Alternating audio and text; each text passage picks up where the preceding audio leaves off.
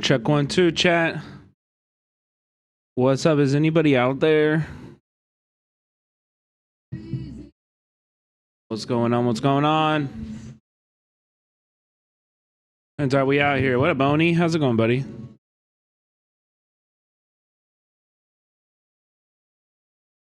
What up? What up?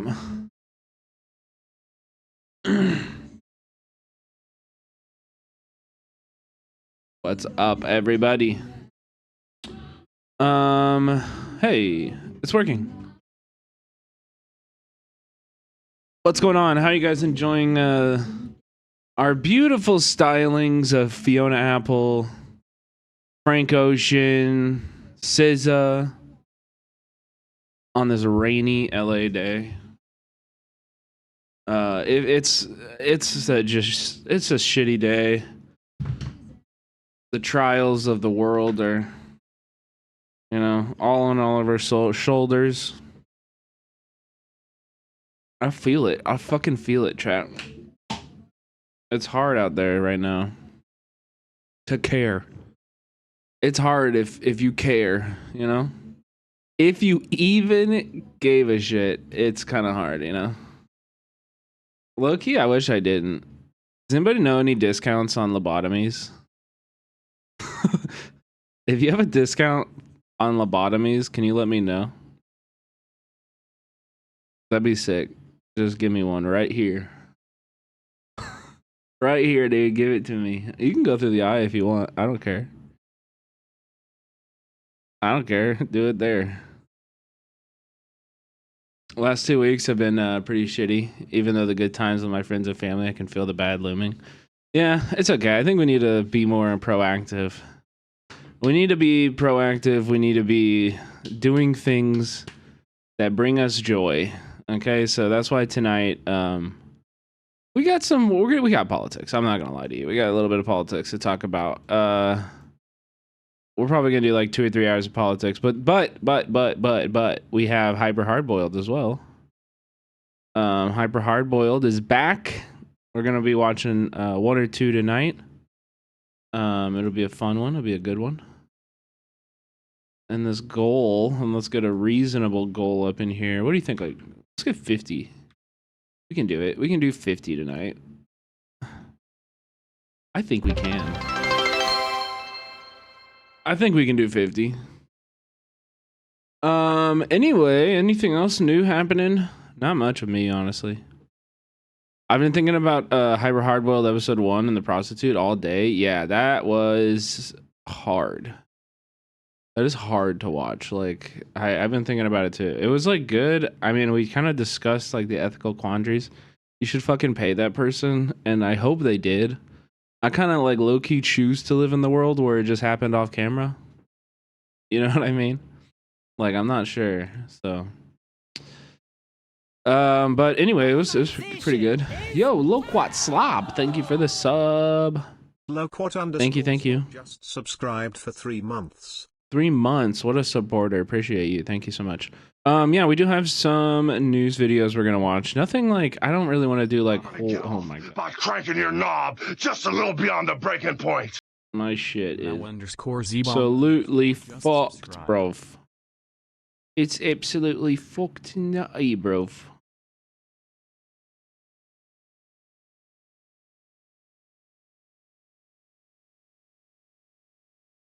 Alright. There we go. Mao Zedong with the sub. Let's go. Thank you so much. Mao Zedong with the sub. Thank you. Yeah, here's what we got going on tonight. So we got AJ plus Busan from Gaza, and I'm finally going home. Let's fucking hope it lasts. I'm excited for that. We also have a Democracy Now! From 2 days ago about the Trump threats to pro-Palestinian student protesters. We've also got some updates on student protesters in Los Angeles. They're continuing to make us all proud and fight back. We've got raids in Colorado. We've got Chinese CIA misinformation organizations being defunded. We've got liberals. Oh, a great pop off. I showed one black woman yesterday who did not have a great take on the whole Trump Gaza situation, and now we have a counter. I don't want to be out here misrepresenting. We have a counter argument for that I wanted to show. And then we also have a Breakthrough News and K back with another video, so we'll check those out too. But let's start with Hasan, the beacon of you know, of just brightness that is Hasan. They don't even talk about the student protests on the news anymore. Do they cover them over there on mainstream media? No. No. I mean, this is like ABC7. This is like a local outlet, but you know, this is like the 5th day in a row in Los Angeles that protests have been happening against Trump's immigration plans, against ICE. So this is at Hawthorne and Downey. Students at Da Vinci High School in Hawthorne and Downey High School walked out of class, joining hundreds, maybe thousands of youth in LA to protest Trump's policies. Widespread youth-led protest with a media report on it. We need a fuck ICE emote. Ooh. Yeah, we do. Yeah, we do. Yeah, we do. My Corona, subscribing at the tier 2. Enjoy your exclusive emotes like this one. Stare enhance. Oh no, stare intense. Stare intense. Let's go. I'll make it. Hit me up. Oni, yeah, let's do it, dude. Let's do it, brother. Let's fucking do it. We have some other emotes cooking. If you guys could you guys all go do me a favor right now, please? Our emote artist, Cult of Eyes, good friend of ours, if you could go show them some love on their Twitch page, you know, I don't know, in their chat or in their, just by following or whatever you feel like, go show Colt some love. It's a hard time out here for all of us, so really would appreciate you showing the love to Cult of Eyes right now. Emergency love needed, you know what I mean? Is Brett the Brett turd is on purpose, right? Wait, why are you flipping it? Why are you flipping it? Don't flip it. Don't flip it. Chat, ban that emote. I click all the emotes. Wait, that's like a thing that I did? I'm gonna block the flip version? No, it's funny. It's actually funny. Why? How come it doesn't work for Mao Zedong? I was just joking. You don't have to block it.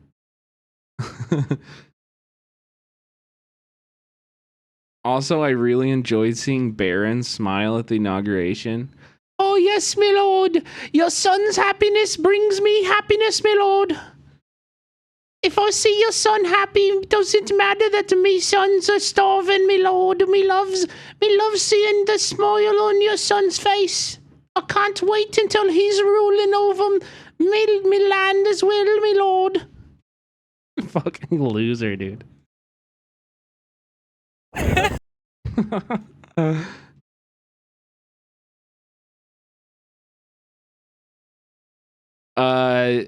Yeah, Brendan, 1v1. I mean, probably not great right now. I don't have any of my Switch stuff put up. That's like an old redeem.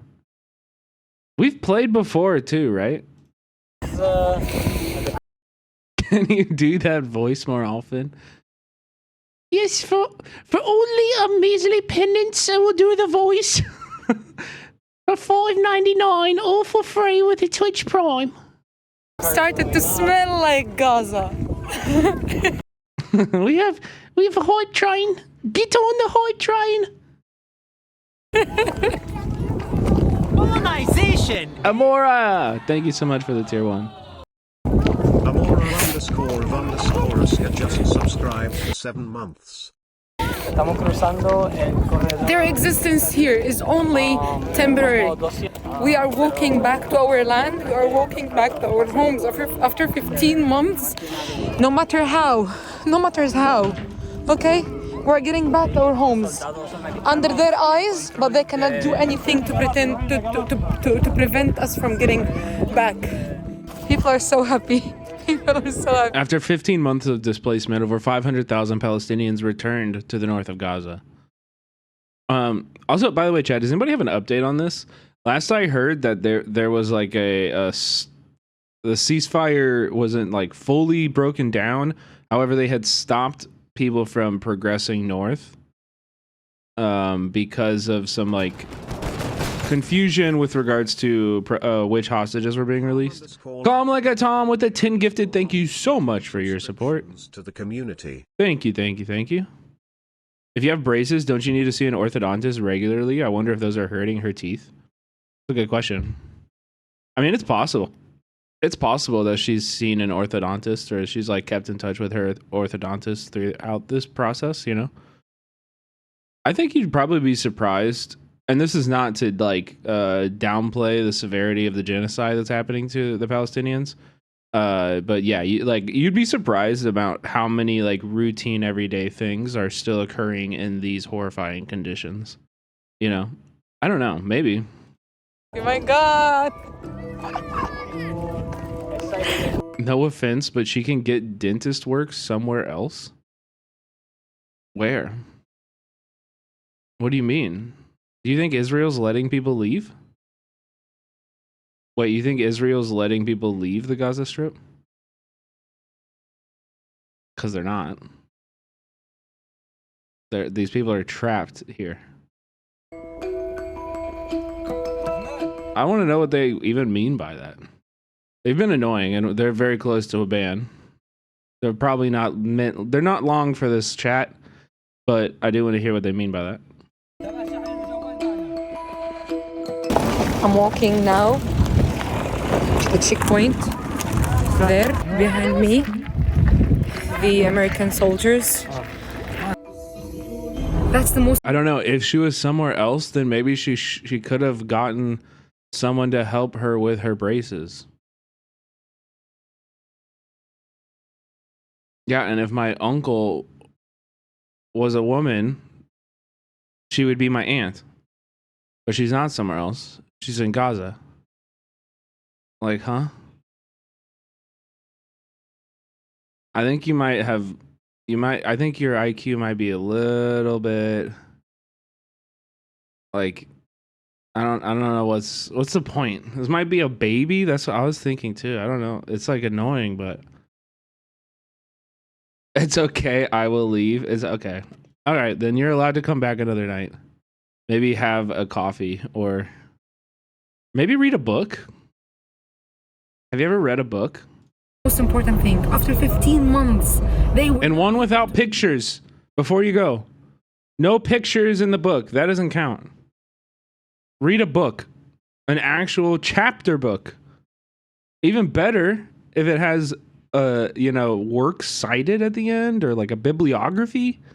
Erase the Palestinian existence or the Palestinian cause, either in the north or in the south of Gaza Strip. This is the first return. That's not very nice. Bro, you're like...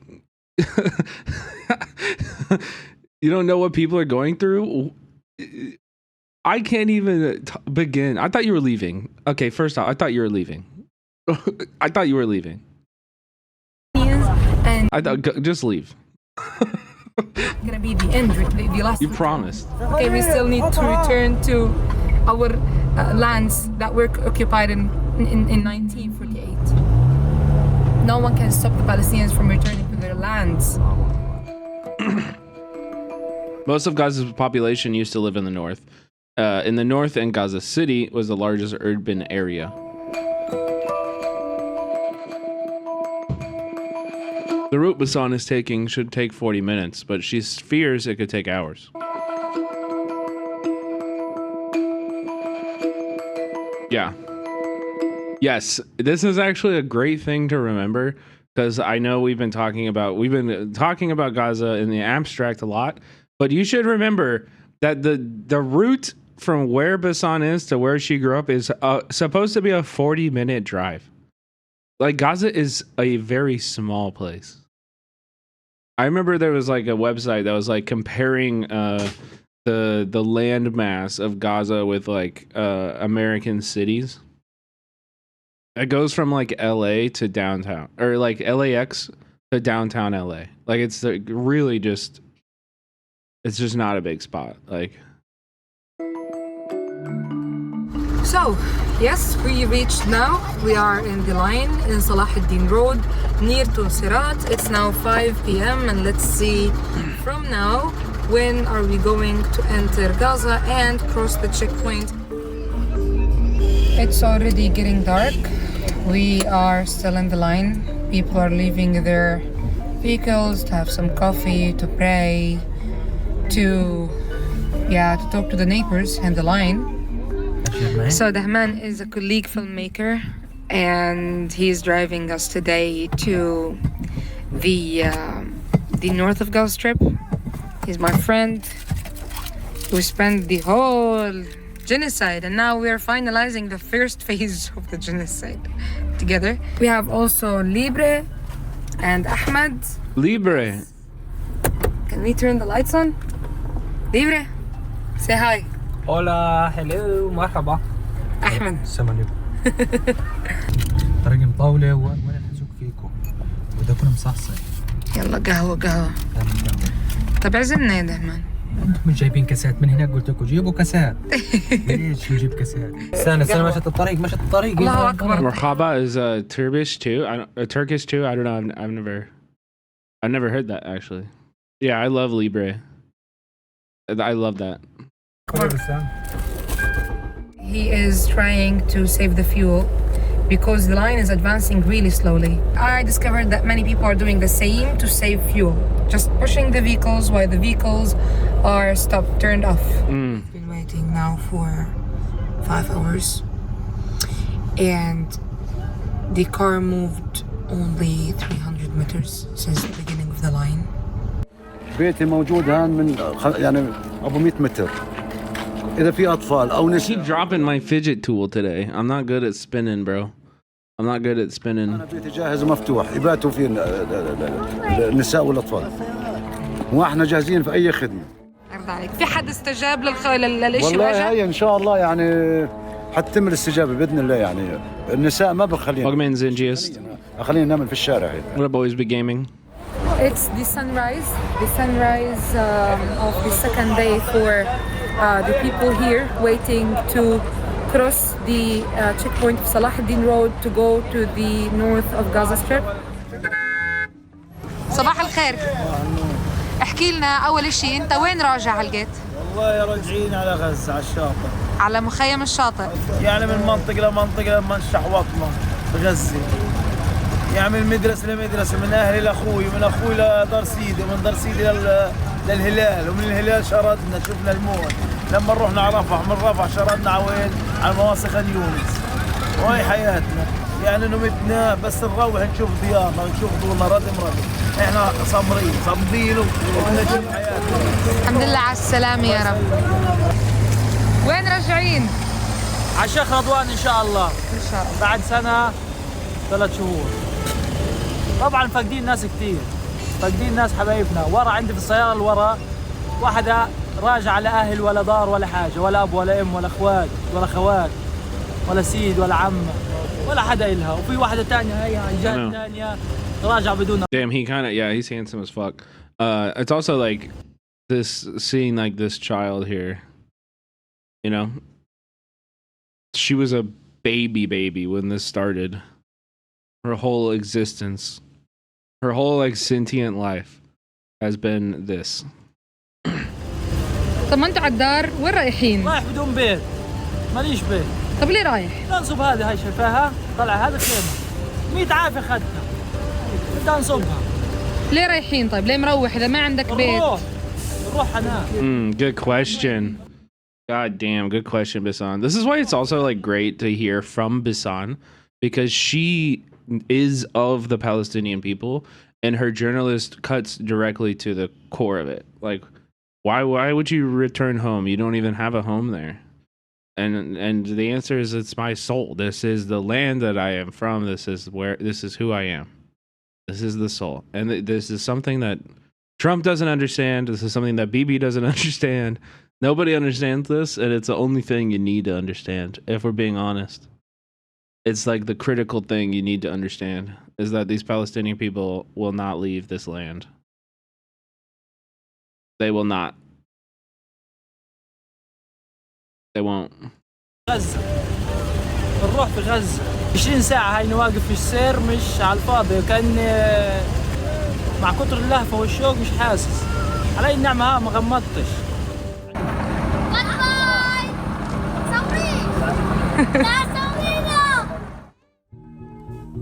I don't think so, video game. I've been waiting in lines and lines and lines. I haven't seen that though.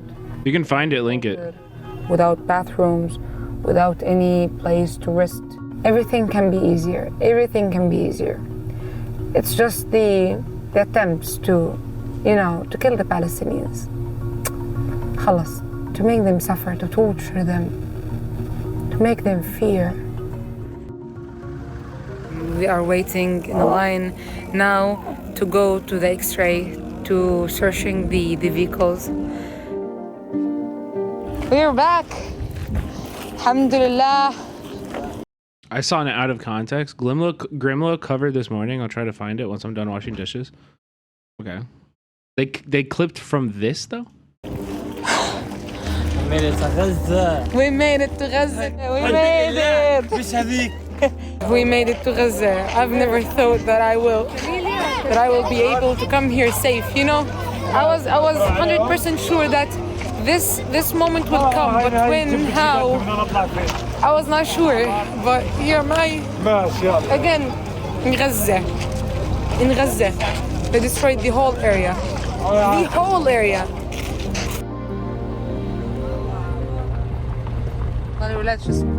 Finally, I'm Hasan. I'm still alive. I'm in Gaza City right now. I am in my hometown. We are in North. Before October 7th, Hasan worked in Ramal, a neighborhood in Gaza City. We are in North Gaza right now. Her home was in Beit Hanun, a city in the northern edge of Gaza. أنا في الرمال. أنا في الرمال. Oh my god. بتحاول نعدل هنام عند دار سيدي هناك. Sorry. نرجع بكرة عادي نشوف الدنيا.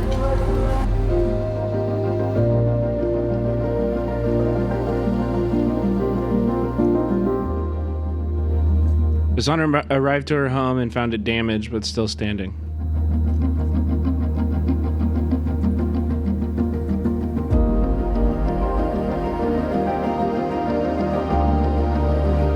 So why was her home damaged, chat? Why was Israel sending missiles at a journalist's home that was already evacuated?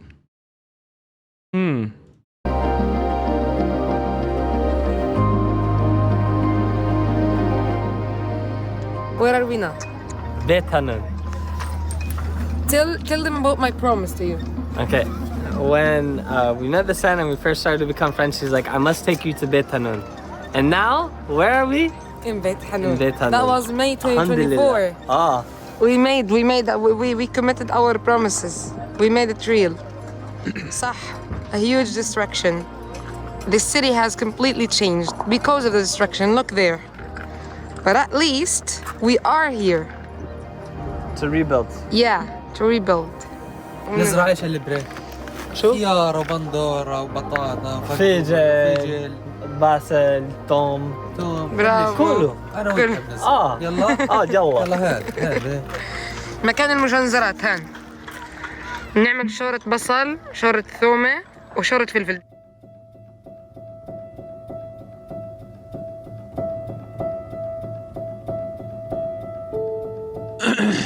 So yeah, I mean, it's good to see their joy, to see that they, This is democracy. The genocide will never take their joy. They really won't.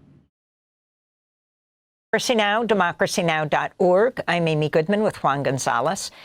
As President Trump hosts Israeli Prime Minister Benjamin Netanyahu at the... All right, we're going to check out Amy Goodman talking about the Trump administration's new restrictions on pro-Palestinian protesters. Something that I think is is in the headline, but I think maybe some people aren't understanding about this and are maybe thinking, oh, like, and I don't think this is, I've seen this in chat or anything like that, but I do think that some people are like, oh, like Trump's trying to deport all Palestinian protesters, all students who protested for Palestine.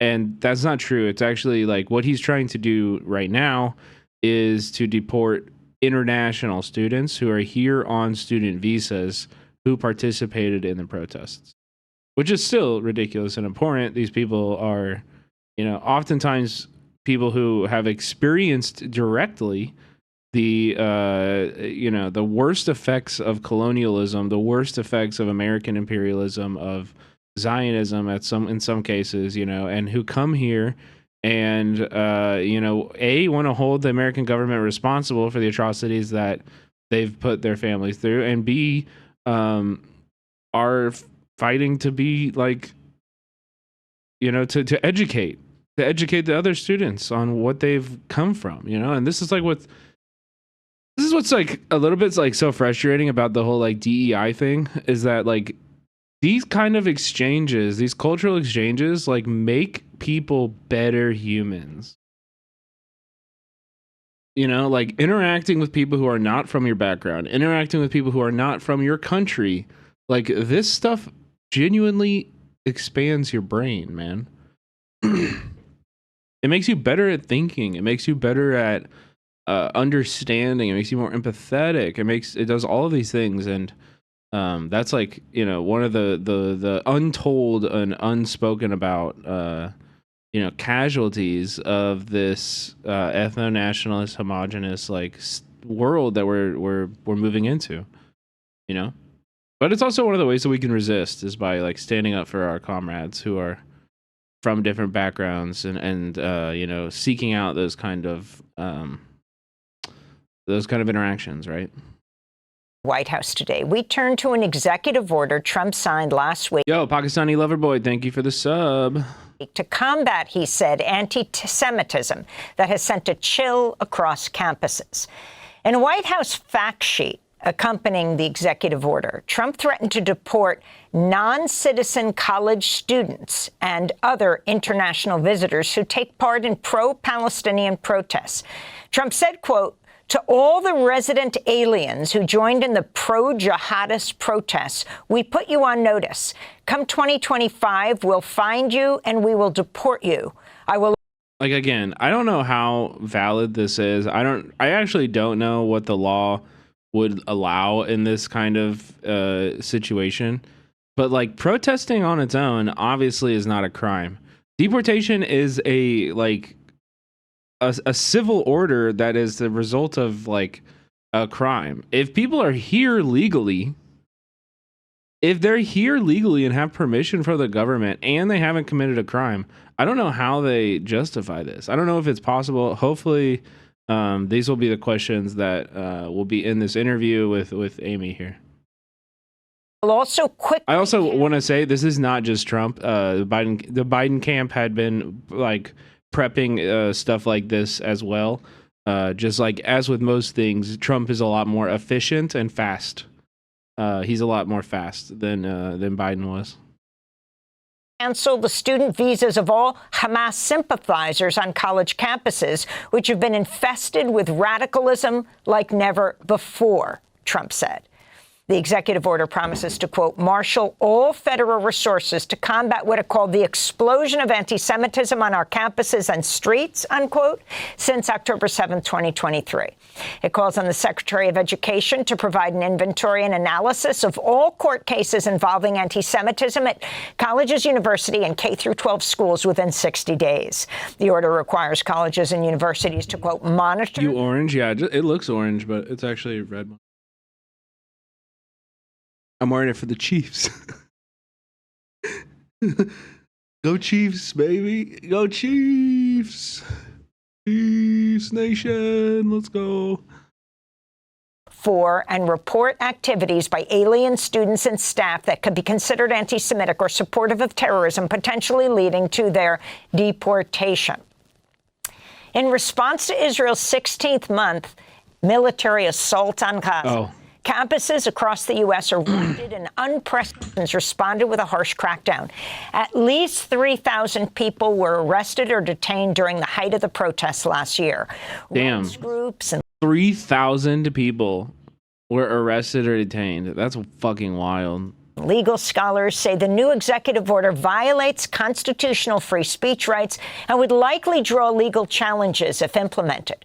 For more on this executive order, we're going to two guests. In Ithaca, New York, Mamadou Tal is with us, a PhD student in the Department of Africana Studies at Cornell University. Last year, Cornell suspended him for taking part in a campus protest calling on Cornell to... Wait, the protest yesterday? Are you talking about the 50-51? Cinemarks Kefiel 2. Are you talking about the 50-51? Actually, low-key, actually, thank you for reminding me. Thank you for reminding me. I actually kind of did want to talk about that. Because their website was, or their, like, Reddit was very interesting. Okay. So, it did happen. I'm trying to find, like... The Oregon one popped off. Yeah, but I'm trying to find, like, I saw this thing from them that was like, it was like a guide. It was like, here's how to organize a protest. And it was like basically all of the wrong advice. It was like all of the wrong advice. Does anybody have that? Do you know what I'm talking about?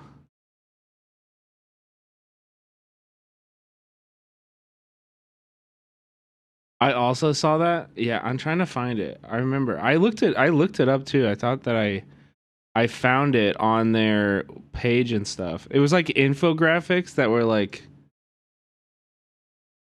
don't, like, no property destruction, stuff like that. Like,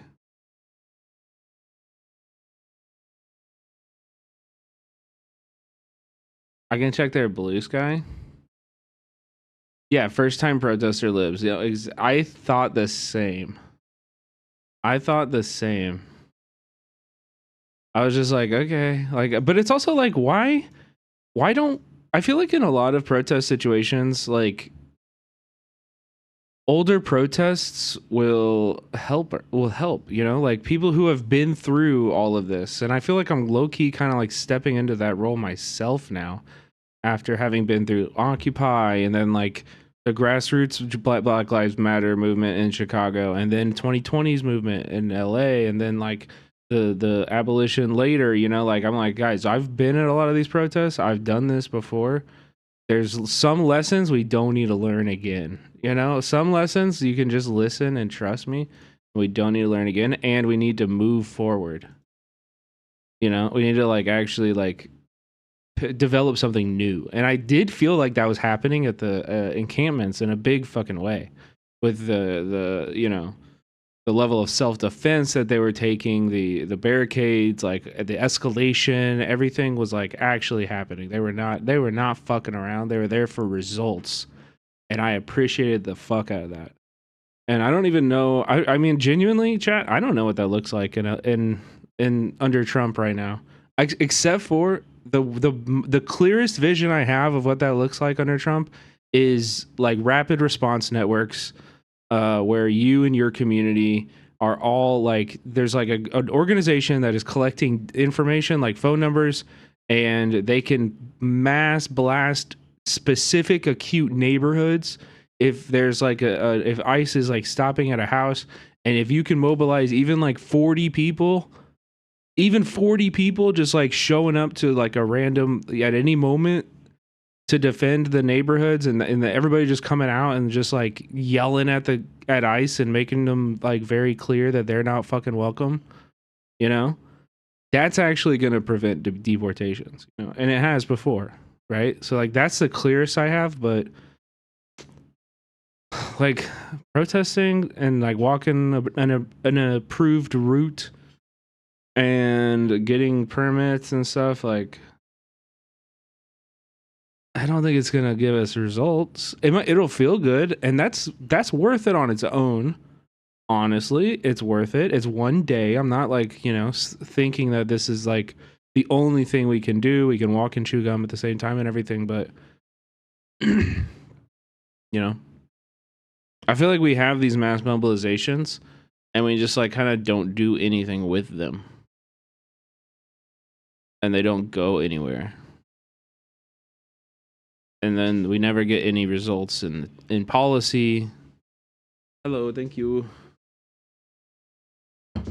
We never get any results in policy. We never get any results, like, hardly ever anywhere. And so I think we need to change our strats and figure out what that looks like. That's from Israel. He faced deportation until Cornell allowed him to re-enroll after massive protests, thereby extending his visa. And Eitan Nechen is with us, the New York correspondent for Haaretz, where his recent piece is headlined, "We will find you and we will deport you. Why Trump's executive Oh my God. order on anti-Semitism is so dangerous." Oh, it's why it's so dangerous. Okay. In Haaretz. Eitan Nechen joins us from Washington, D.C., where he's covering protests of Netanyahu today at the White House. We welcome you both to Democracy Now! Eitan, let's begin with you. Why do you say that Trump's anti-Semitism executive order worries progressive Jewish groups, delights others, and you write that it is a major problem that he's threatening to deport students? As an Israeli, you write this. Good morning, Amy. Good to be on. Well, this is dangerous not only for crushing dissent, but it's deflection from what's going on in Israel and Palestine, right? So when we focus on students who are pro-Palestinian, who some, said egregious... I work at an ice hockey rink called Icetown. We are Southern California's premier ice sports facility. You should change it, dude. Fuck ice. Fuck ice, dude. What do you mean? You can't be Icetown.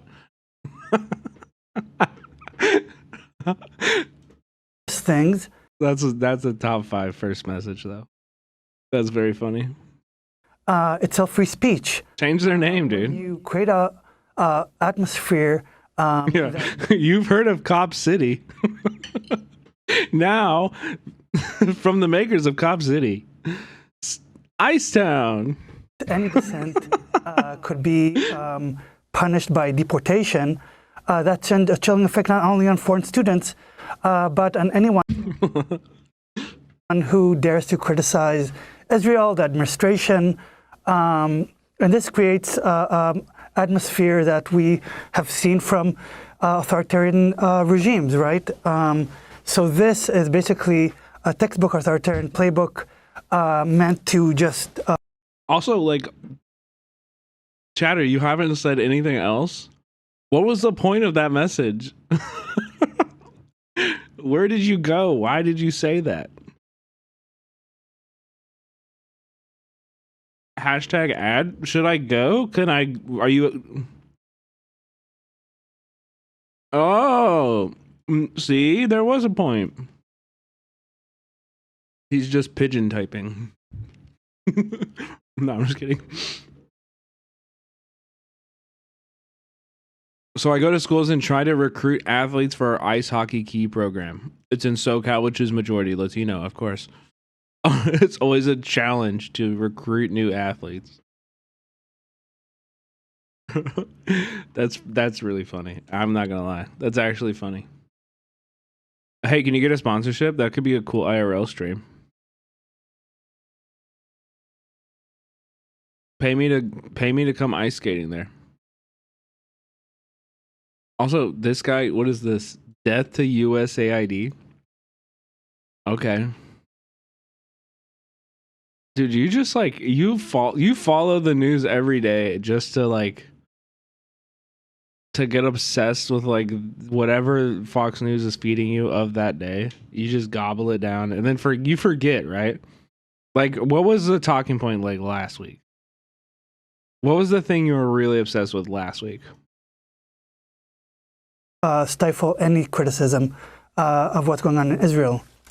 And more so, this was his campaign promise last year, and we've seen it's already been implementing even before. Right-wing. Yo, Estevan, thank you so much for this. For 11 months. 11 months. Let's go. Professional managerial class getting roasted in the government. Okay. Also, like, I can't even tell. Are you a MAGA or are you like a communist? I can't. What is your deal? I can't read you. Jewish group Beitar has already used AI to scrape social media to make lists of names of what they called Hamas supporters. This group just now recently attacked writer Peter Beinart for his new book about criticism of Israel. Peter Beinart is not a Hamas supporter, obviously. So this just shows the line of, between free speech and a crackdown. You should just put Team Party. You should just put, "We welcome all immigrants" on a big banner outside. No. Well, I don't know. I bet you get a lot of Canadians coming down. I have to imagine Canadian Americans are pretty important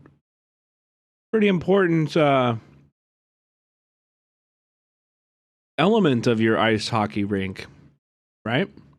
And that's more sus. Yeah. When I saw it in the image in my head, I was like, no, that doesn't work. Who runs this Beitar movement, and how did it arise? Beitar US is part of Beitar movement, which is founded in the 1920s by Jabotinsky, a very right-wing Zionist. And they have branches all over the world. So this is their US branch. Also, there have been messaging on Jewish and Israeli text groups urging people to complain about anybody who's supporting Hamas. Again, the language in this order is so murky. What does it mean to be supportive of Hamas? To wave a... The way that I can kind of describe it, with what he's talking about here, like, Zionists operate on the internet very much so like Destiny operates on the internet, and the unholy duopoly of both of them has given birth to Ethan Klein. Like, nobody is worse in my replies than when I get retweeted, when I start to get quote retweeted by like big Zionist accounts. Wow. It is the most psychotic shit. They are, oh my God, they are so insane. They're so insane. They are actually crazy. Like, they're doxing like 19-year-olds. Anybody that they were going around paying bounties for photos of people's faces inside of encampments, and then doxing 19-year-old kids. Like, you're very weird. Because a lot of Israelis in protests have done so. Is it saying that, if somebody was at the right age, they would join a resistance movement? Because that's what Ehud Barak said, former prime minister, during his campaign in 1999. This is not justifying what Hamas did on October 7th, not at all. But this is the line between free speech and crackdown authoritarianism. This is the aim and this is the goal. I wanted to ask you about the Heritage Foundation's Project Esther, which claims that a pro-Palestinian movement, that the pro-Palestinian movement here is a part of a global Hamas support network. And they issued a 33-page document that's suggesting revoking tax-exempt status for universities who host a pro-Palestinian protest. What's your reaction? Is that even feasible? Right. This is, Project Esther is part of Project 2025, which aims again to, through very vague language, crack down on anybody who criticize Israel as, a terror supporter. And this is part of the administration's... I'm down, bro. Team Party Wave 100, drop the petition link. We're signing it. Fuck Icetown. It's Nice Town now. I like it. Plan to crack down on nonprofits. And we've seen that last session where they tried to pass a bill, basically gutting funding for nonprofit who support terrorism or whatever that language is, a bill that will be taken on this session. So this is part of a big crackdown on nonprofits and any human rights, speech rights, migrant rights. We've seen this across the board. Project Esther is one of the projects of 2025, which centers around migration, centers around attacking of minorities on dissent on the left. Norgath, can you chill? I literally have shit pulled up to cover exactly what you're ranting about. Just chill for a sec. And we've seen this after 9/11, obviously. When okay, bro, what is your deal? What is your deal? You have the weirdest energy in all chat. Take a day off. Protesters against the Iraq War were monitors supporting Al Qaeda, right? The FBI had filed on people and nonprofits to try and we found the weirdo corner of the internet tonight for some reason. Stifle any dissent. This is part of the same playbook. What's more dangerous at this moment is Project 2025 and Elon Musk. I don't think there has been in the I want to look at that. recent history such hold on.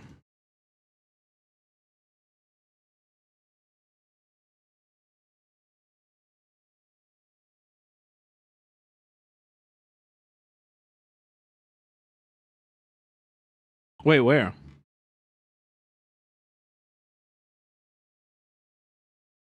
Yeah, I know. I paused the video. Where did you drop it? I don't see it.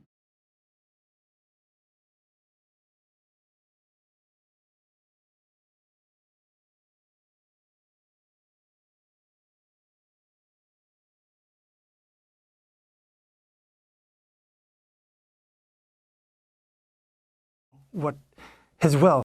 Okay, here we go. A billionaire oligarch that basically has a run. What's in that glass? Soda water? On the government. And ice? Can do what ice his will. And where we've been seeing that since day one.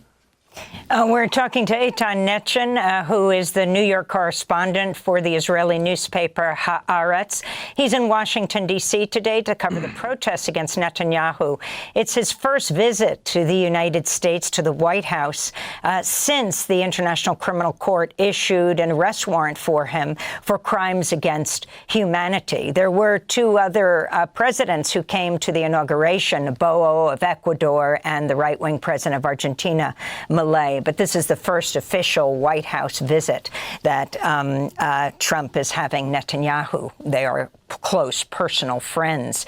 We're also joined by Mamadou Tal, PhD student in the Department of Africana Studies at Cornell University, almost deported last year after being temporarily suspended for his pro-Palestine activism. Mohammed, if you can talk about what happened to you, we would report your story in headlines. There was tremendous outcry and pressure on Cornell to remove the suspension so you wouldn't be deported. Explain what happened. Yes, so we partook in a protest at Statler Hotel on Cornell's campus.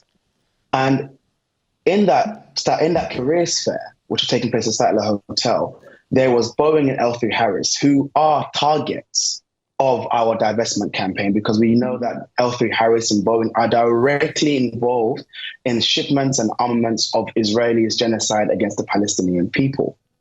We eventually brought the careers fair to a standstill.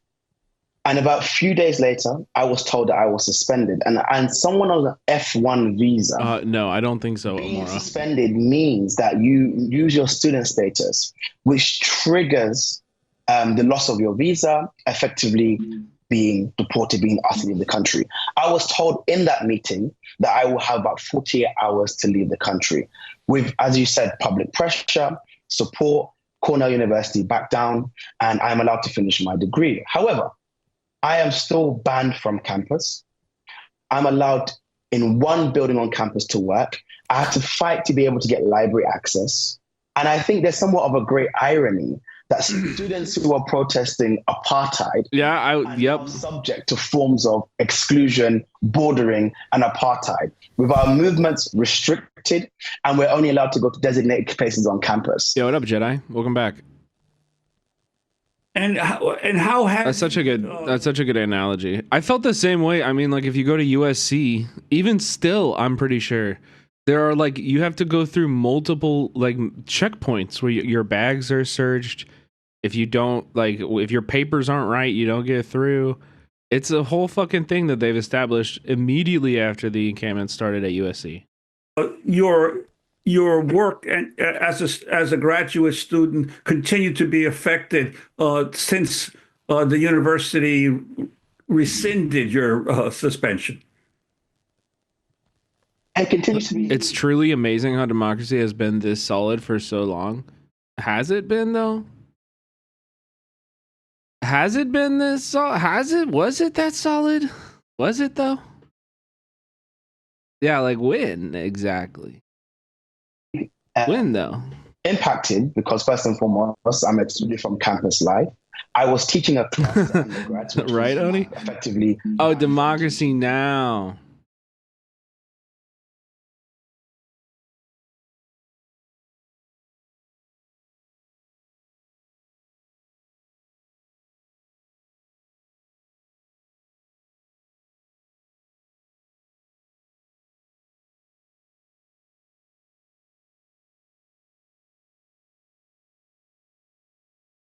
Okay. For me, which everyone knows is a huge part of progression with your degree. My movements remain restricted. I had to fight, as I said, to be able to use the library, to have work from the library, right? To be able to go onto campus and to use certain access of certain parts of campus. Right now, as I said, I'm still only allowed in one building on campus. To demonstrate the egregious nature of this, I had to even fight with the university to say, if I use Cornell Health, go to see a doctor, initially I was told I have to inform them every single time I have a doctor's appointment to be allowed onto campus. Mamadou, can you respond to Trump's executive order as he talks about alien students being deported? Your colleagues at Cornell and other places that you're hearing from, what kind of effect that this has had? And also... Yeah, they only do that in Canada, dude. Americans aren't booing our national anthem. They're only booing it in Canada. But that is interesting that you have immigrants with work visas for now. It's funny.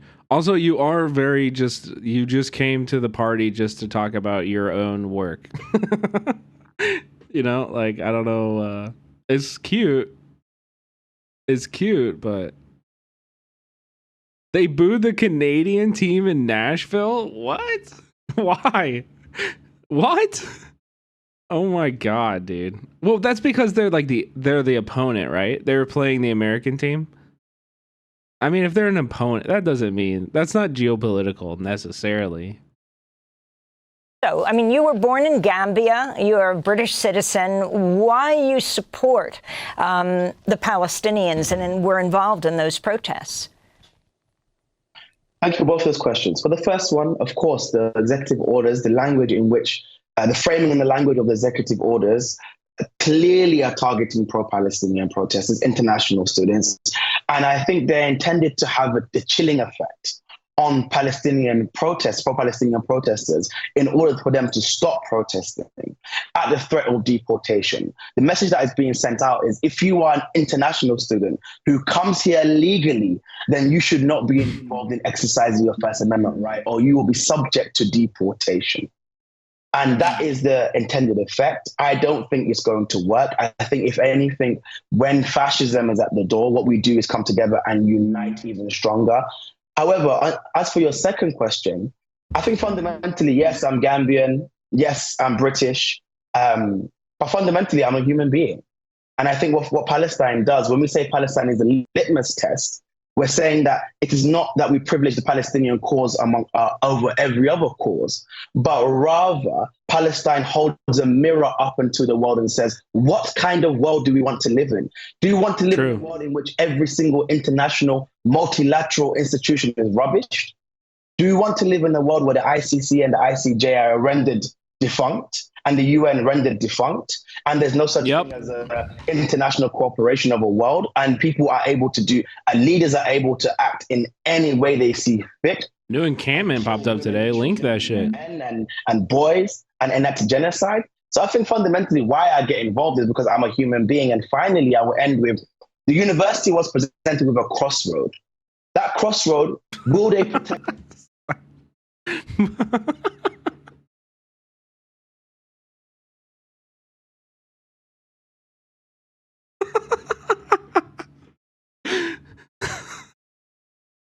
Oh my God.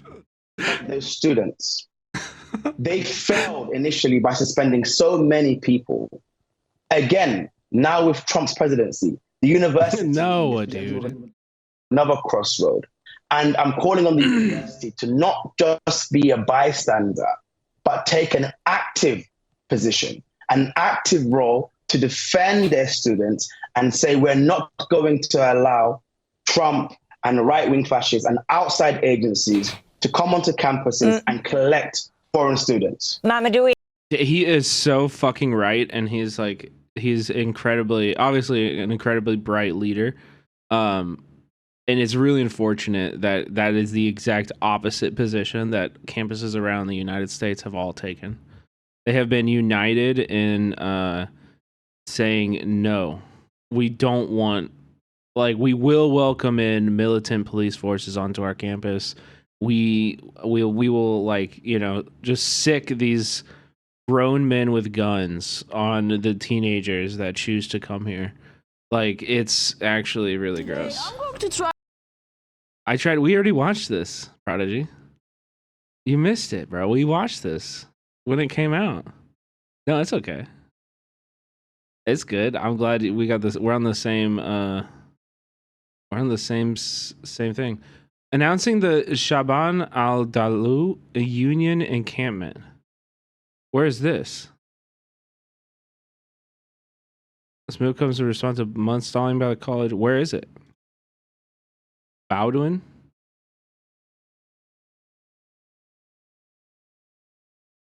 Bowdoin? Is that in Louisiana?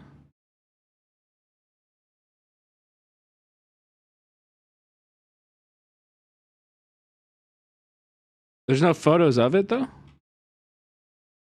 You know?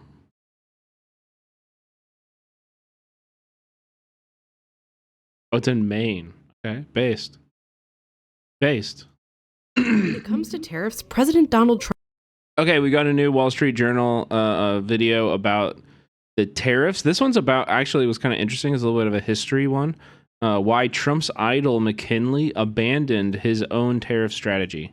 I actually think Wall Street Journal's reporting and video content on the tariffs has been really informative and good. So if you're curious about the tariffs and want to know more, that's a good resource that I've been using. We'll check this one out tonight and learn a little bit about American history and President McKinley. Trump really looks up to. President McKinley. A lot. William McKinley. William. His idol. Yeah, no. Yeah, he mentions him all the fucking time. And he renamed Denali, which is the native name of the largest mountain in North America, in Alaska. to Mount McKinley, which is its old name. Bowdoin SJP. It's the same thing though. Or maybe they're like planning on doing it, or I'd like to see like photos of it happening. McKinley, highly underrated. Has not been properly recognized. William McKinley is an example. He was a big tariff president. He was a strong believer in tariffs. McKinley did oversee one of the biggest tariff bills in U.S. history. He was the tariff king. He called himself...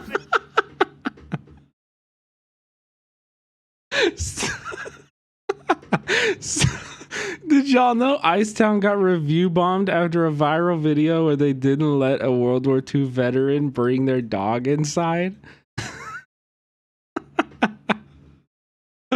No, I did not know that.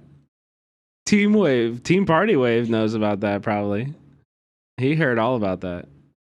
It was a World War II veteran. What do you mean? Was it a Nazi or against Nazis? It was a World War II veteran.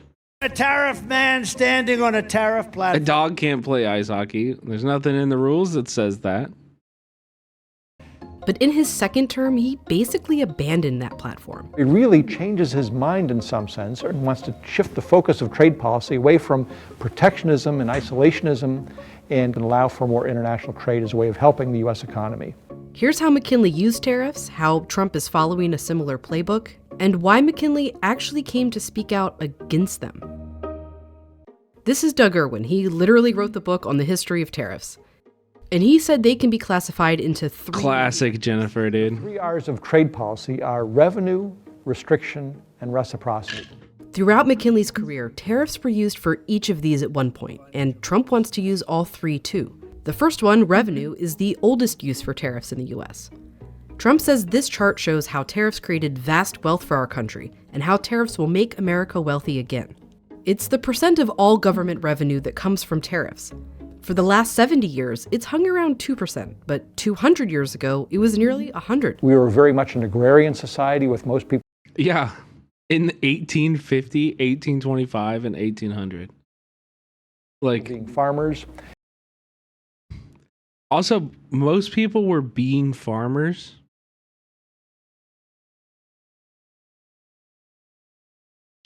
Now, I know enough about American history to know that there's a lot more to that statement. Okay, in this period, people being farmers. Yeah, well, we're just sort of an efficient way of raising revenue. He forgets that, they couldn't charge them income tax because they made no income. They were slaves. During the Civil War, the government started using excise taxes like we still have today. Taxes on like alcohol and gasoline, even those made in the US. And McKinley's story really starts around here in the 1880s, when the US collected about half its revenue from tariffs. Too much revenue, actually. The US had a huge surplus and had basically paid off all the Civil War debt. It was actually a big problem, a problem like I hope to have with this country someday. Our country was so rich, we didn't know what to do with all the money we had. No, really, it was like a problem. You know who else has this problem? The state of California. The state of California had like it was like a 100 billion. How much was it? Like the California surplus. It was like in 2020 or whatever. No, not the state surplus store.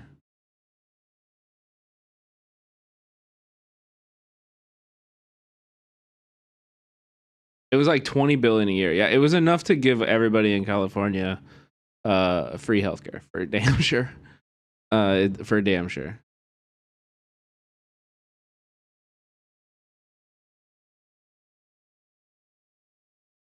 Yeah.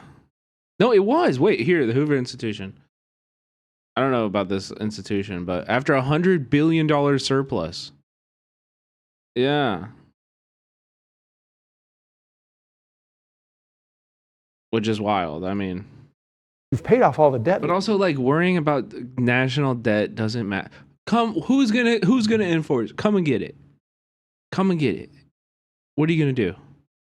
There's no reason to run a fiscal surplus because then the government's just accumulating money, the people's money, and not spending it. It's just sitting in government coffers and in government safes.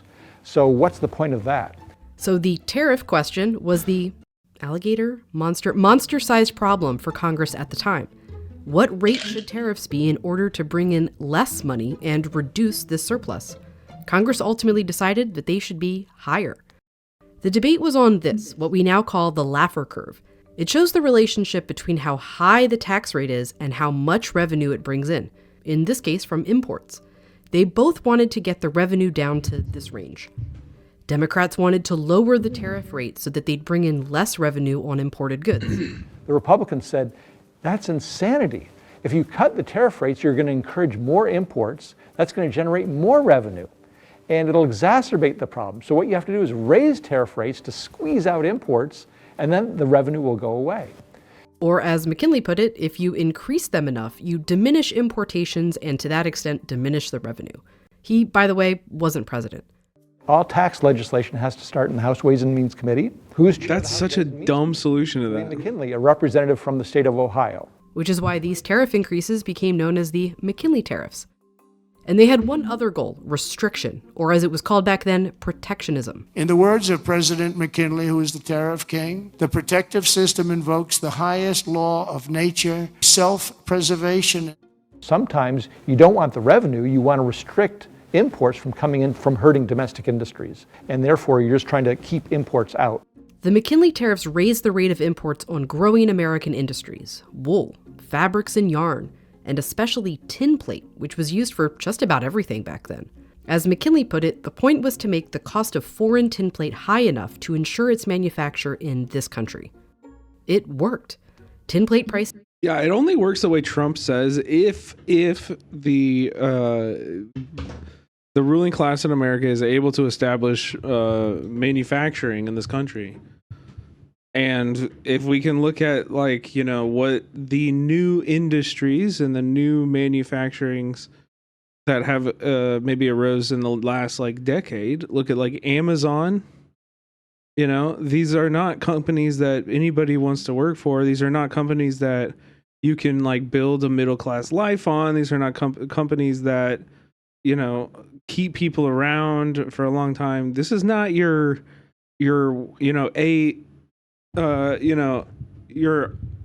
fuck, dude, my brain just froze up. This is not your auto worker unionized job of the 50s where people were making a bunch of cars and could send 3 kids to college and own your home and also go on vacation and stuff like that. Prices did go up at first because that's what happens when you raise tariffs. But send your dog to college, exactly. It boomed. Meanwhile, tin plate imports went down. And so this gave tariff proponents a great success story to point to. The protective tariff policy of the Republicans has been made the lives of our countrymen sweeter and brighter. And those fewer imports meant that the other goal was accomplished too. It lowered tariff revenue, which lowered the surplus. But then... most of the 1890s, we were mired in this recession. It had more to do with being on the gold standard than the tariffs, but the tariffs affect voters directly. They see prices go up. In people's minds, it was associated with that, and so they punished the Republican Party as a result. Republicans lost the 1892 midterms badly. Even McKinley was out of office. After a stint as Ohio governor, he won the 1896 presidential election. And as president, McKinley began to think about using tariffs for their third purpose, reciprocity.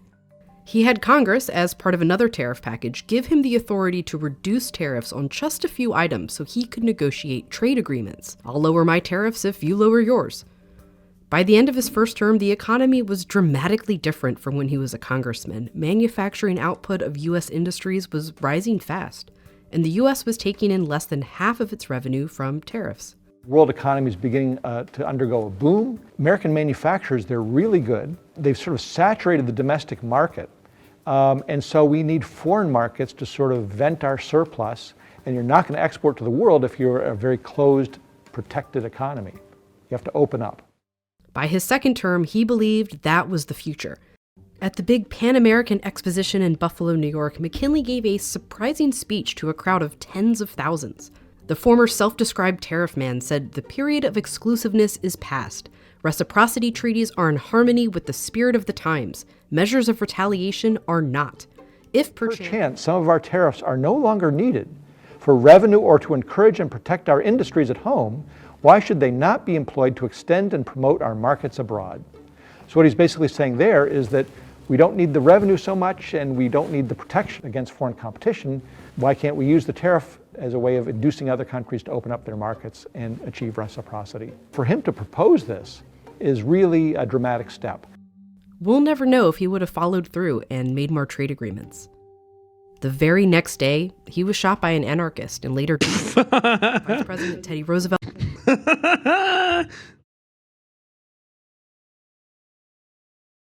took office. Theodore Roosevelt didn't have as strong views on the tariff as McKinley did. He wasn't as much of an expert, and he didn't push the way McKinley, I think, would have pushed. For Yeah. Don't do that, chat. Those pesky anarchists. Dang it. And trade policy. Just a decade later, Democrats switched to an income tax system, and tariffs were used sparingly, really just for restrictions on small, specific industries. But now, tariffs are back. The tariffs are going to make us very rich and very strong. President Trump has said he plans to use Luna? For all 3 Rs. We will use the hundreds of billions of dollars in tariff dollars to benefit the American citizens and pay down our debt. We will make our own products and we will buy far less from foreign countries than we are buying right now. But we're going to have a reciprocal tax. We're going to charge them the same. But these objectives can't all be accomplished at once. If you really want to restrict imports, keep them out of the U.S. market, well, you can't really use that as a bargaining chip. And if you're trying to raise revenue, you can't have the rates too high and restrict access to the market because revenue is based on imports coming in. So you can't really achieve all 3 at the same time. The White House didn't comment on where Trump's fascination with McKinley began, but said the president is reviewing his options of balancing increasing revenue while restricting imports. But tariffs have never been used at a McKinley level in a modern-day economy. Today, we have integrated supply chains where all the component parts and the component raw materials are part of this very complex, multi-country movement. And so tariffs are a little bit more. Oh, so they agreed to something? Oh. Okay, cool. For a Palestinian boiler room set? That's sick. That's cool.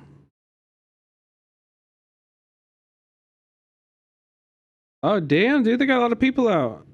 Wait, this is cool. Thank you for sharing this. Shout out Maine.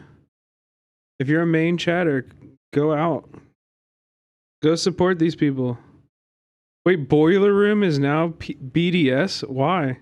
More disruptive today, perhaps a lot more disruptive today, because there's so many chains to international commerce. Now, Trump might take the mantle as the new tariff king, and he, I don't think he was as bad as I am. I think I believe in him even more than him. It was purchased by an Israeli company? What? What? That's wild. Okay, we covered this. We also had walkouts across LA, student walkouts. We checked that. We have ICE was frustrated. The libs of TikTok was also frustrated because ICE showed up to places in Aurora, Colorado today, and protesters had warned everybody there, and so everybody left, and so they weren't able to deport anybody. Aww, so sad. Boiler Room's ties to Israeli apartheid. KKR is owned by Superstruct Entertainment. Oh wait, it goes top. It goes bottom to top. Okay, I got it. Interesting. KKR Investments.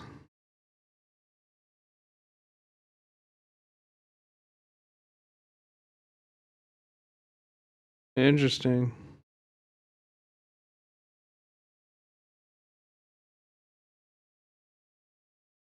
That's crazy. Hell yeah, taco trucks. Let's fucking go. Okay, wait, we were here. Have so many. I'll be right back. First of all, if they're shouting and helping these people get away with bullhorns, how is that legal? To get help from have so many. Also, I want to find this whole interview, dude. Here, let me see if I can find it.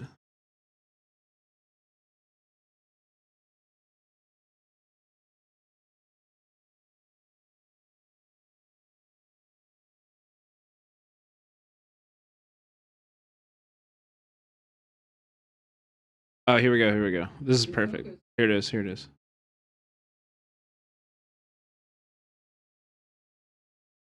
This is good, actually. I'm going to watch this. Trump border czar, Tom Homan. Look, Tom, I have so many questions. First of all, if they're shouting and helping these people get away with bullhorns, how is that legal? To get help from the people in the streets? I know they can protest, but that's not what they're doing. You're exactly right. When they come to they cross the line of impediment, and that's why I'm working very close, starting this morning with Department of Justice, and where do they cross that line of impediment? So they may find themselves in a pair of handcuffs very soon. So working with DOJ on that, get some legal guidance on that. I'm not an attorney. I know what SecOps is about. I know what crossing that line is, but getting DOJ back up on that. So it's something we're looking at right now, Harris. We're not going to tolerate it anymore. This is not a game. When we show up these sites, this is a dangerous job for the men and women of ICE and Border Patrol and all the DOJ agencies. To have that type of interference puts our officers at great risk. Not only the officers, it puts the aliens at great risk because anything can happen when we take our eyes off the goal here. So we're addressing that immediately today. I'm addressing OPSEC today, operational security, how these leaks are happening. We've already identified how this operation got leaked. I'll deal with that today. So he's like, yeah, we don't like it. The only recourse, and listen, until this changes, I am sticking with it. We have rights. Chat, you have rights. You have rights to not have your house entered by the police without your permission or with a warrant from a judge. You have rights of speech. You can tell each other if ICE is around. You can use a bullhorn, despite what this fucking ogre over here is saying. The United States government is very clear on this. You know, it's very clear. You don't have to this is bullshit. Like, it doesn't matter what he says. You know, you are allowed to tell people that ICE is around and that they're planning to do raids in your apartment building. If you have that info, you should definitely be sharing it.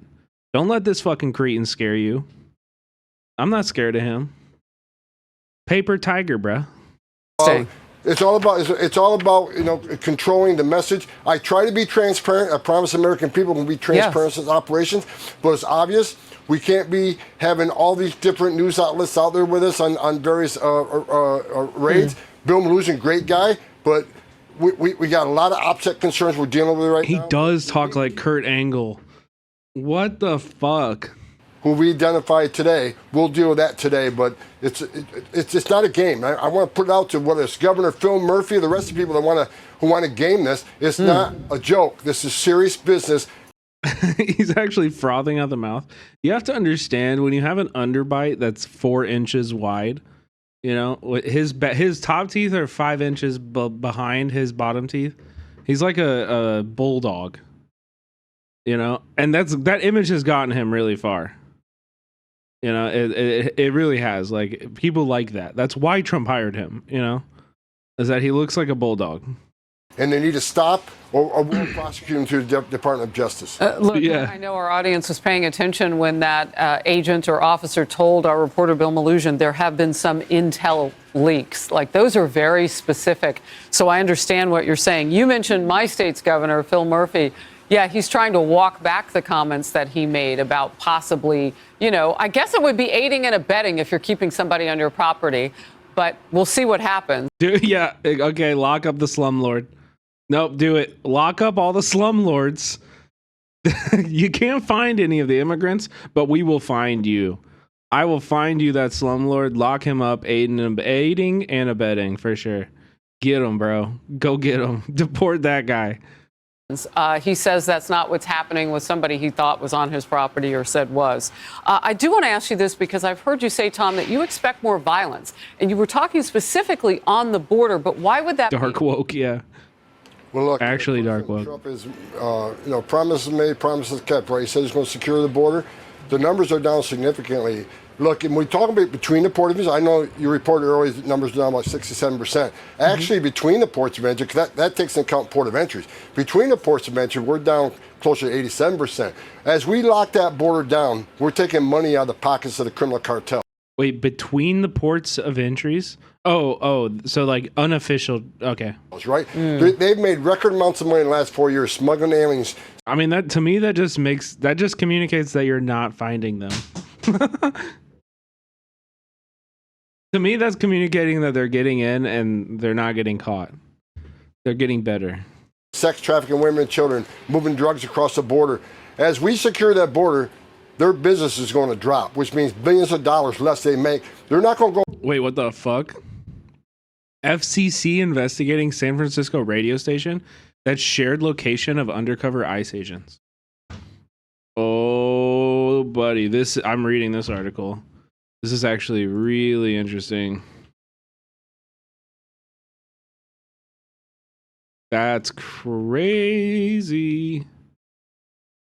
That would apply to me too, right? This would probably apply to me too. FCC investigating San Francisco radio station that shared location of undercover ICE agents.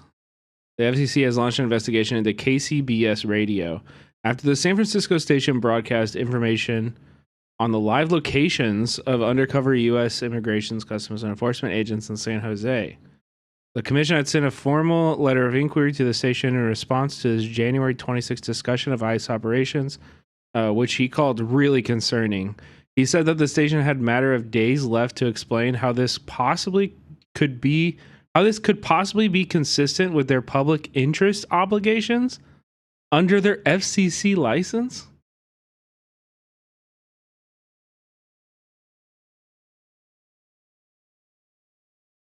What?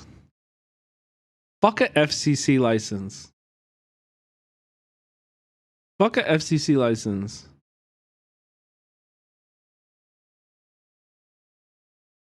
Yeah, that's not how that works, dude. You had ICE agents undercover doing operations in East San Jose and part of the town known for violent gang activity, and you had this radio station broadcasting the live location, identifying the unmarked vehicles that they were in based. Carr told Fox News, against the backdrop of Democratic leaders in Congress saying it's time for people to take fights to the streets against Trump's agenda. Odyssey, the broadcasting company that owns KCBS, declined to comment on the investigation. The Communications Act of 1934 requires that broadcast licensees operate in the public interest, convenience, and necessity. The FCC reserves the right to fine a station or revoke its license if it is found in violation of the public interest standard. I want to remind you that Rush Limbaugh, for 30 years, spewed fascist vitriol over the airwaves of American broadcasting.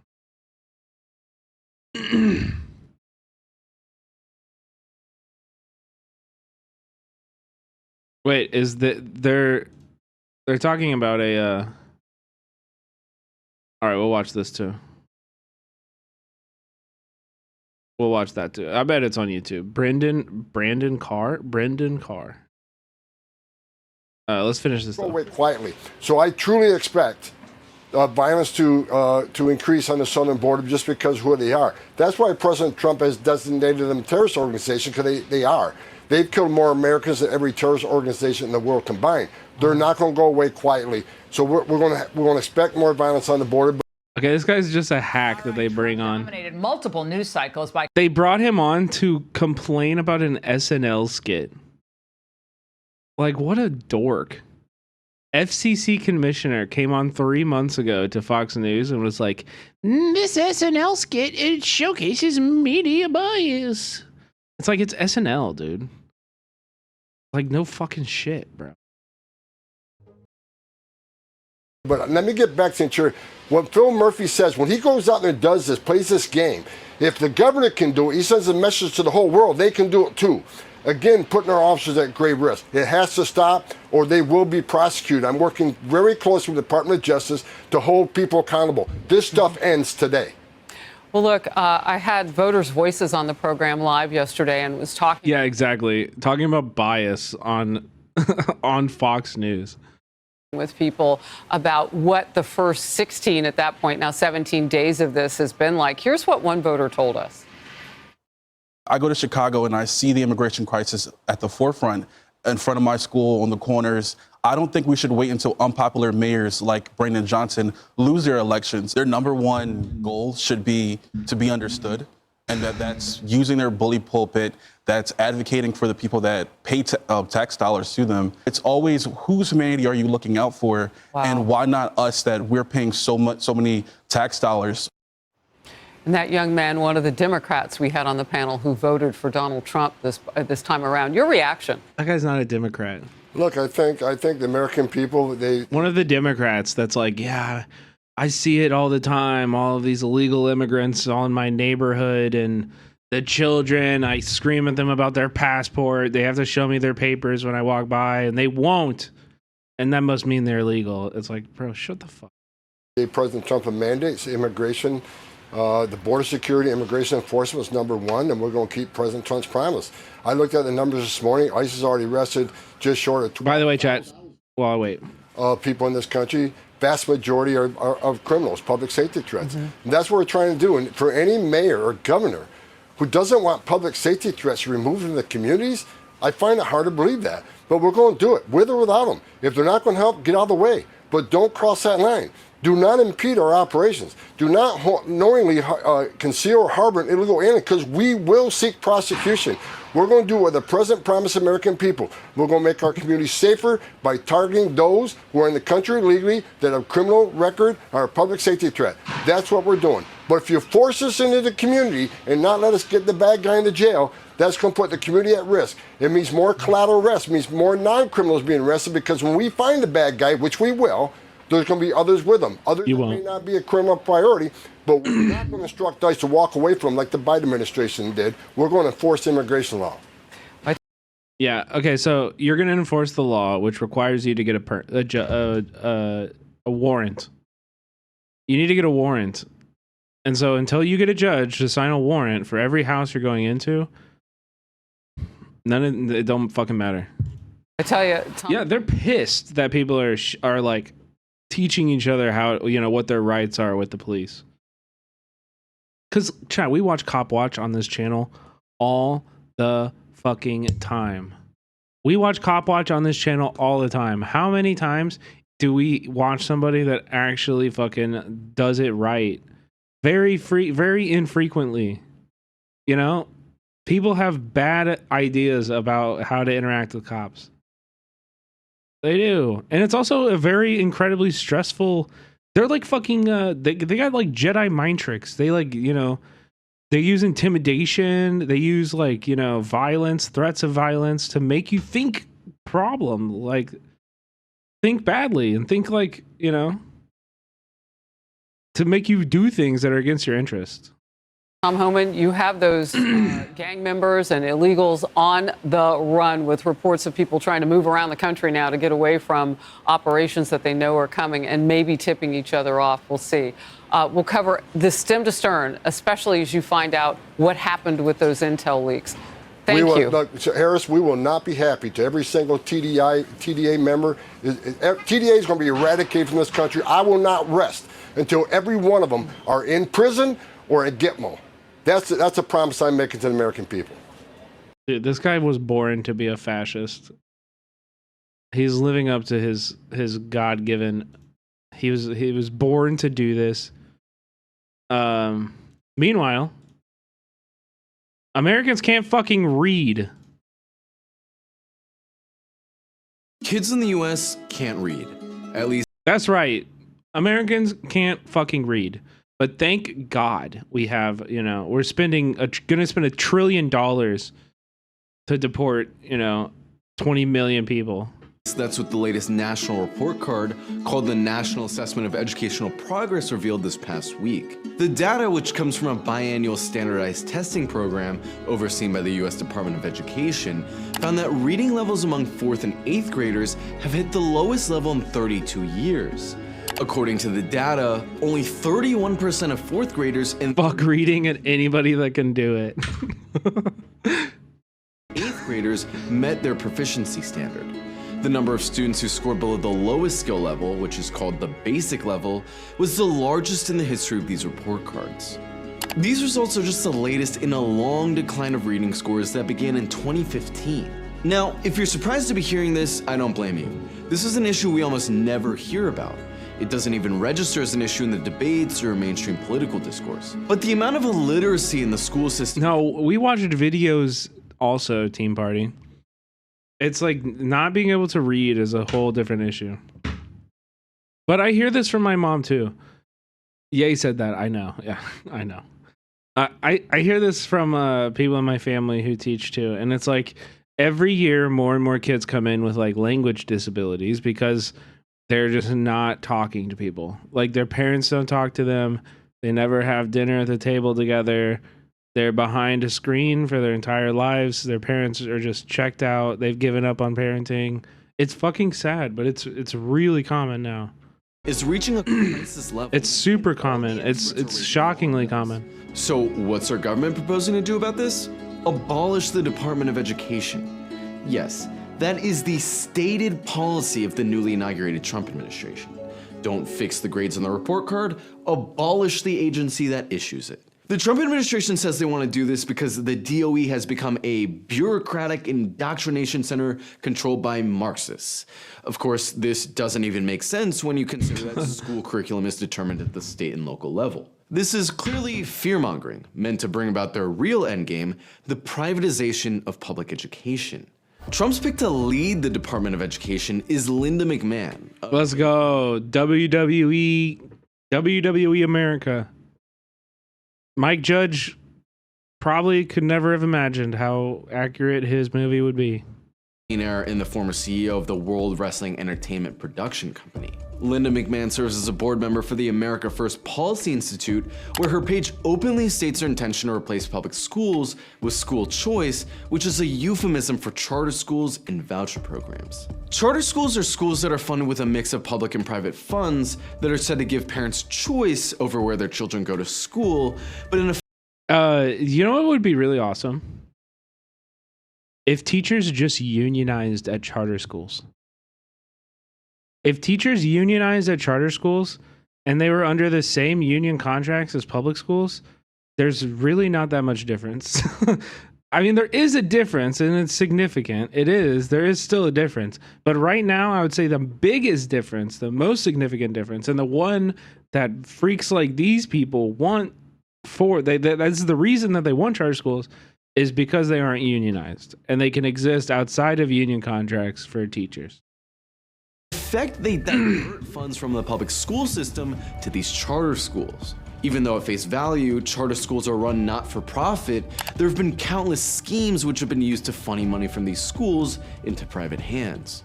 Voucher programs accelerate this process by offering vouchers to families paid for by taxpayers that can be used to pay for tuition at private schools. Again, taking money out of state budgets and putting them in private hands. These policies not only drain funds from public schools, they also create a tiered education system. Republicans claim that charter schools increase test scores, and while some studies show a moderate increase, this is more to do with the fact that charter schools are based on the exclusion of students. Yeah, I mean, it's a class thing. Like, obviously, this school that costs $150,000 a year to go to is going to have higher test scores because everybody there is coming from a very, very secure home. They're like, you know, the class, the struggle that the person has to go through in their daily life is going to be vastly different than somebody who's going to a public school in a city, you know? Based on their application. There's actually an array of millionaire and billionaire funded organizations that have been working tirelessly to crush the entire public school system.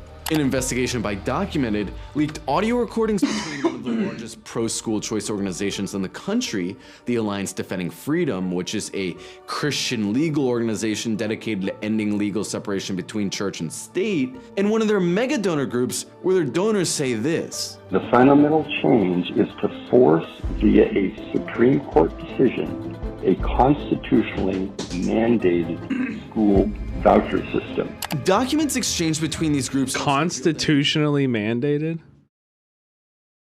Like what?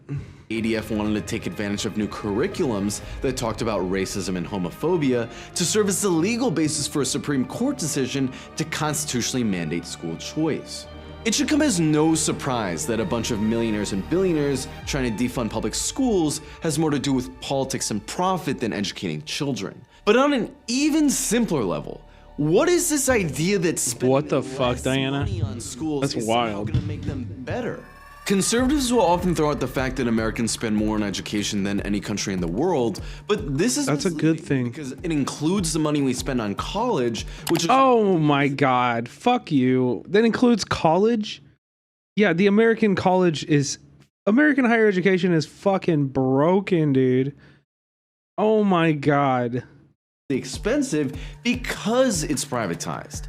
The truth is, we're actually not spending enough on schools. During the pandemic, Congress allocated nearly $200 billion to public schools to combat the massive disruption that COVID caused. The money was used to hire more teachers and create after-school and summer programs, which are proven to increase academic performance. Two separate studies of the congressional aid found the exact same thing, that the aid improved test scores, but that the scale of it wasn't nearly enough. One study estimated that an additional $13,000 per pupil was needed to get students back to pre-pandemic testing levels. Despite this, congressional Republicans just put forward a bill to cut public education funding by billions of dollars. And the money they're going after doesn't even have to do with certain teachers or curriculum like they claim they have a problem with. They're cutting money from school lunch programs for low-income students. The Republicans are proposing cuts that would kick 12 million children off of a program that provides free lunch at a time when enrollment in this program is increasing. This is what Trump's billionaire cabinet is trying to tell us will fix schools.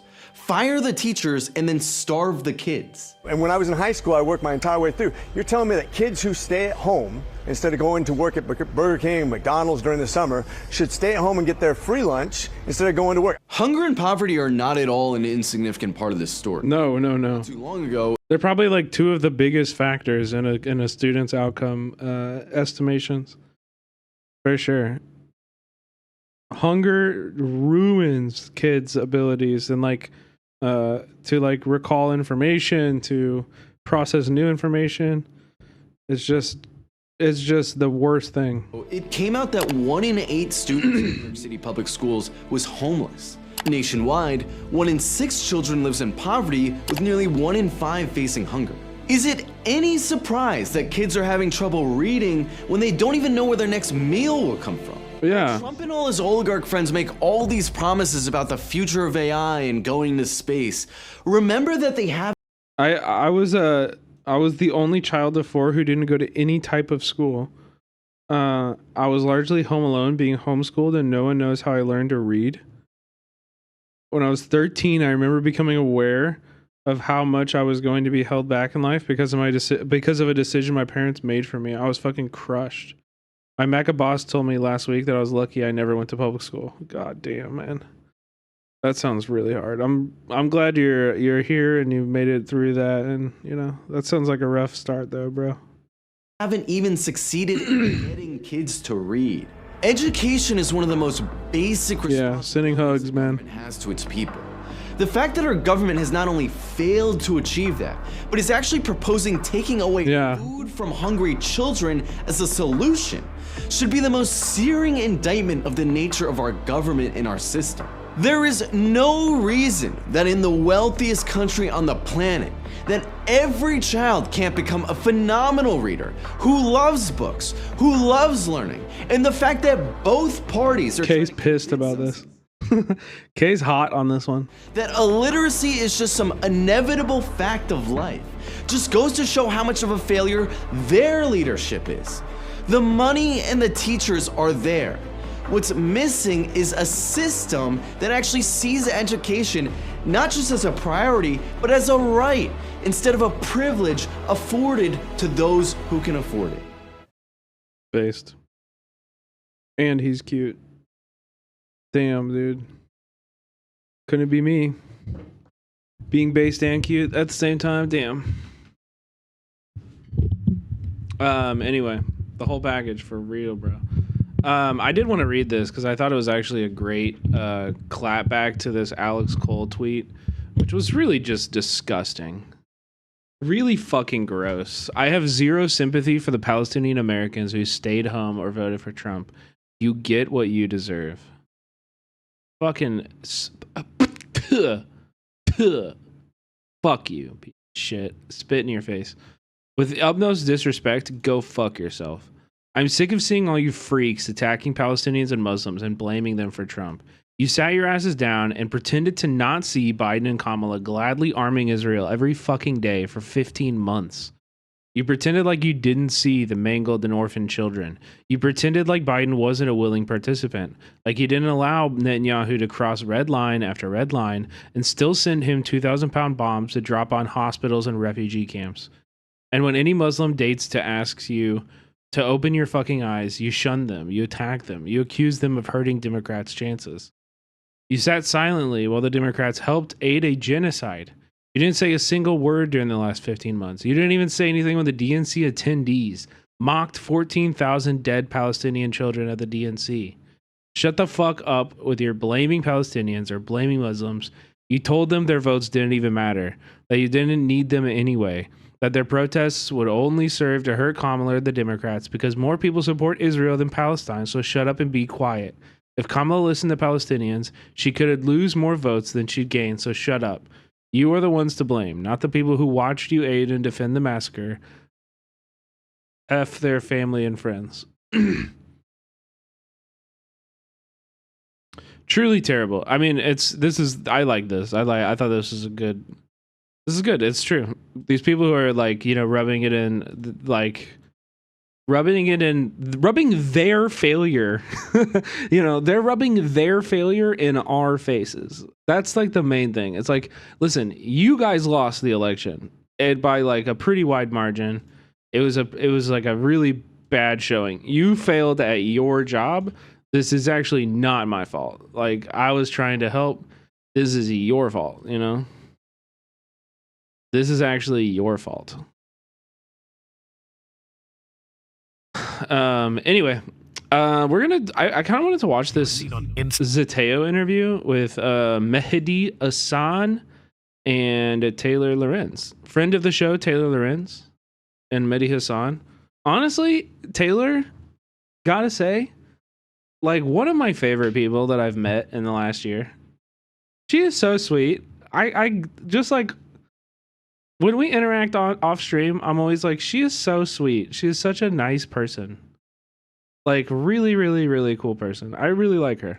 Instagram saying Joe Biden's a war criminal. Yes. Was that why you left the post? No, but he is a war criminal. How much of the TikTok ban, unban, Trump crediting was a Democratic Party fuck up? 100%, 150%. It's not about China. It's about another country, an ally of ours. It's about Gaza. It's about Israel. Mark Zuckerberg, Sundar Pichai, Jeff Bezos, and of course Musk. What did you make of the oligarchy from tech turning up? I think it just shows where this administration's priorities lies and who they're beholden to. These are people that directly control the biggest communication and information and media platforms in the world. I think it should be terrifying for any of us that are nervous and want to preserve free speech, want to preserve free expression, to see that these people are now sort of beholden to Trump. Zuckerberg justifies getting rid of fact checkers. I was actually for that. Do you think he's worse or Musk is worse? Musk is worse, undeniable. Bro, how many of these? When are they going to just get into the? I'm Mehdi Hasan. I'm Taylor Lorenz. I thought every time I'm like, okay, are we actually starting the podcast? Like, what's going on? We are not kidding. How are you, Taylor? Good. Great to have you here. I've been waiting to get you on the show Thanks for a while. having me here. For those of you who don't know, and everyone knows, Taylor is an acclaimed journalist. And here's what's interesting. I left MSNBC at the start of 2024 and started Zateo on Substack. You left the Washington Post at the end of 2024 and started UserMag. Yes. On Substack. It is really interesting how the Palestinian genocide has forced anybody who's worth anything in media to leave their establishment mainstream media jobs and form their own independent thing. And I'm really hopeful for them, but we've also seen a lot of, like last year we saw a lot of independent news outlets crash and burn.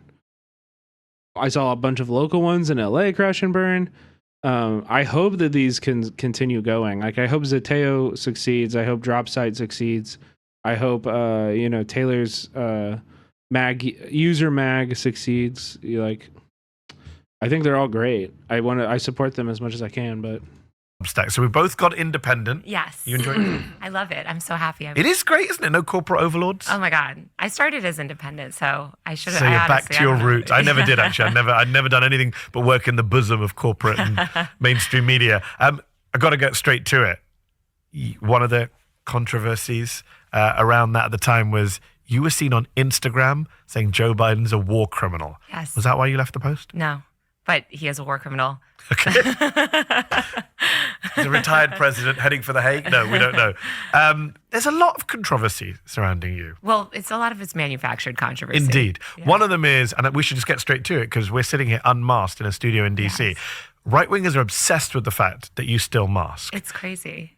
Do you want to explain why you still mask? Yes, I'm Great question. Severely immunocompromised, and like tens of millions of Americans have to be so careful, especially with COVID is skyrocketing. COVID is still very serious, killing thousands of people a month and disabling we don't talk about it. Millions. But there's also a million other things that can get me very sick. And so, yeah, if I'm going to be in the swamp of DC with tons of people partying for inauguration, I'm going to be masked. And you guys were so nice to take so many COVID precautions. We've taken our COVID precautions. We've tested.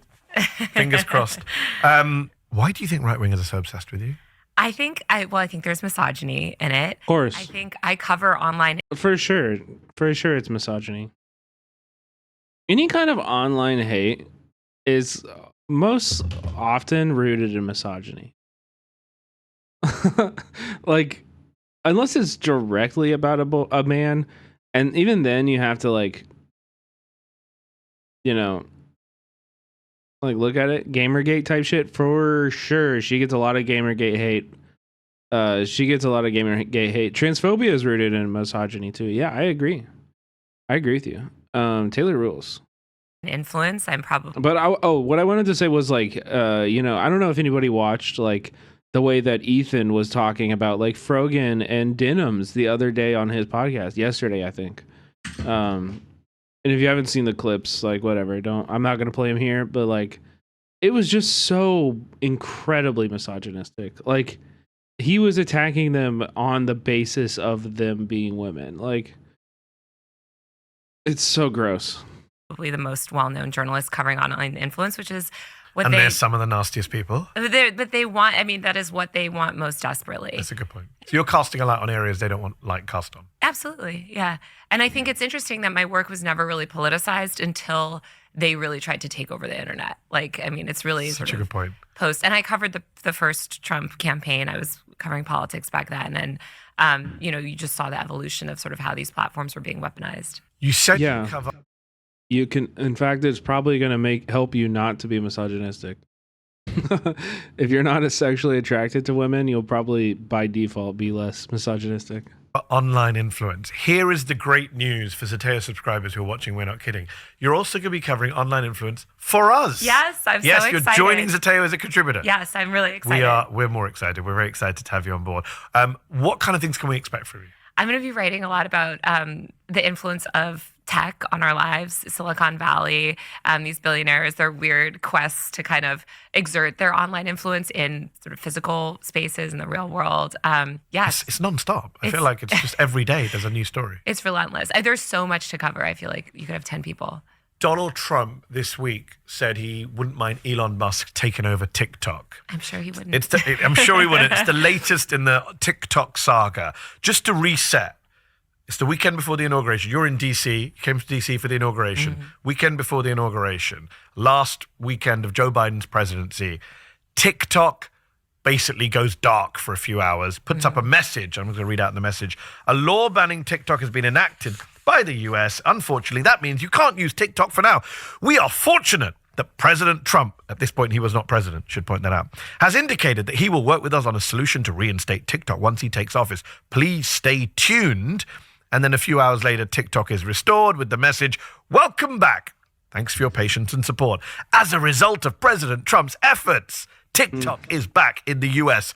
So bad. How much of the TikTok... Like the groveling, dude. It's so... We're in such a bad spot. Just so it's everybody's just so cowardly. Was it fully restored? I don't think it's back on app stores, but if you have it, you can use it.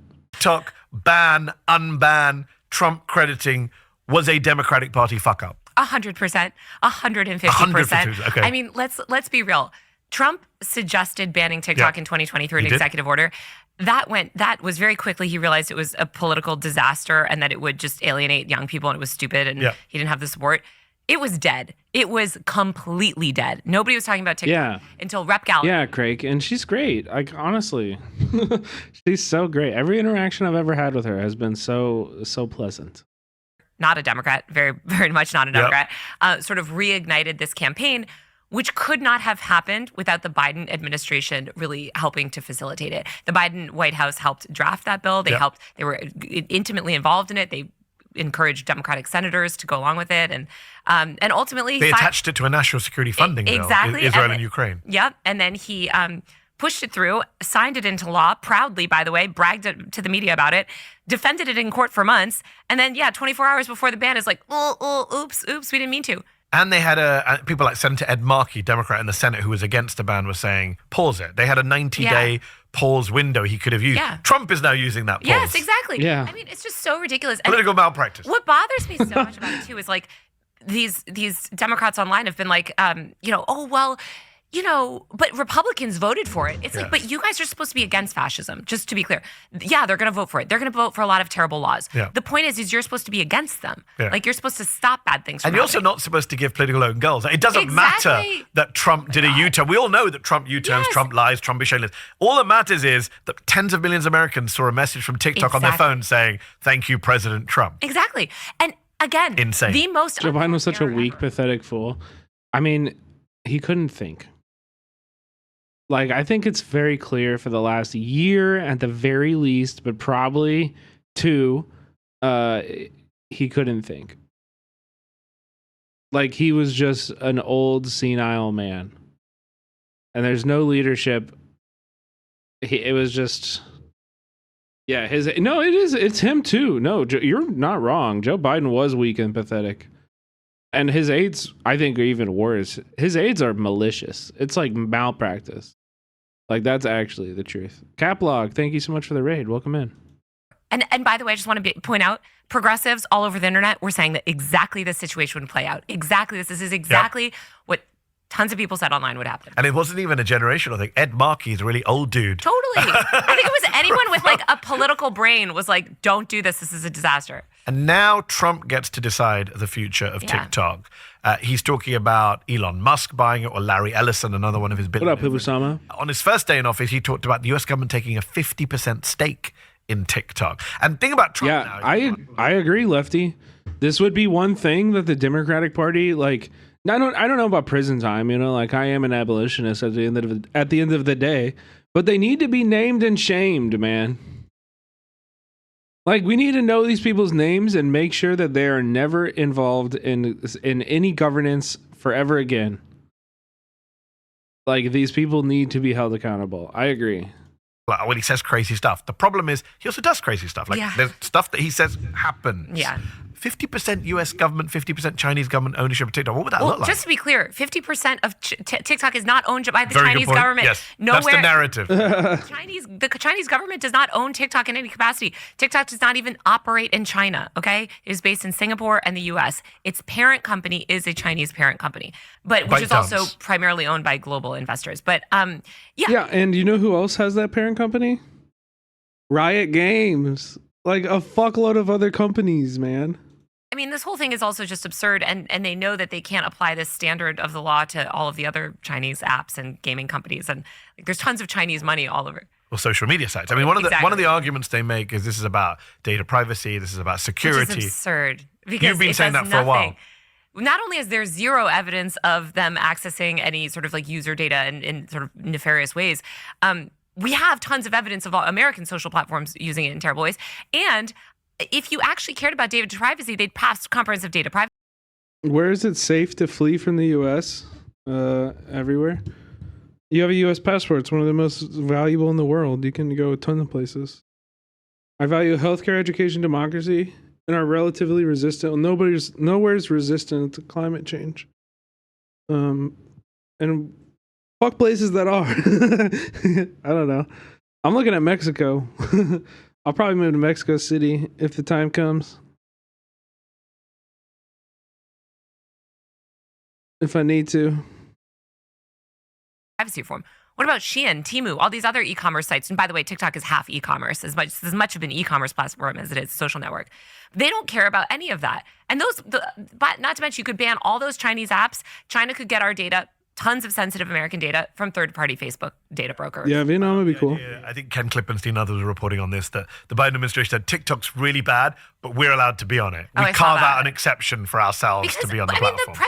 If it was an actual national security threat, do you think that the Joe Biden and Kamala Harris would be TikToking? He literally joined TikTok during the presidential campaign. Exactly. So if it's not data security, it's not national security, what is driving it? It's speech. Controlling it's the censorship content. of speech. Exactly. And is there a particular type of speech? I feel like it's not about China. It's about another country, an ally of ours. It's about Gaza. It's about Gaza and Israel. And that is exactly what, that has been clear since the get. This is what was able to sort of reignite appetite for the ban, especially among Democrats, was basically this manufactured false narrative, which actually my former colleague Drew Harwell at the Washington Post wrote a fantastic piece showing that TikTok is not leading to any sort of sentiment change around Gaza outside of what people have already been feeling for decades. And of course, it's also just so disingenuous because apps like TikTok let us see the horrors, right? They let us witness the genocide through our phones. That's the problem. Exactly. That's the problem. And in case you all think Taylor and I, why are you obsessing over Israel? It's about China. I would say there's a clip of Anthony Blinken and Mitt Romney from last year in Arizona. We're going to play that clip. Some wonder why there was such overwhelming support for us to shut down potentially TikTok or other entities of that nature. If you look at the postings on TikTok and the number of mentions of Palestinians relative to other social media sites, it's overwhelmingly so among TikTok. So Mitt Romney there is saying they talked too much about Palestine on TikTok, and that's what gave us support to do what we did. You're not supposed to say the quiet part out loud, Mitt. Yeah. This is Doesn't fare well for this platform, I'll tell you that. I'll tell you that much, chat. I'll tell you that much. And also, can I just say this? With, can you imagine? I just want to, paint a picture for you that, if you're a Twitch executive, you just watched TikTok get banned, and you have a letter from Congress on your desk about anti-Semitism and the coverage that one of your people is doing on the platform, and you didn't ban him. And you never banned him, and you've actually protected this space relatively in the face of that. The whole TikTok got banned, period. It was erased. The whole company's value was gone overnight for one day, but it came back. But you know what I mean? That's what they're risking. And the fact that they're risking that and we can still do that, I think it speaks. We got to give Twitch some credit. You know what I mean? Seriously, there's a lot of companies that would not take that kind of letter and keep that would not be a decision. You know, it wouldn't be a decision. This has been reported. I hope it continues, but Twitch is ultimately capitalist and will make profit-based decisions. I mean, I agree. Yeah, where would Asman go? He would go on YouTube, obviously. He would be fine on YouTube, except for he wouldn't be able to react as much, I guess, but in the Wall Street Journal, the New York Times. My former colleagues at the Post have confirmed this. Like, it is not a secret. It is conversation. Yeah, he would love an excuse to take $100 million kick contract. Are you kidding me? And speech around Israel and Palestine that allowed them to reignite. Yeah, gamer. They were wrong about that, of course. They were wrong about that. Bans from that. And when you actually, when they were arguing about it in the in Congress, the arguments were about speech. It was like, well, there's. But I've said this for a long time. I think there are staffers from Twitch. I think there are staffers from Twitch that are fighting a really good fight for us. I think they're fighting hard and they're advocating and they're doing good work. And they're not going to win every battle, and we should criticize them and back them up whenever Twitch does something we don't like. We should be loud about it. But, I do think there are people on our side in Twitch, and that's a good thing. I think that's good. These things that we can't control.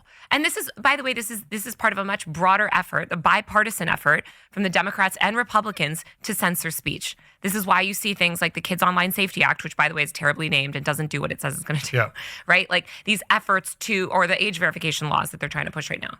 It's all about cracking down on speech online. I mean, for me, a lot, and we can talk more about this, a lot of the whole red pilling of billionaires, tech billionaires, a lot of these, whether it's Ackman on the finance side, Musk on the tech, a lot of it is about their kids. Right, they can't control their kids. Yeah. Their kids are going to elite universities, or Musk has his trans child. Bill Ackman said, "My kid went Maoist at Harvard." I saw Mark Andreessen in the New York Times recently saying, basically, it's about the kids. We're all of us elite sent our children to elite schools, and they came back all radicalized and communist. And TikTok obviously is something there. Which is ironic because no one's becoming radicalized and communist. I mean, maybe some children are, sure, but most people are just like, maybe we shouldn't kill kids in Gaza.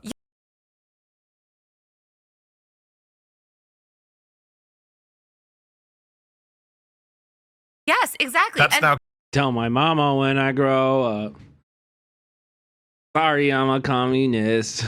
Communism. I mean, I came of age during the Iraq War and was involved in Iraq War protests. And I can't even imagine. I mean, most of how I got information and realized what was happening in Iraq was through bloggers, right? And that is the whole point, is that we are able to subvert the mainstream media, which is often, do great work, but often just, sort of acts as a mouth. Yo, Peace Fire Now. Thank you so much for the tier 1.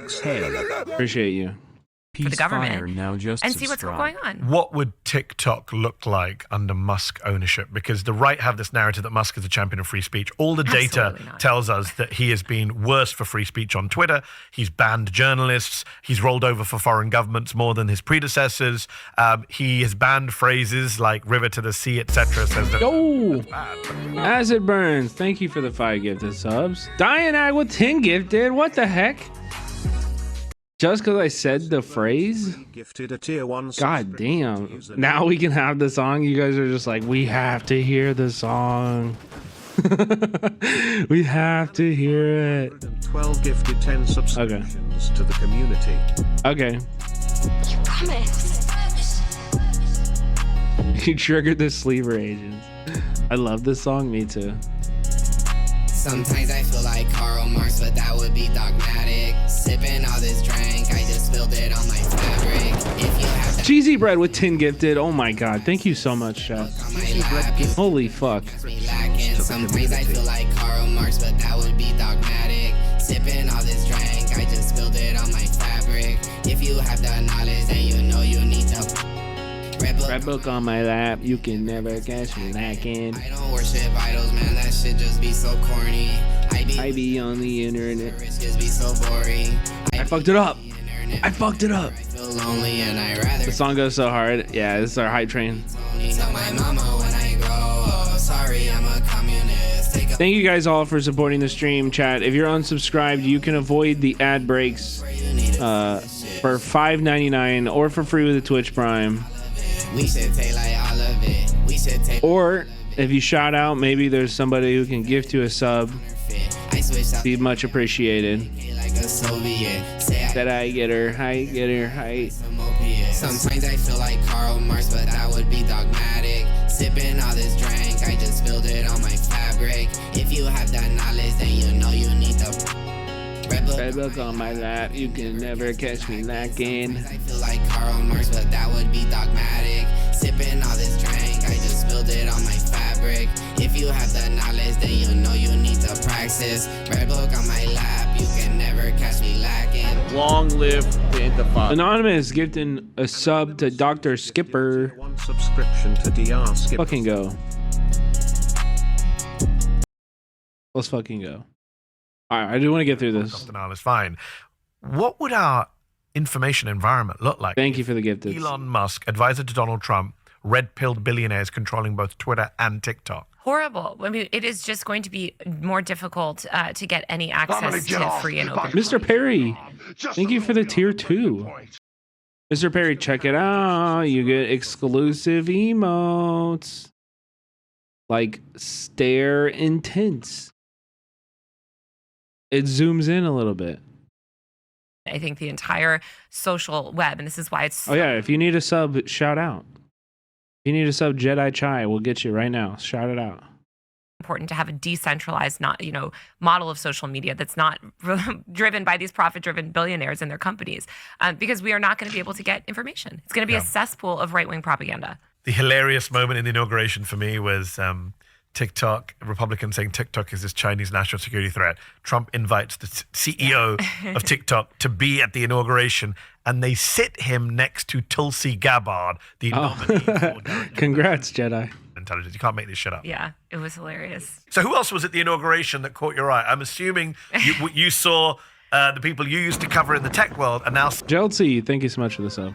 Sitting behind the president of the United States with better seats. It's funny, like, who caught your eye? Tier 1 Bitch, I remember every single one of them. Every face in the crowd. I will forever remember, all right? These people, we will not forget them. Nope. Their photos, their video, you all voluntarily showed your face at the fucking Nazi rally. Seats yeah. Than his cabinet members, some of his family members, Mark Zuckerberg, Sundar Pichai, Jeff Bezos, and of course Musk. What did you make of the oligarchy from tech? Yeah, Chai, thank you for the sub. Where this administration's priorities lies and who they're beholden to. And who they're beholden to is these oligarchs, these billionaires. That's who they want in their corner. They don't care about, and influencers, by the way, right? Jake Paul, Logan Paul, they were there. Like, you have Rogan, social media influencers.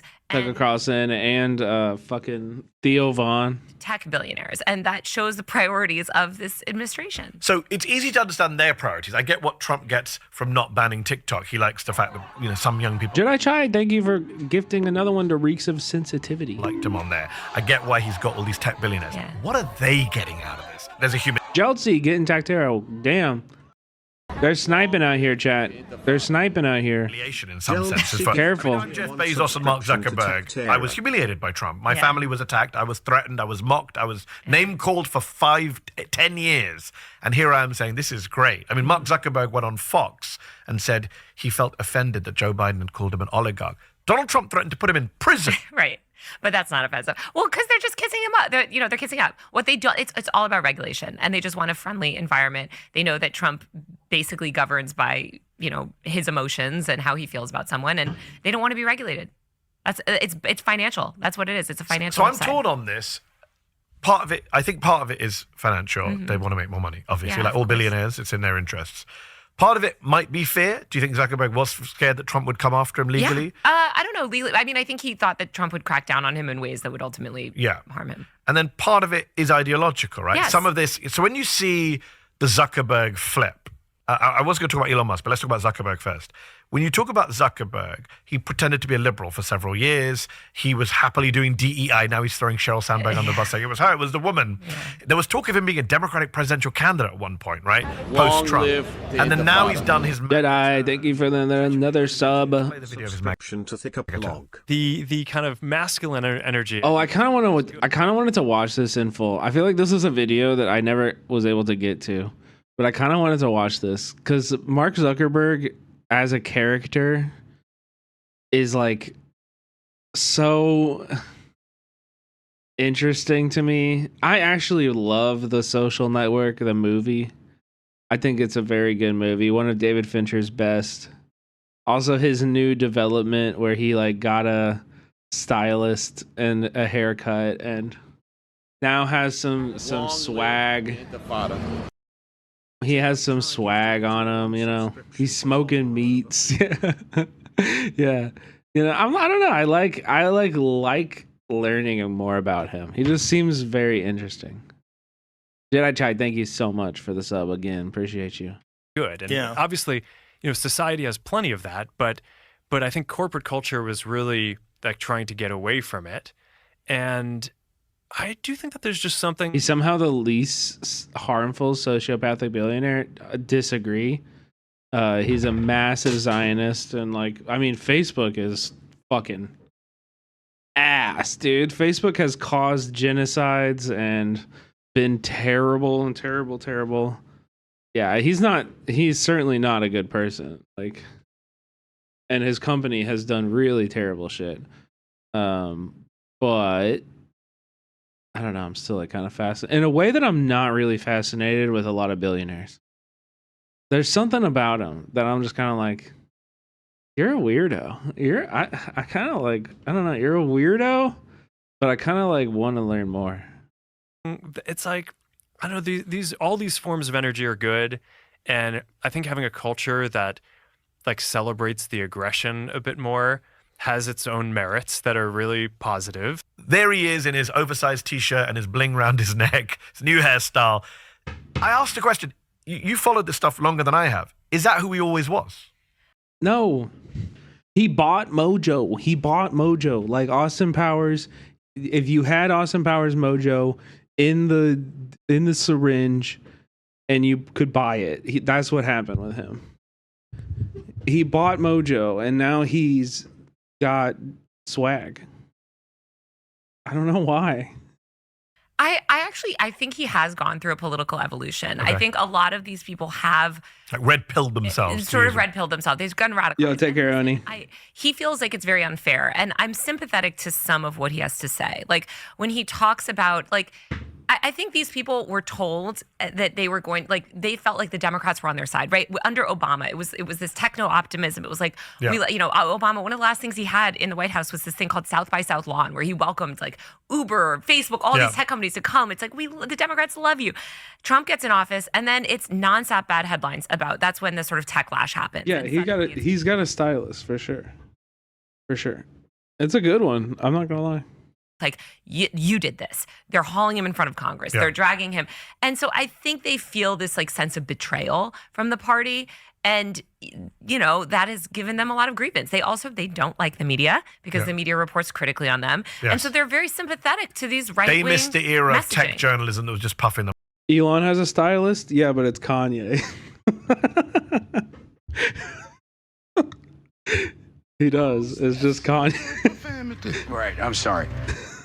And Guy Kronick just subscribed. Andy, thank you so much for the Prime sub. Appreciate you. Boosterism. Yeah, Right. that was pre your days. Well, yeah. Yo, Jedi, thank you for the gifted sub again. Let's go. Making it 5 for the night.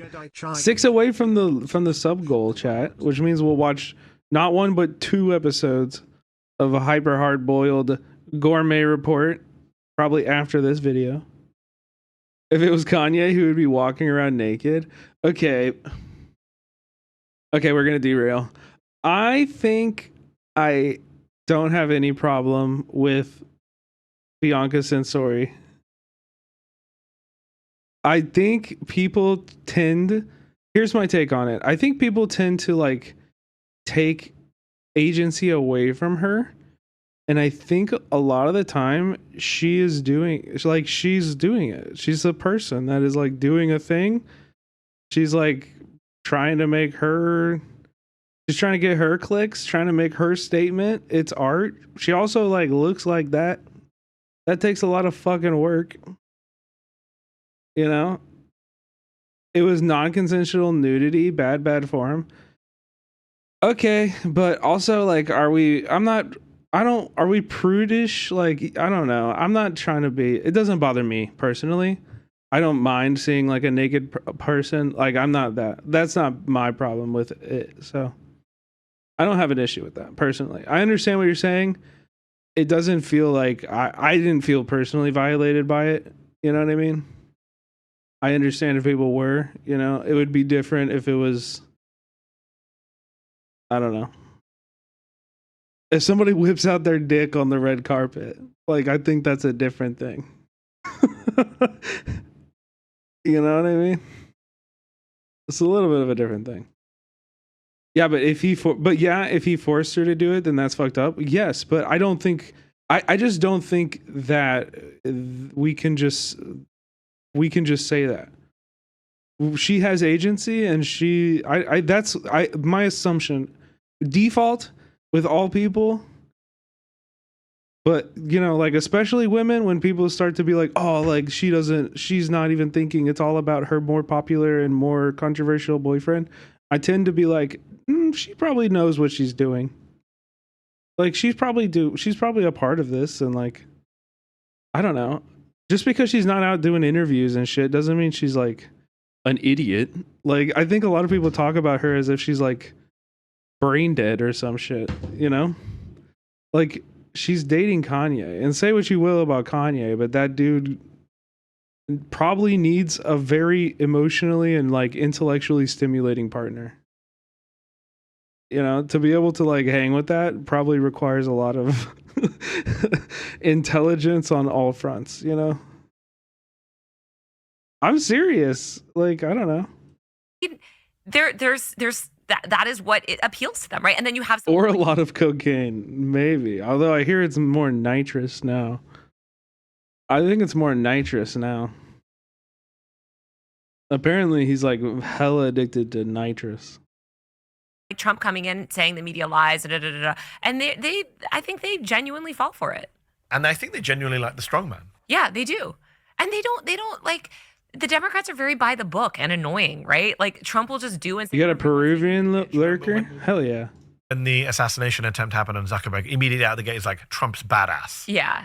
And, like, it's just, nobody talks like that normally. You don't talk about presidents in that way, tech bosses, and certainly someone who's threatening you and your family. These are also men. They're cisgender straight men. And I think they're susceptible to this, like, patriarchal kind of worldview, right, that they're pushing. A lot of them are South African white men as well, which makes me wonder, like Peter Thiel and David Sachs. Yeah. And Elon Musk, all from apartheid South Africa. Yep. It's really not that hard to figure out, man. They love ethno-nationalism. They never gave it up. Like, yeah, they want their ethno-nationalist state. They want it. The ethno-nationalism has never been stronger than it is right now. In all of history, like, although Musk we are living through a new era of ethno-nationalism. Interestingly, did play the liberal as well, like Zuckerberg. I pulled out some quotes from him. Even as recently as 2018, Elon Musk was tweeting, Tesla scored 100 out of 100 4 years in a row on LGBTQ equality. Can you imagine him tweeting that now? He'd just be destroyed. Don't buy our car if that's a problem. People should be free to live their lives where their heart takes them. You cannot imagine him tweeting anything like that He today. would never, ever tweet that because he's completely flipped. I think he was tweeting that at the time. I don't even know if he believed that. I think he was tweeting it too because he's an opportunist and because that was the culture at the time. So that's all of them then? Yeah. I mean, when think they're all Zuckerberg's like, oh, it's DEI was Sheryl Sandberg, I'm dropping it all now. We're going to have a more masculine company environment. Masculine company, whereas Casey Newton pointed out 2/3 of the employees are men. Yeah. Like, that's too many. It's just, it should be 4/5. Right. I don't exactly. Did you see the new Carl's Jr. ad with the skinny blonde? And the replies are all just depressing and a sign of the times? Wait, what? Carl's Jr. Super Bowl ad brings back bikini-clad burger models after years-long clampdown.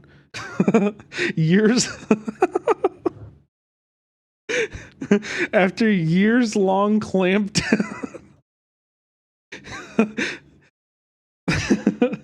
There's one guy on the Carl's Jr. marketing team who is, like, locked in a basement. And they approach the door. Sir, we're ready. You want to do bikinis? You want to do bikinis and burgers? And with a cool car? Yeah? Okay, I'm ready. He's, like, freaking out. Release the beast, yeah. Years-long crackdown. That's what we've been waiting for. What the fuck?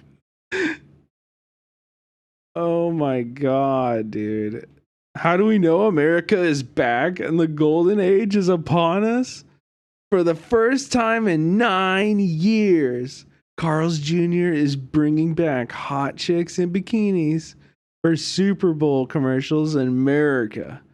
President Trump saved our republic and our culture. Wait, that's AI. Wait, is this AI? The most American thick burger with a This isn't a real person. split hot dog and That's not a real person. on an aircraft carrier under the gaze Oh my god. as she admires the most Look at the bite. It looks so bad. gaze of Lady Liberty. Okay, they had an AI commercial for something recently that I was like, it was like a Coke commercial, I think for Christmas, like I was watching the NFL, and there's like an AI Coke commercial that they made clear was AI, and it looked like AI, and it was bad. And I was like, what's the point of this? I'm trying to think of it from a marketing department standpoint, because I'm gonna tell you this: it wasn't costs. It wasn't costs. You like these companies have marketing budgets that are fucking absurd. I trust me as somebody who's worked in marketing, has worked in ad making a lot. It's not cost, so it's gonna make headlines. Do you think so? I feel like people think it's. Maybe is this me just being in an echo chamber, or does like businesses using AI I think is bad media? I think it's bad media. Like people don't like that. They think negatively about that, right? Or no? But look at this bite. As she admires the most American thick burger with a split hot dog. It looks so bad. Oh my god, dude. Also, like they overemphasized her, like how much food she has in her mouth. Like you would never, if you actually film this, you would never like be able to see a bump of food inside of her mouth. Split hot dog. They would have, look, I mean, even the way it's filmed, this is the bite. American. Also, what the fuck is this burger? A hot dog and potato chips? Dude, I can't. There is so much going on right here. Ugh. Oh my god, dude. Okay, thank you for sharing that. That was whatever the ratio he wants. So they want to get rid of regulation. Trump is going to give them that as a gift. The thing about Trump is he doesn't actually believe. What is Fat Shack? He's an ideological right winger. Yeah. It is simply about himself. He's a narcissist. So as long as they suck up to him, they'll get what they want. Yeah, I think that's what these look good. And we've seen that has happened. I think the liability could be the clash of personalities. Yes. Well, we've already seen Vivek and Elon fall out. Exactly. Didn't even look at the menu. I'm ordering. Here's what I'll order: French fries, no cheese, fried pickles with the ranch. Oh, they got po' boys. I'm probably gonna get the single, and that'll be all. Deep fried cheesecake bites. Oh, okay, maybe I'll get that. Yeah. Vivek didn't even make it to inaugurate. Didn't even make it to 20th of Jan. Yeah. Where's the best place in America for a homeless man to escape to when Trump decides to put us in internment camps? Probably California, LA, Hawaii. Maybe. I don't know. I've never been. Yeah, he was out. But I mean, we've seen this with DEI. We've seen this with Trump, though, right? Like he'll flip on people. So I think they have to sort of navigate those challenges. Do you think, from what you're reporting of Elon Musk and covering him, No halloumi He's fries. always been a megalomaniac, super ambitious, wants to colonize Mars, richest man in the world, made it, etc. I don't think he ever had ambitions to be president of the United States. Obviously, he's not born here. But he is effectively now shadow president of the United States. Yeah. I mean, he's obviously the one pulling the strings, right? And he's influencing Trump. He's shaping policy. It's happened very fast, too. One of my colleagues reminded me the other day that it was only a few months ago that he was on stage with him for the first time. It was only last summer that he endorsed him on the day of this. It happened in a very... Why would LA be the best part? Wouldn't Gruesome Newsom clear you out? I mean, what governor is better? I'm no fan of Gruesome Newsom. And we don't know who the mayor is going to be. But I can't think of a better place, you know? Not Kathy Hochul, yeah. Or Eric Adams, or... But Illinois, you cannot be... Like, homeless in Chicago, dude. Those winters are unbelievable. Very short period of time, this bromance. I think he's been able to ingratiate himself very closely with Trump. But I do think he's playing with fire, because I do think that, like, Trump is, like you said, he's a narcissist. He's an egomaniac. Like, I just wonder if that relationship will ever sour. But I don't know. Elon could just play it and keep kissing his ass forever. I always remember during the first term when SNL did the skits of Steve Bannon as the Grim Reaper at the big table in the White House. Yes. And Trump was at the kiddie table, and within a few months, Bannon was gone. Yeah. And I wonder whether we've already seen Trump saying, well, he's not born here. He can't be president. Yeah. How much it takes for him to get annoyed. Apparently, he doesn't have a desk at the White House. We're not clear as to whether... Yeah, now he maybe doesn't. Who knows? Where did this power... Obviously... We have a lot of billionaires in the country, right? One thing I was noticing, people on the left are like, it's an oligarchy, there's billionaires there. It's not that simple, because there've always been billionaires funding presidents. What? Both parties. Mm-hmm. What was interesting about Monday was it was the tech billionaires who got the great seats. Harold Hamm, who's a big oil fracking billionaire, gave a lot of money to Trump. Obviously, Miriam Adelson, pro-Israel billionaire, she was there on the other side of the stage. But there were a bunch of traditional Wall Street finance, fossil fuel billionaires who gave money to Trump who weren't up on that stage. It was the tech guys. LA's mild all year round. Didn't give big amounts of money to him, who were there. What message does that send from Trump, from our political establishment, about the role of these people as the masters of the universe? Well, they are unfortunately, right now they control the culture. They control our information ecosystems. Like, they're much more powerful, I would argue, than some of these oil billionaires, because those other. Right. They don't have the cultural capital and the sort of cults around them, the fandoms around them, and the ability to kind of shape culture. And these are people that directly control the biggest communication and information and media platforms in the world. Right. And so I think it should be terrifying for any of. Okay. I don't know. I haven't followed any of the Luka conspiracies. I'm not really that much of an NBA fan, but that is a funny one. Is that real? Ceasefire now?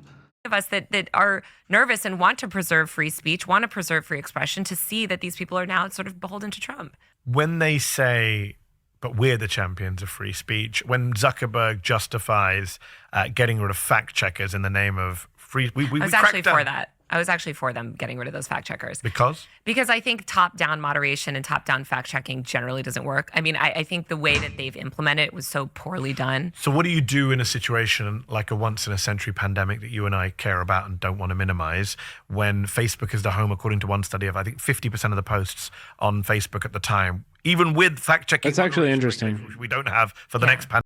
That's actually really interesting to hear her say that. The fact checkers. I want to know. So does she think like X is doing it right with community notes, or what is the solution? I actually don't have an opinion. I don't know. The first thing. Pandemic, God help us, was misinformation. Yeah. What do we do in that scenario? So I also got my post taken down for misinformation for encouraging people to mask. And I think this is the problem, right? If we had these billionaires enacting thoughtful fact checking and actually sort of like working with, basically being able to vet information in real time, which has traditionally been the job of news media, that would be a very different story. What they're doing is they're just relying on the government. They're usually relying on the government or the State Department or someone to sort of determine whose speech gets heard, what the facts are. In terms of health information, I think it's incredibly hard because you have these people making $2 an hour, right, that are supposed to like understand rapidly changing scientific information. Yeah. I think it's really hard.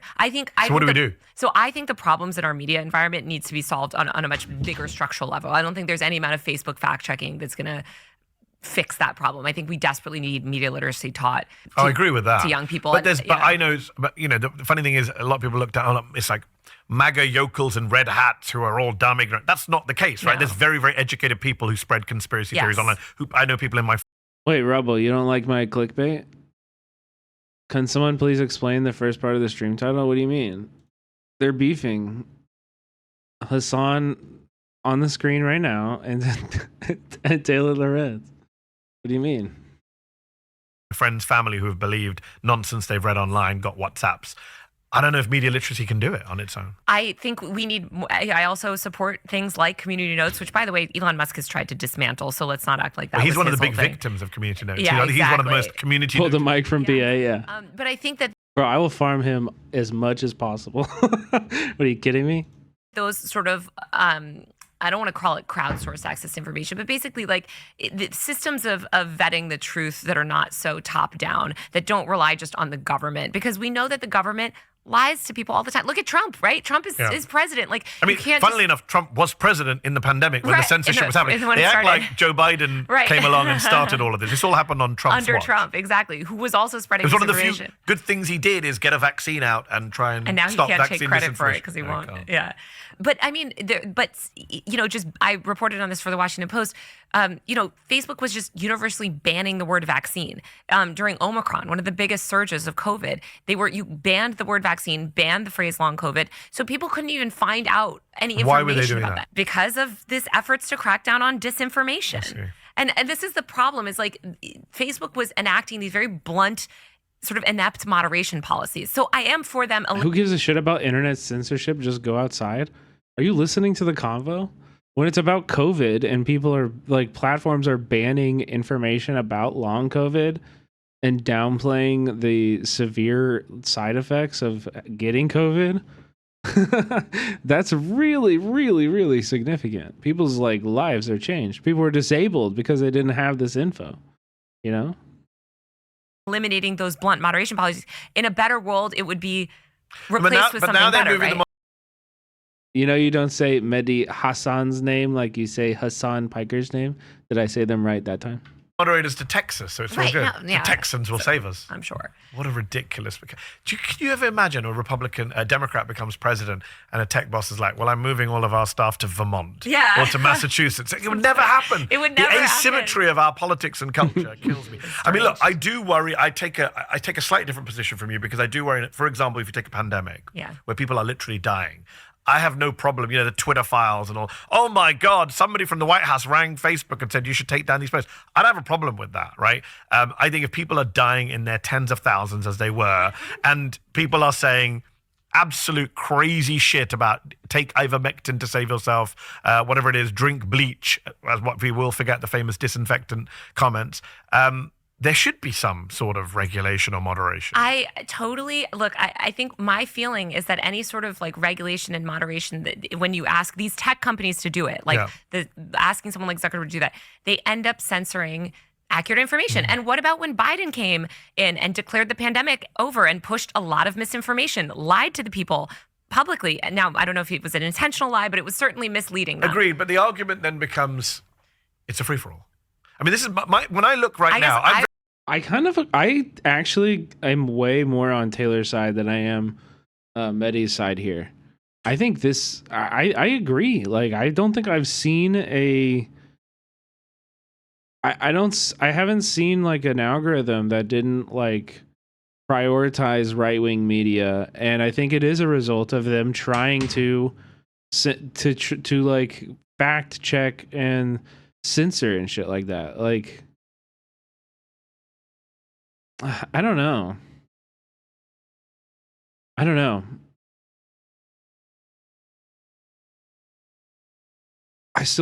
still very twisted up about it. I still don't know. The government should also be pushing information. Well, they fucking sure as hell are now. Trump's in front of a camera every opportunity he can.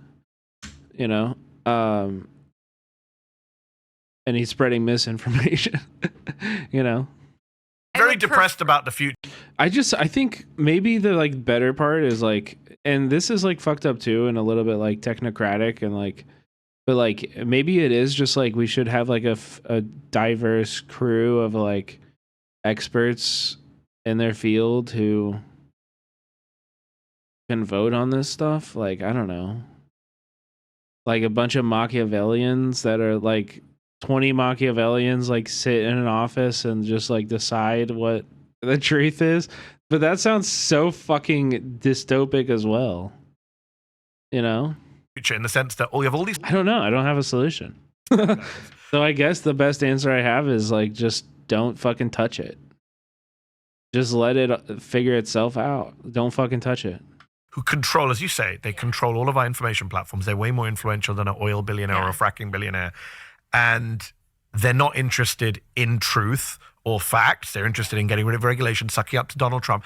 I don't know how democracy can survive if you have someone like Elon Musk. Zuckerberg's not on the Musk level, where Musk is just pumping out disinformation. He literally transformed the politics of an entire major Western country, the United Kingdom, over Christmas by tweeting about 200 times, mostly nonsense. I gotta pee, I'll be back. Gone down in the UK. Horrible crimes against children a decade ago. He turned it into a political cudgel, made up shit, traumatized the victims, by the way, who said they were re-traumatized by Musk. Played a massive role, just pumping it. And now millions of Americans have a view of the UK which is not correct, but it's thanks to this one guy. And I just wonder, how do you get past that? How do you have a democracy at a time when misinformation, disinformation, lies is running rampant? But I don't know. I think there are better ways. I think if we had a competent media, if our mainstream media was more competent, to be honest, they would be helping people become educated. I think they have often failed at that task. I just don't believe the But solution. even the Washington Post, where you worked, major newspaper, its numbers just don't compare to Zuckerberg and Musk's reach, right? But I think part of the reason that the mainstream media, I do think that they have lost the trust of the American public for quite good reason. Many reasons, many good reasons. Go back to Iraq, we talked about. Right. Yes, of course, we want them to crack down on this dangerous COVID health misinformation and stuff. But these same systems are then used to censor valuable speech and conversation. Yes. And so I just don't. Palestine is often censored online. Absolutely, and I'm saying, or long COVID, or any of the ongoing harms that Americans are dealing with, right? I think that we have to build better information ecosystems, and I'm not, I do believe in a more decentralized model, like the community notes model, like these other sort of ground up systems, rather than relying on the government or tech billionaires to decide the truth. What about breaking them up? Well, that would be amazing. Which Elizabeth Warren pitched, what was it, many years ago, and the Democrats really didn't do anything about it. Yeah, they're never going to, I don't see them getting broken up. I mean, I do think that they have a duopoly, and I think that there's a lot of things that we could even do before breaking them up to encourage competition. Let's not forget the reason why Musical.ly, which was rebranded as TikTok, was forced to sell to ByteDance, which Musical.ly was founded in America, was forced to sell to ByteDance, because we were getting run out of business by Meta, by Instagram. So if we had a better, more, a more diverse sort of tech ecosystem, I don't think we'd have a lot of the problems we have now. What's the Chinese site that was getting all the people on the weekend after? Red Note. Yeah. And I was just thinking, I saw that and I was like, do Americans not know how to make like short video sites? Only the Chinese. Why is it we go from one? Because they're driven out of business by Meta. I mean, look at what Meta did. Look at Snapchat, and right? Zuck is delighted, I'm sure, at the TikTok stuff that's going on. Because I mean, they've been pushing for it. Let's not forget they hired Targeted Victory to go smear and spread about. Yo! He gifted a tier 1 subscription. Jeltsy, thank you for the gifted sub. Oh my god, chat. While I was peeing, I did something regrettable. I checked Twitter. And I regret to inform you, Kanye is tweeting. Kanye is tweeting.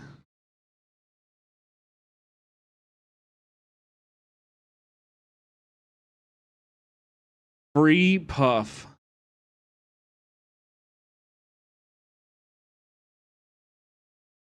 Ugh.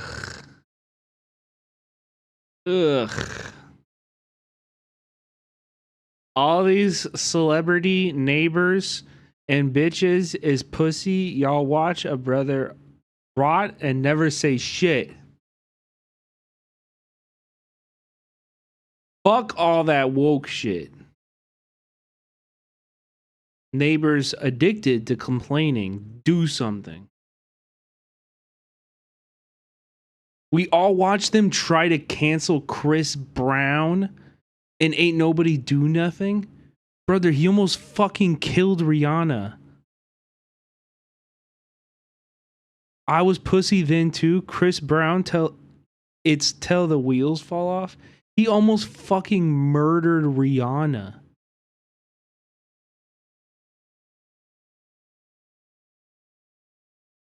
And then of course hits us with an oldie but a goodie. The greatest hits, if you will. The greatest hits coming back from 2019. Kanye only does shit for attention. Yeah. Well, he's got an album to roll out. He's going on the Kai Cenat broadcast. I'm going to tell you right now, I'm going to be watching that Kai Cenat broadcast. I'm going to be watching that Kai Cenat broadcast real close. I'm going to be popcorn in hand. My fucking God. They trying to prove a point, and y'all know that. Y'all fucking know that.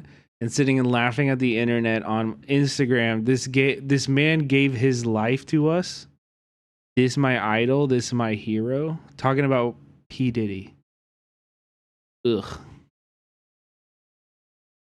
What y'all gonna do? Cancel my... Whoa. I'm about to accidentally like something, ruin my career. What y'all gonna do? Cancel my sneaker deal? Cancel my record deal? Freeze my accounts? Fuck all y'all neighbors.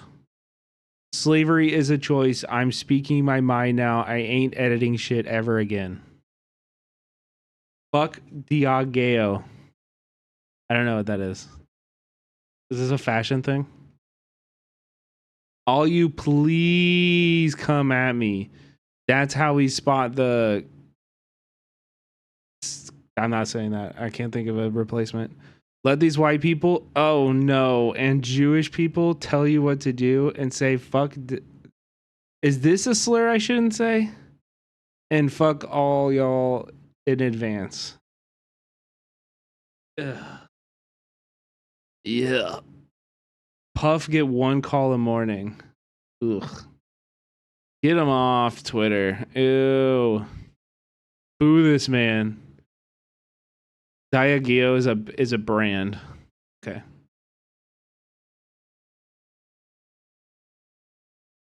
It's a beverage company?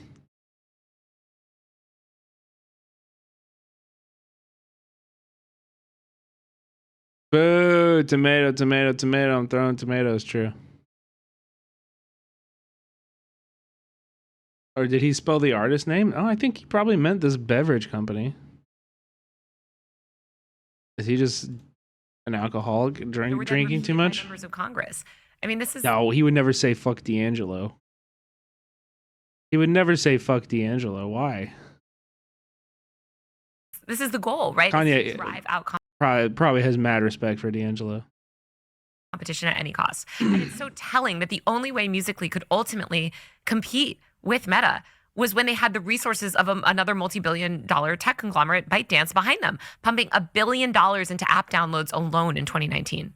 If Shao Chu, is that his name, the CEO of TikTok, Shao. if he's now friends with Trump, turns up at the inauguration, but Zuckerberg's also friends with Trump and helping him with Meta, who wins that? Who wins in this Meta TikTok war? I mean, I ultimately think Meta will win. I think this is a losing game for TikTok. I think TikTok is quite doomed because I think Meta has more power in America than TikTok. Well, I think Show will keep trying to cater to them. I was at the TikTok party on Sunday night. They were blasting, the Ben Shapiro TikToks, all of the right-wing content all over. They're like, we love Trump. But ultimately, TikTok is the only platform, as Pew Research found, where news content creators on the app skew progressive. It is the one app where... So on Instagram, they skew, right? Yeah. I see, and again, I think Twitch deserves a shout out here. I actually think Twitch deserves a space in this.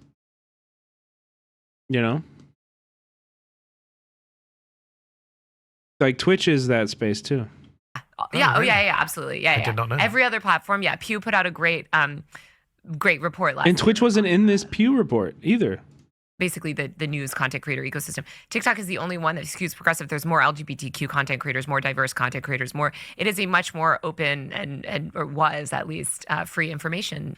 And we can only imagine that Instagram and Facebook are going to head even more right-wing as Zuckerberg moves to Texas. And after Zuck's behavior over the last couple of weeks, putting Dana White on the board, promoting Kaplan. No, I remember that Pew. Thing that she's referencing, and Twitch wasn't on it. Twitch literally just wasn't in it. I was like, if somebody can find it though, I'll read it right now. Republican guy to a higher position, putting out that video for Trump, turning up at the inauguration, complaining about Biden. I think about that opening scene from the Social Network movie. You're gonna go through life thinking that girls don't like you because you're a nerd. And I want you to know from the bottom of my heart that that won't be true. It'll be because you're an asshole. I feel like the irony is he's even worse. I don't actually know if this is the study that they're... Wait, go on top. Okay. I don't actually know if this is the study that they're talking about, but it would be cool. I wish this was in the study. I wish Twitch was in this study. On TikTok, Facebook, and Instagram, politics takes a back seat to entertainment connections. So even on TikTok, Facebook, and Instagram, to keep up with political, you're going on the platform to keep up with politics and political issues. TikTok is at 36%. X is at 59%. Facebook is 26, Instagram 26. I would be interested to know this number for Twitch. I think it'd be very interesting. Also, welcome in, Peden. How was your stream over there? Did you guys have a good day? Good stream? We are watching currently. It was great. We are currently watching Mehdi Hasan interviewing Taylor Lorenz. It's a very good interview so far, talking about the social media landscape and stuff like that. So much piss. Oh my God. Well, everybody drop showers in the chat for our raiders so that they can just come in and shower and, take care of themselves and then get that piss washed off. You know what I mean? And don't piss in the shower, okay? Do not fucking piss in the shower. Thank you, Zeef. Later on tonight, after this, we are going to watch a very hard to find lost media Japanese documentary television show called Hyper Hardboiled Gourmet Report. Okay, it is amazing. We watched 2 episodes last night. They were fascinating. It's really you're gonna want to stick around to watch. Worse in real life than he was in that movie. Yeah, I think he's gone down a dark path, and he's surrounding himself with terrible people and making terrible decisions. It's depressing because I do believe I think. Do you think he's worse or Musk is worse? Musk is worse, undeniably. I think Musk just has more power. I only ask that question. I mean, I'm no fan of Musk. I only ask that question because sometimes when I look at true believers versus opportunists, I'm always like, I hate the opportunists. Maybe at least, maybe it's like at least I get what that guy actually believes the crap he's saying. That's true. I'm repulsed, but also intrigued. I'm not gonna lie, that actually kind of was the feeling of watching. And it's not like I was repulsed by anything of the cultures they were documenting. It was just kind of the whole thing. But it was very intriguing. It was very interesting. Whereas you're just doing it. It's appalling. But we have to, I think it's so important in this moment, though, to remember that tech itself is not the enemy, right? Like the internet is an amazing, tool for democracy. And I think that you see a lot of liberals, unfortunately, see this stuff and they think, well, just crack down, regulate social media out of existence, get the internet out of it. Let's revert back to this old media ecosystem. We don't want that. We want free and open platforms. 404 Media, Jason Cobbler did a great video recently about decentralized social media. I think things like Blue Sky, these other sort of emergent platforms are exciting. Are you on Blue Sky? I am. I'm on Blue Sky too. What do you make of it so far? It's fine. I mean, I don't think it's going to replace any of these other. It's a fine Twitter. It's very liberal.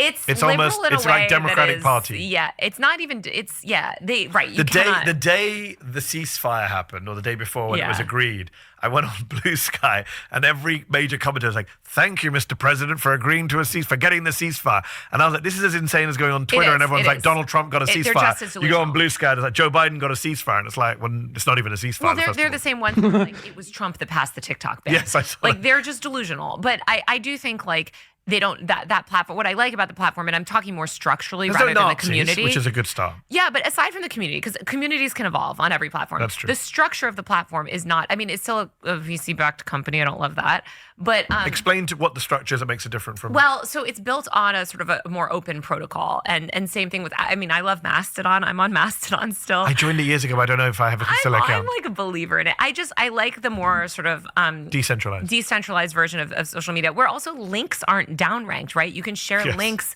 and get access to the web. I feel like all of these social platforms, we've moved into this, walled garden. Well, Instagram world. has always annoyed me that I can't link to things Yeah, unless I go because- into a story. And then obviously Musk downplayed links to anywhere, especially Substack, Mhm. where we operate, which is such a free speech champion. So on Blue Sky, that doesn't apply. No, Blue Sky, you can share links, and I appreciate that. So that's like, it's slightly better, but I still think we just need a better model of media. And ironically, we need things like RSS, right? Like the open web, right? Like we need websites back. That's my dream, is to bring back blogs. But Are you guys on Mastodon? I don't even know if I'm on Mastodon. I probably am. I probably signed up a long time ago. Last question to you, because we're running out of time, but I got to ask. We started by talking about how the Democrats effed up The fuck is a Mastodon? It's like a Twitter. It's like a social media platform that's like open source, right? Decentralized. Discord meets Twitter, kind of. Yeah, but more confusing. Yeah. Yeah. Twitter, but it's BitTorrent. the TikTok ban and how Donald Trump has taken advantage of it and is running with it. What should Democrats do now when it comes to social media? You talked about not regulating it out of existence, but clearly social media, or the social media bosses and the way that it's being used, is a threat to the Democratic Party, to liberalism, to progressivism. Will Stancil, who's a outspoken guy, and some people love him, some people hate him, wrote a piece for us this week about how Democrats basically need to go to war with social media and accept the fact that just get on board with Republicans. This is the problem. It's people like that. Burn the books. You know what I mean? Tap the phone lines. We're doing mass surveillance. We're doing suppression of speech. They're just lining up. They're singing. I've said this 100 times. You can go back. I've look in the oldest VOD you can find. I probably say it. Liberals will sing "God Bless America" as we are marched into the camps. Like, they will not lift a fucking finger to help us. In fact, they will facilitate it every single step of the way. Every single step of the way. That is so stupid. That is so incredibly stupid. Yes, because this I is was how going to wrap up the show, but I feel this is a good debate. Go on. This is how they end up voting for things. This is how you have Blumenthal and Warner and these other people voting for things like the Kids Online Safety Act and these regressive censorship bills in the aim of cracking down on it. But is the argument cracking down? But is the argument actually recognizing? Are you gonna watch it with it? You got a National Socialist? Come on, well, huh? I know what you mean. Maybe I think I know what you mean, but then you capitalized it too. So I'm like, are you showing your power level, or are you just That social media is how people get their information. We need to. We cannot have a world where we are against the internet. Not against the internet, but let me give you one example. When Elon Musk went to buy Twitter, Yeah. Democrats did nothing to stop him. Exactly. So Why? let me just be clear. I'm for cracking down on sort of the business side, right? I'm for cracking down on things like Elon Musk's weird takeover of Twitter, things like that. They didn't do anything. They didn't lift a finger to stop absolutely. him. If George Soros tried to buy Fox tomorrow, you think the Trump administration would let him? Let me be clear. at the ICE? Yeah, international. We fuck with that. At the Ice Town? The Ice Town chatter? We're watching you. Of course, I'm for that sort of regulation. But what Is that why? Wait a minute. Hold on. Is that why you didn't let that World War II veteran in? It wasn't about the dog at all. It wasn't about that dog at all. You didn't let the World War II veteran in because he was a Nazi killer. What Will and what these other sort of people end up doing is pushing this moral panic about the internet that ultimately causes Democrats to get on board with extreme far-right efforts to crack down on speech online, basically under the guise of cracking down on social media. They would say it's not about cracking down on speech, it's about engaging in that terrain and having that battle for too long. Instead of trying to be successful, trying to be of value. Can you say I'm not a Nazi? Please, if you don't type that as your next message, I'm going to ban you. What is this? What? Democrats thought if we go talk on Meet the Press and we go do an interview with Say it! Say it right now or it's over. Say it right now.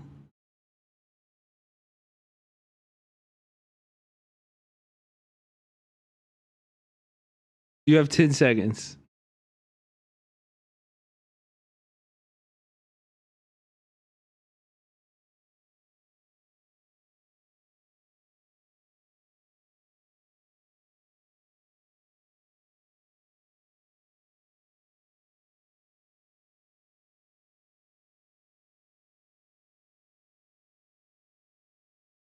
I didn't click it. I didn't click it. But also, what the fuck? What the fuck? Only a National Socialist Party. And then we called it out. Like, I can understand. Maybe it was just a slip up. That's not what you meant. Looking back, that's such a funny mistake. We all laugh at it, you know? But then he just moved on. I see you. Like, I was in here all night, too. Just like... cares about. Meanwhile, Trump is all over social media. Republicans understood the importance of social media as a messaging platform, as an attention economy. And Democrats haven't. And I think the argument is... That's what I mean. And pick fights and battles. Right, go to those places, but don't seek to stifle and control speech on these. That's what we're saying, Prodigy. We're saying, wait, it wasn't about the dog at all. It wasn't about the dog at all. These platforms, which is what they continue to do. Democrats should be fighting tooth and nail against these age verification laws, against these, like, again, this moral panic about kids and tech. You had Barack Obama put Jonathan Haidt's crazy conspiracy theory bullshit book, The Anxious Generation, which, by the way, Reason Magazine did an excellent takedown of the pseudoscience that is in that book, on his best year, reading list. This is a man who has promoted some of the most dangerous tech policy, that I would argue that we've seen. And you have Democrats going along with it under the guise of cracking down on big tech. Yeah. This is the same thing that led them to banning TikTok, the exact same thing. We're cracking down on big tech. We're banning TikTok. So what is That's your... not how you should crack down on tech. Okay, my new last question. It really makes me mad because no one is defending speech. No one is defending speech online. Okay, so let me ask you this then. If you are a Democratic politician faced with a tsunami of bullshit online, right? You put out a press release, but Elon Musk puts one tweet and destroys your press release. Mark Zuckerberg allows bullshit to be said. You're living in a world where Americans thought we were in a recession this last summer. That's partly because of social media. Let's be honest about that. That's partly because of TikTok saying, oh, inflation, whatever. What do you do as a Democratic Party politician to deal with the fact that you are getting destroyed online? The Democrats should try engaging in these online spaces, and they won't. Even if it's weighted against you, which it is. Yes, and part of Yeah, but it's weighted against you because they don't engage in it. Like, can you... dude, it's so blatant. Like, you guys don't do anything. Don't be old fucks. Right. It's also... There's such a huge opening, chat. Kenneth Mejia. Look at the city of Los Angeles, all right? Kenneth Mejia ran a campaign that was digital forward, okay? Had an incredible website that was providing voters with information about the city's budget that had not been accessible in years, was all over TikTok, was blowing TikTok the fuck up. It was a huge part of his campaign. His video content was fire. His Twitter content was fire. He got more votes than either mayoral candidates in the race, even though hundreds of millions of dollars was spent on the mayoral candidates race.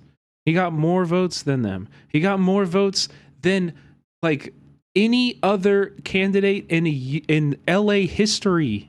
Okay? Like, there is such an opening if you have effective communication and you have like a good social media platform. That's why I am low-key like kind of interested in Zoran. I'm not, if I'm pronouncing that wrong, like please correct me.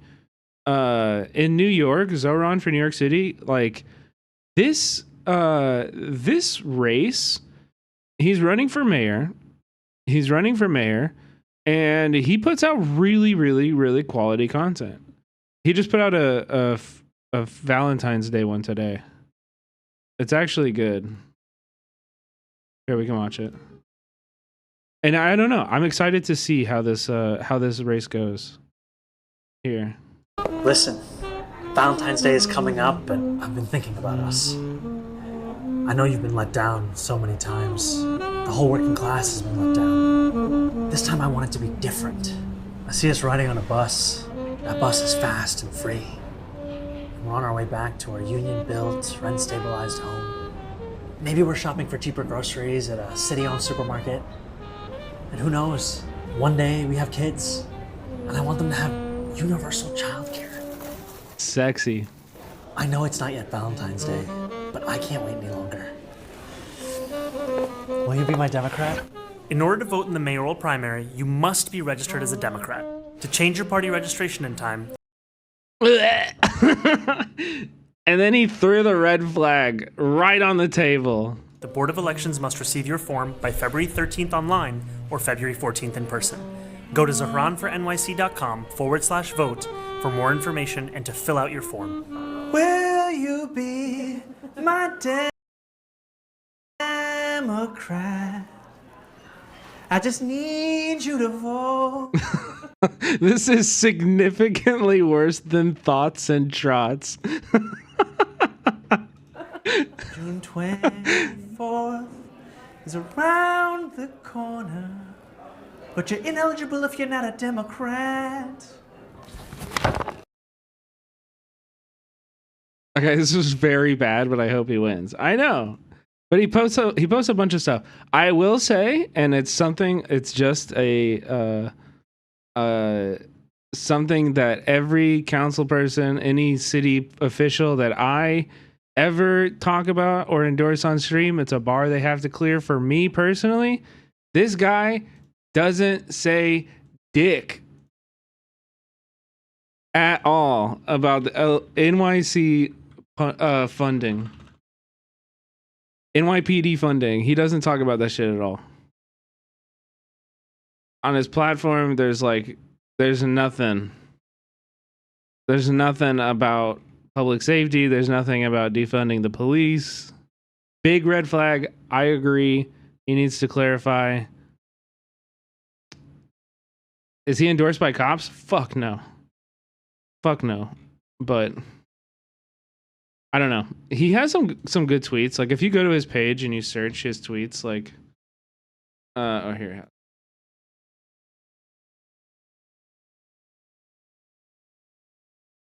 You know, he has tweets from 2020 where he's like, the entire carceral system is unreformable, defund to dismantle. So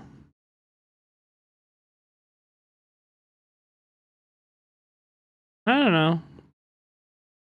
You know, he's saying it. He's saying it in 2020, but are you only saying it if it's convenient, or are you saying it because it's the right policy and we need people to communicate it? That's the thing. We need to explain to people how our city budgets are being managed right now. And why your cities look the way they do. And the answer to that, if it doesn't mention police budgets, it's not telling the truth.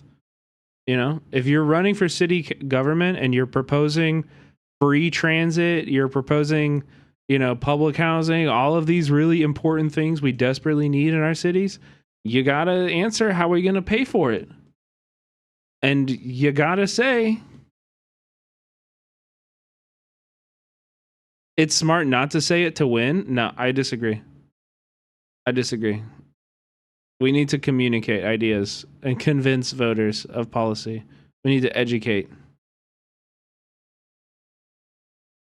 Power is it's not the end of the win, you know? Power for power's sake, winning for winning's, like, just to win is how we get, like, Kamala. Like, literally. That is the argument for Kamala. If, like, there's no point in winning if we don't get anything out of it. If we don't get justice out of winning, then there's, like, we are not winning. We need to redefine what it means to win. Winning is policy change. Winning is material changes. It is not an election result. And so we haven't been winning in a very fucking long time, regardless of who's been winning elections. You know? Part of the reason it's weighted against them is because they have abdicated control and sort of influence to the right. They are so against amassing online influence because they're such institutionalists. Look at the DNC. Look at the fact that they literally revoked Hasan Piker's credentials on stream, or the fact that they are so allergic to actually obtaining online influence, and that is what the right has succeeded in because they've been doing it for decades. This project has begun years ago, and so Democrats are playing catch up. But they can't just try to regulate it out of existence. The internet, we're not getting less. The world's not getting less digital or less interconnected. So they need to wake up and live in reality. And the reason that they don't like to go into these online spaces and that they're so hesitant to sort of try to amass online is because they're pushing a lot of really unpopular policies, and they know that this space is online. Yep, and they get confronted with actual responses from actual working voters. Yup. Yup. They fucking hate online. Well, hold on. So are the Republicans. Of course. But they don't mind going in those spaces. They and don't pushing go into those unpopular policies. spaces. Exactly. And I think that the Democrats, especially the establishment Democrats, they would never engage. Who revoked his credentials? The DNC. These like leftist sides of the internet. So true. And look at something like Luigi, right? Like that sort of the fandom that arises when you see genuine sort of anti-establishment populism on the internet. These are popular ideologies that the Democrats... They don't want to touch it with a barge pole. Meanwhile, Trump hosts, far-right freaks at his house for dinner from the internet. Exactly. Yeah. On that depressing note, but good advice. If they listen to you, we could be inspired. They should be the party of actually protecting free speech. That's what I would love to see. Well said. Let's agree on that and end. Yeah, also, did you guys notice that New York Times article never came out? Did that New York Times article ever come out? It didn't, right? Like that got cut by the editor as well. What article? When Hasan was getting kicked out of the DNC, he was in the middle of an interview with the New York Times.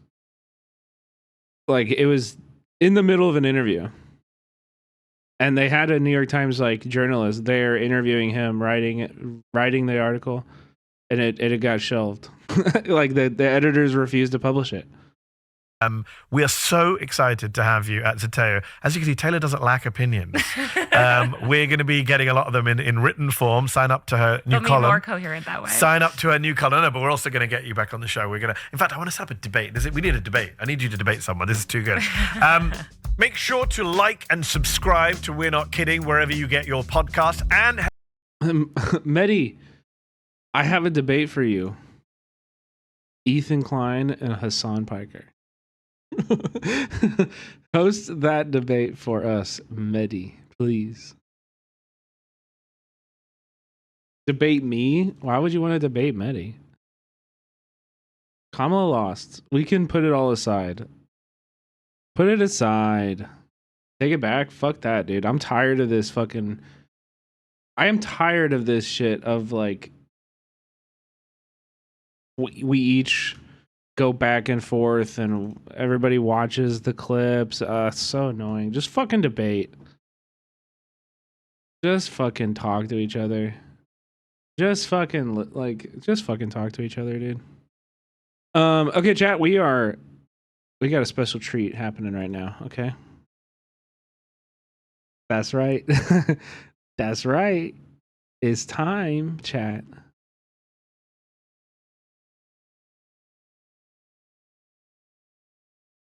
Hyper hard-boiled gourmet report.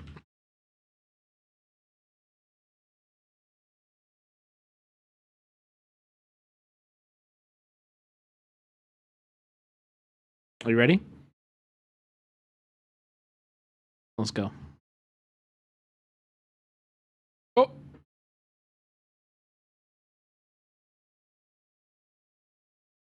Frick.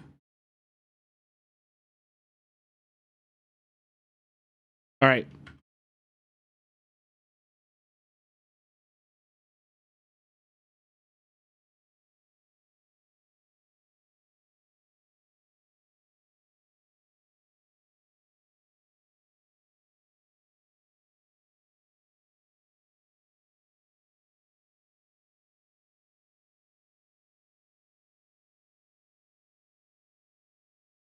What do crazy people around the world eat? And by crazy people, they mean like people in precarious situations. Oh, fuck, no audio? Fuck, my bad. Okay, 1 second. We'll replay it. My bad. I was getting my camera set up.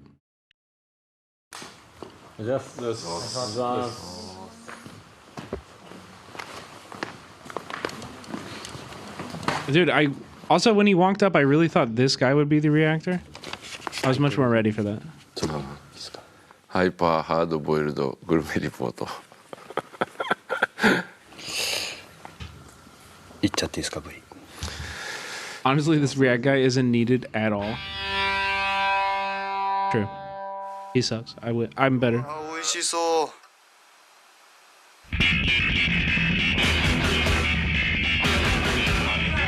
North Korea?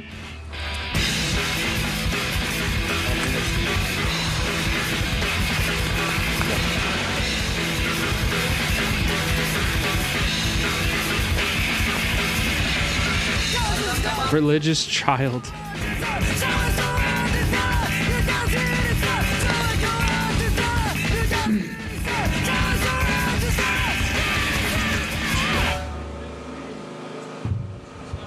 Everyone gets hungry, baby. Wait, what's better? Over here?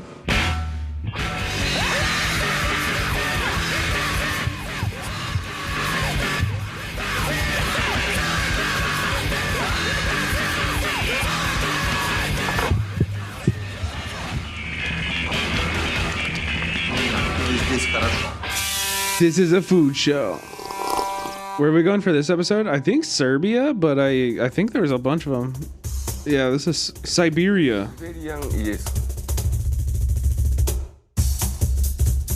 Cult commune is said to exist in the remote Siberian highlands. カルト教団。またシベリアやしね。おお。Vladivostok. その辺で結構未開の地多いんですよね。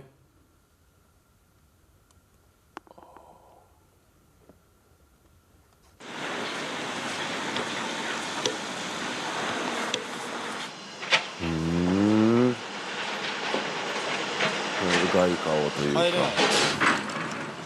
絶対帰らない。え？絶対帰らない。クローズします。あ、入れない？もちろん。ウラジオストク市役所の下に北朝鮮レストランがあるんだ。カメラ大丈夫ですかね？もちろん。国営の北朝鮮レストラン。はあ。うわ、暗。There are 5 state-run North Korean restaurants in Vladivostok. 北朝鮮の方ですか？あ、北朝鮮の方。なんでここ来たんですか？ロシアに。We did 1. There's 2 LA episodes. うちってрусский язык。今の子は自分で来てるかもしれないけど。自分じゃない。彼女は自分じゃない。とりあえず国が起こったこと。ね。やっぱちょっとリアクションまあありましたもんね。北朝鮮にはいない。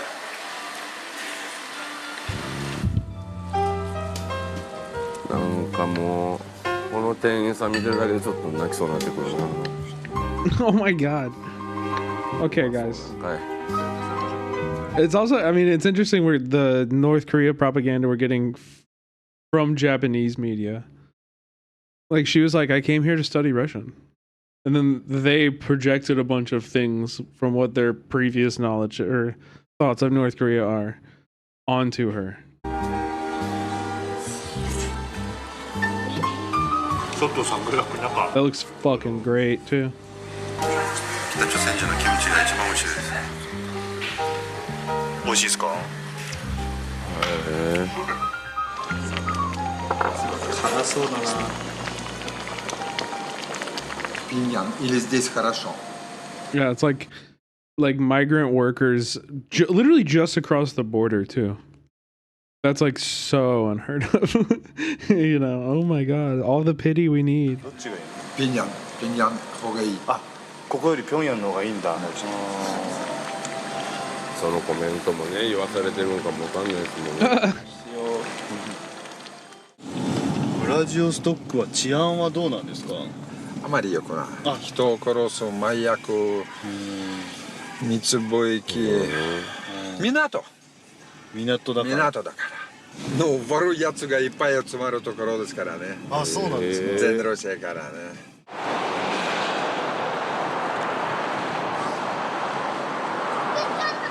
Is that guy's a Russian, English, Japanese speaker. やばいやつ。ここ？いやこんなところ悪い。めっちゃ悪いやろ。That looks like a dangerous part of town. I can tell because of the graffiti. 確かに。とっても古い町。このうちみんな130年ぐらいです。Hello. Здесь дядьки злые не ходят? Ходят иногда. Ходят иногда. Особенно вот в этом подъезде. Только неこの建物の中。あ、この建物にいるの？ Нас по телевидению показывают. Нас по телеку показывают. Nice to meet you. He was walking up to with a mission, bro. はあ、職業秘密。よろしくお願いします。ああ、彼が今日案内してくれる。Such an aggressive walk, yeah. すっごい歩くの早い。バイバイバイバイ。うわ、暗い。たまり場飯。Rugged in food.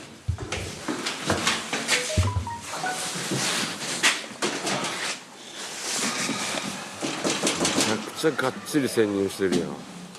ディレクター一人でこんなとこよう行くわ、ほんま。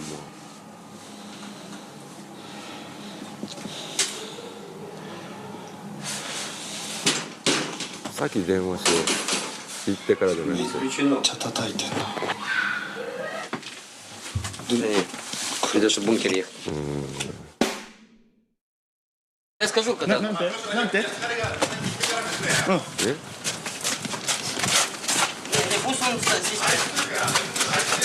OK。なんか怖いな、こんなとこ。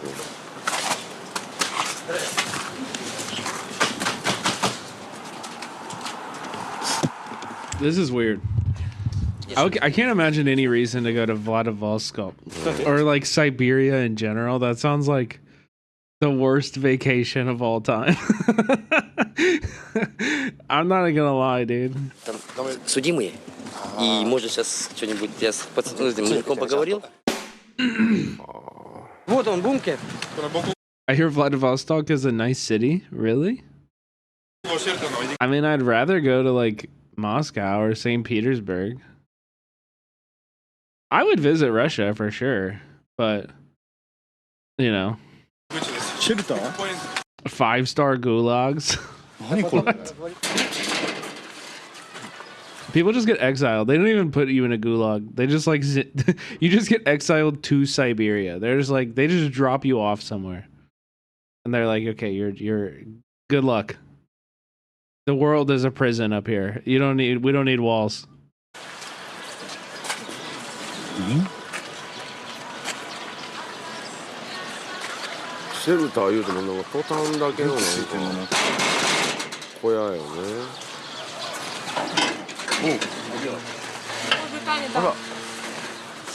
Ребят, пропустишь пока? Я его позову. Вместе сюда. Да, давай. Заходите. Заходите. Давайте. どうも。Здравствуйте. Oh yeah, I would. Walls?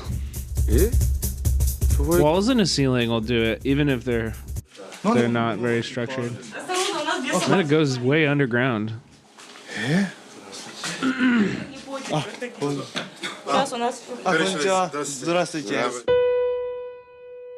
What is going on? We're watching a Japanese food show that's exploring a underground crime scene of Vladivostok. And puppies. Нет.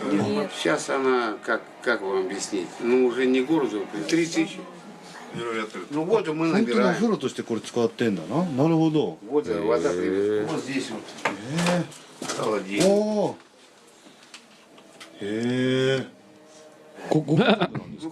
Да. Или как парень с девушкой? Нет, да, парень с девушкой. А разница какая? Парень с девушкой.今日のご飯って見せてもらえませんか？ Oh my god, those puppies are so cute. Здесь мы готовим. あ、キッチンだ。Здесь готовим.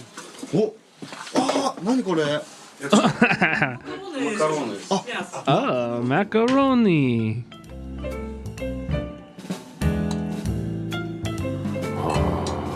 An offal.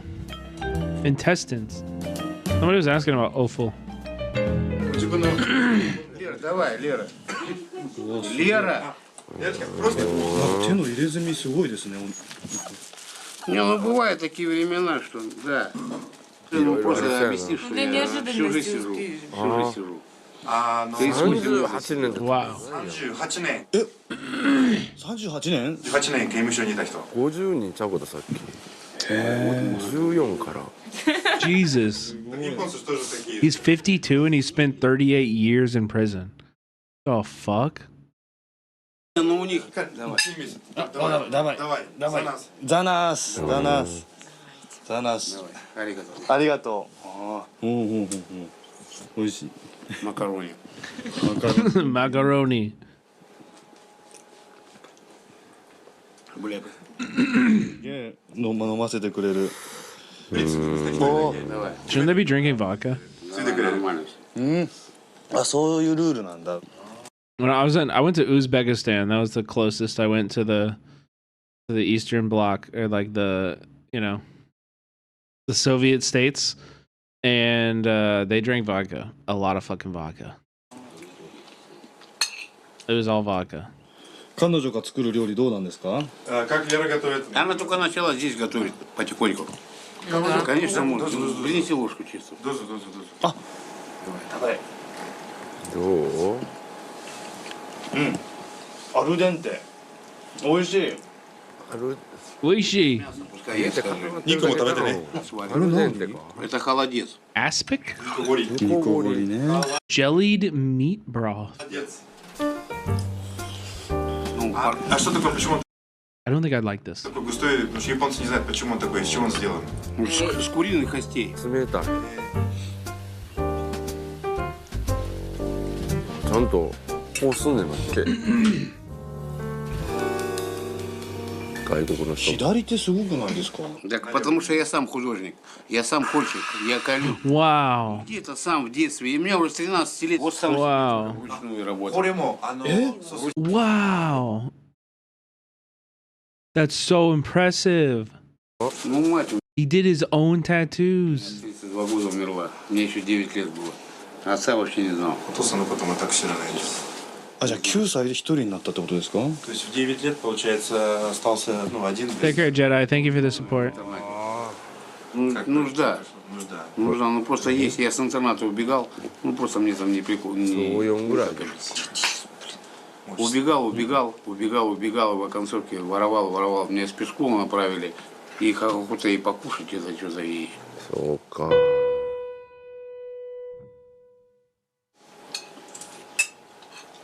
His stealing of food led him to spending 38 of his 52 years in prison? Oh my fucking god, dude. あ、そうか、出たり入ったりってことね。Блин, у меня зубов-то нету. なんでそのもう犯罪やめようと思ったんですか？ Годы. Раньше это канал, там вот это наколки все. ここでの暮らしってどうなんですか？ Здесь как жизнь? Ну, на больше я вообще не рассчитывал. That's what he's claiming, alcoholic. Yeah. Я мечтал. Просто мечтал, ну, чтобы у меня была работа, помещение, девчонка. Ну что, даже вот эти щенята. 結婚みたいなことってあるんですか、お二人は。Я собираюсь. 私はですね、結婚したい。お、そっか、結婚したいんだね。どうしたの？ увидим. 様子見ながら考えましょう。Мозги компостируют.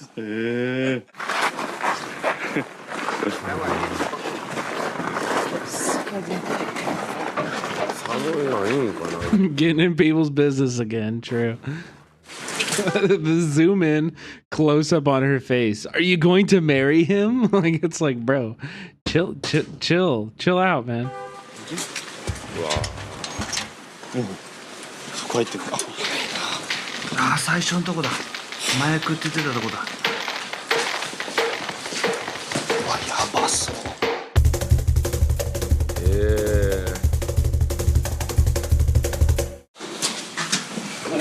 Going back to the drug den.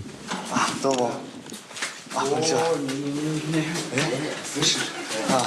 ずらしといて。強いんだな。Здравствуйте. Здравствуйте. Здравствуйте. Все, давайте, пацаны, давайте на пока на улице. Здравствуйте. Здравствуйте. Здравствуйте. Здравствуйте. Здравствуйте.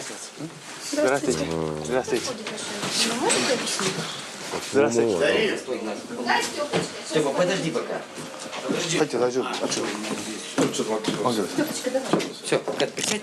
Все, начинаем снимать. Все, то есть ты можешь объяснить. Только одна? Екатерина одна, что ли? Нет, они будут, ну, они сейчас пока перекурят. Wow, もう絶対あるやん薬。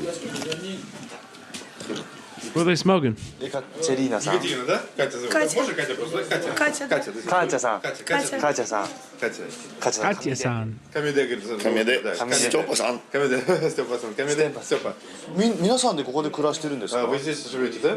Живете в Владивостоке. Содес. 何人いるんですか？ Сколько человек у вас? Семья? Двое. Я, она. А это друзья. 二人ですけれども、友達。二人はご夫婦？ Вы или как просто парень-девушка? Сожители. Сожители. Ну, каждый. А это гражданская дочка. Oh, wow. 皆さんお仕事は何してるんですか？ Я работаю на почте. Нет, вы знаете, я устроилась почтальоном, но у меня это... Можно я покажу? Степа, уйди! Она приходит, расфасовывает, и мы вместе по адресам. She fucking hates him. Марья Ивановна. Да, Марья Ивановна. Марья Ивановна. Я тоже люблю. 1200 стоит. Чего? でも結構家がね、ちょっとボロボロしてるけど。Это самое... Bro. Это уже старое, да? Вот немножко так. Это здание строили еще японцы, которые были на пленной земле. Степа! She hates him. She fucking hates his guts, dude. 使うとですね、自殺したりとかですね、なんかもう事故の今奥 What? 彼女タバコの灰食べて。 I have never in my life. What? Сначала лекарь перед.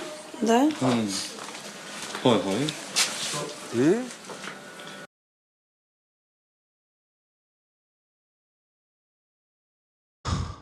Huh.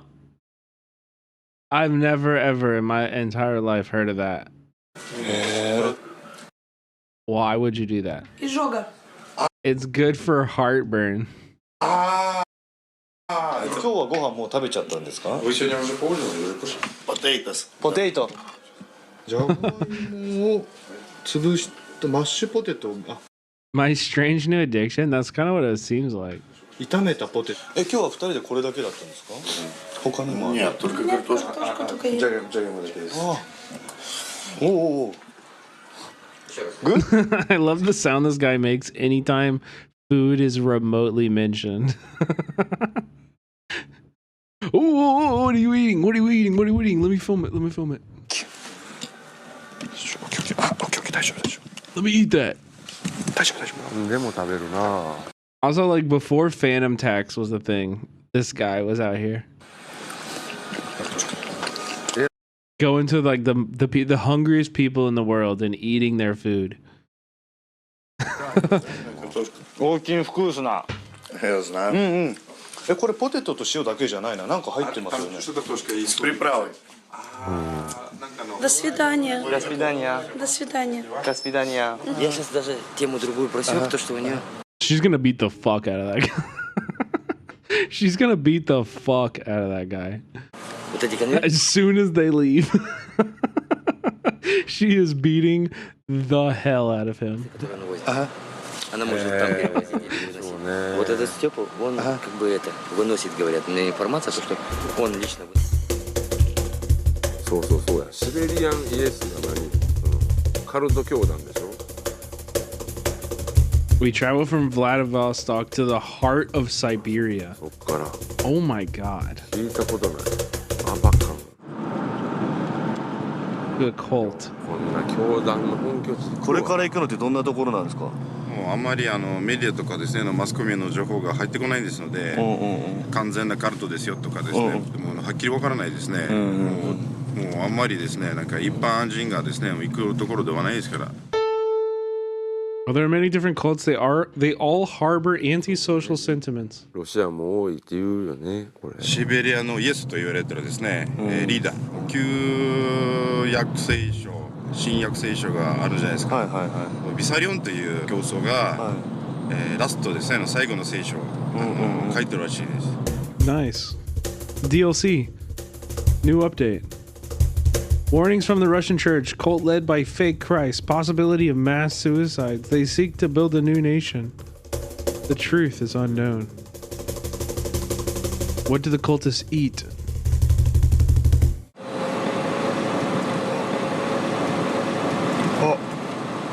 Oh, これだ。OK。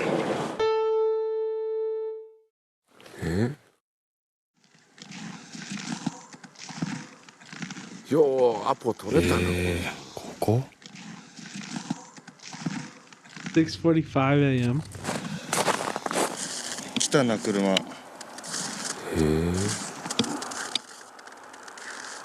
あれかな。怖いねこんなとこ殺されたってもう誰も気づかない。乗ってるね。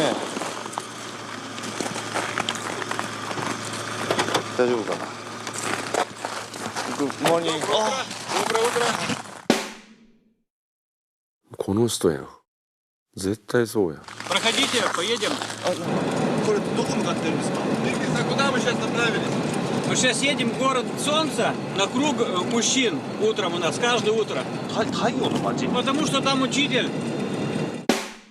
We head to the gathering at the City of the Sun, held every morning at 8 a.m. Да, я живу в Петропавловке 17 лет уже. 教祖様ってどんな感じの方なんですか？ Вот я могу любой вопрос учителю задать, он мне ответит. Все, что касается моей жизни на земле. 我々教祖に会えますかね？ Это и сложно, и несложно. Это как учитель скажет. Мы не I hope they meet him. Учитель, у него... Если он почувствует, он права сказали, учитель знает уже, что мы сюда едем к нему.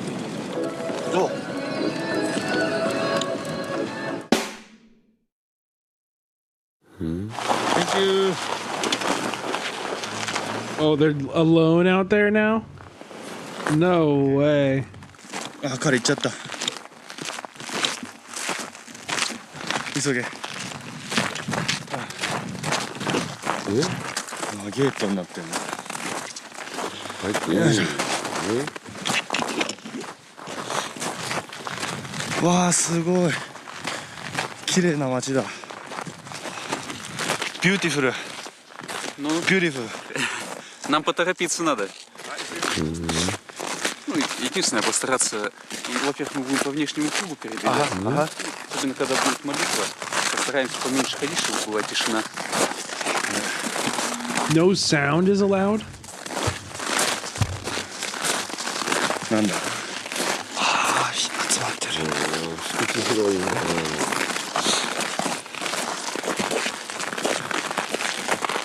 なんだこれ。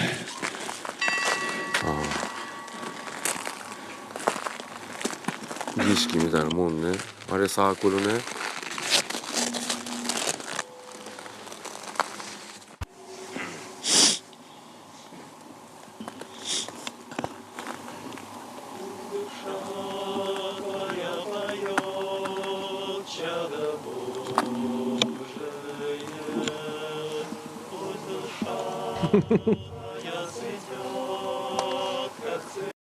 What if he farted?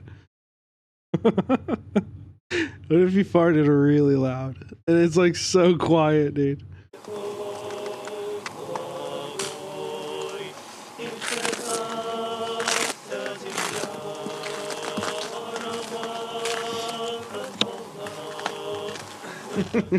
Yeah.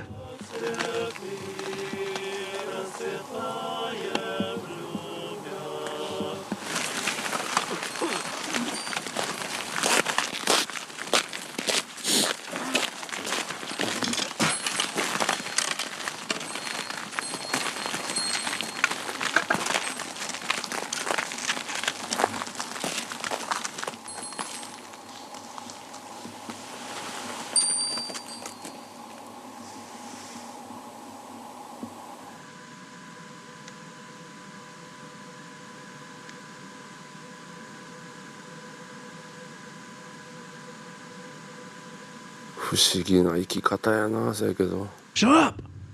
Shh. Shh.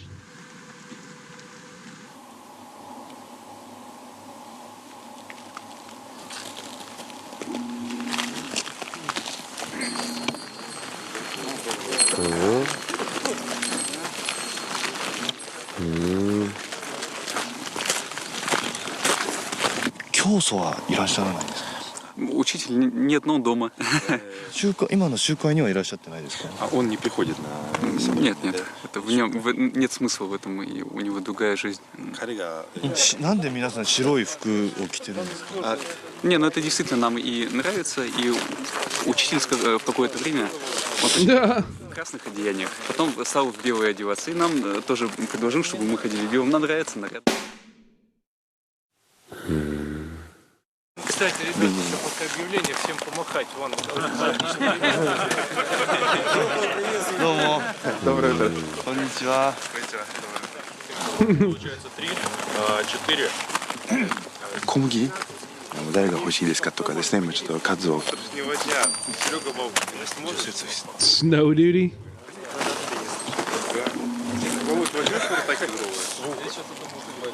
Вы первый японец, который к нам сюда приехал.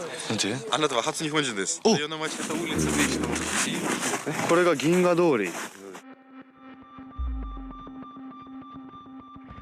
しかもこれめちゃめちゃ僻地ですよね、こんなとこ。すごい。ほんま街になってるな。この空開拓したのか。That's wild. なるほど。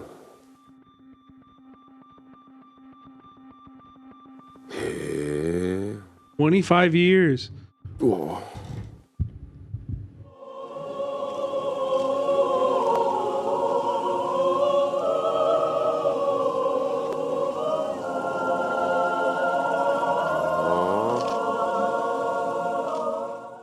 Ну да, пойдемте, нас уже ждут сейчас на завтрак в гости. Спасибо.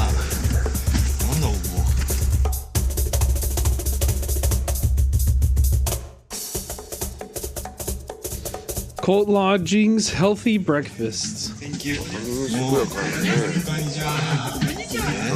食べれそう。競争。 おお。 Располагайтесь. すごい。二段ベッドになってんだ。 This looks nice. Oh, we have to pay? Борщ? Лавровый лист. Я называю пицца, ну вообще пирог. Должны будем очень четко разбить, потом Киш. Сыр, яйца. Чиз то卵. Кисломолочный продукт, да. Сыр. 一緒ね、僕もそうです。 Сметана тоже домашняя. ぜひ食べます。 Да, это закваска сама, которая... Сейчас она у вас уже своя собственная. Ooh, whoa, whoa, whoa, whoa, whoa, whoa, whoa, whoa. Y'all got a fucking nice cheese spread. Вместе дома прямо. Это в вине замоченный вот. Он пьет? Он пьет? Саке?お酒 Yes, yes.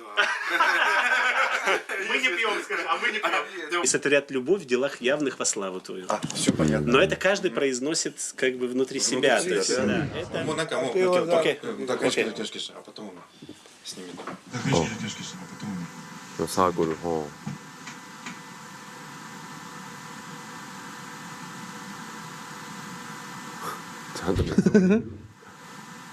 Wait, I want to run that back real quick. Look at them both open their eyes and like look around real quick and then close them again. Watch.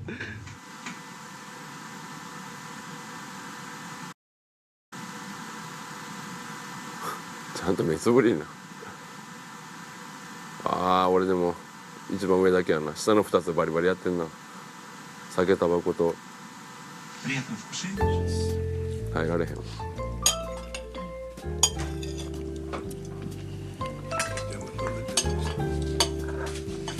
Борщ.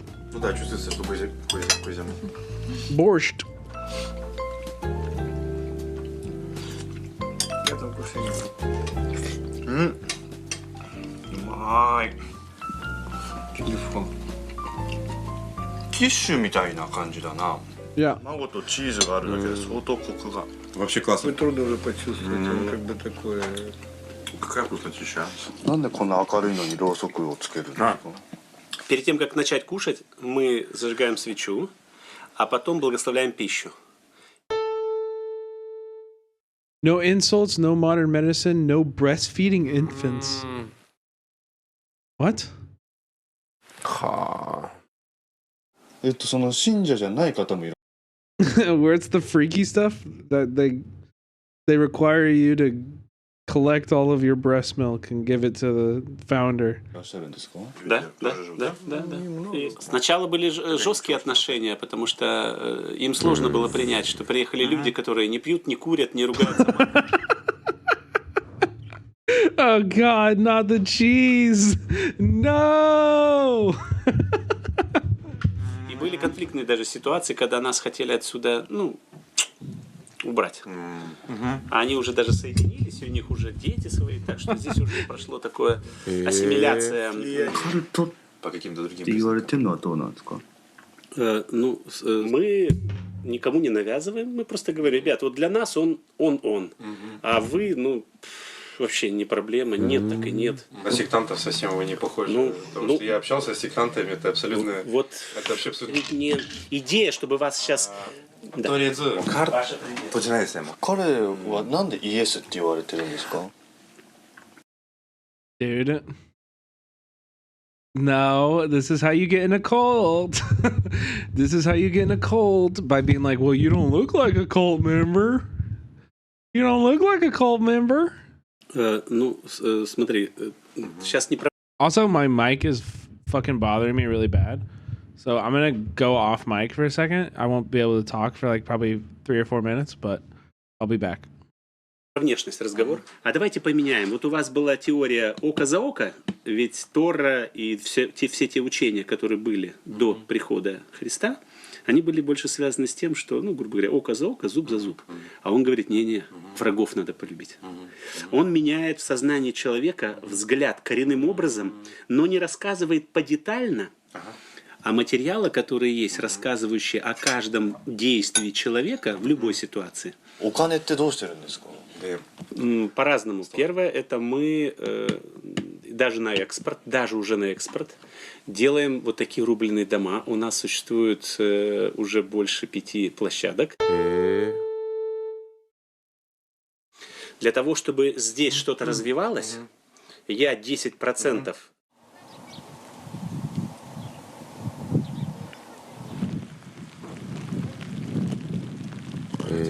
iPhone スタンドすげえいいじゃん12,000円ぐらい高っバ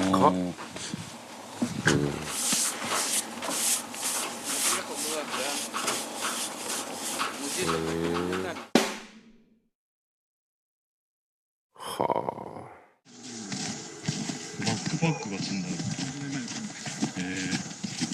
Здравствуйте, Егор.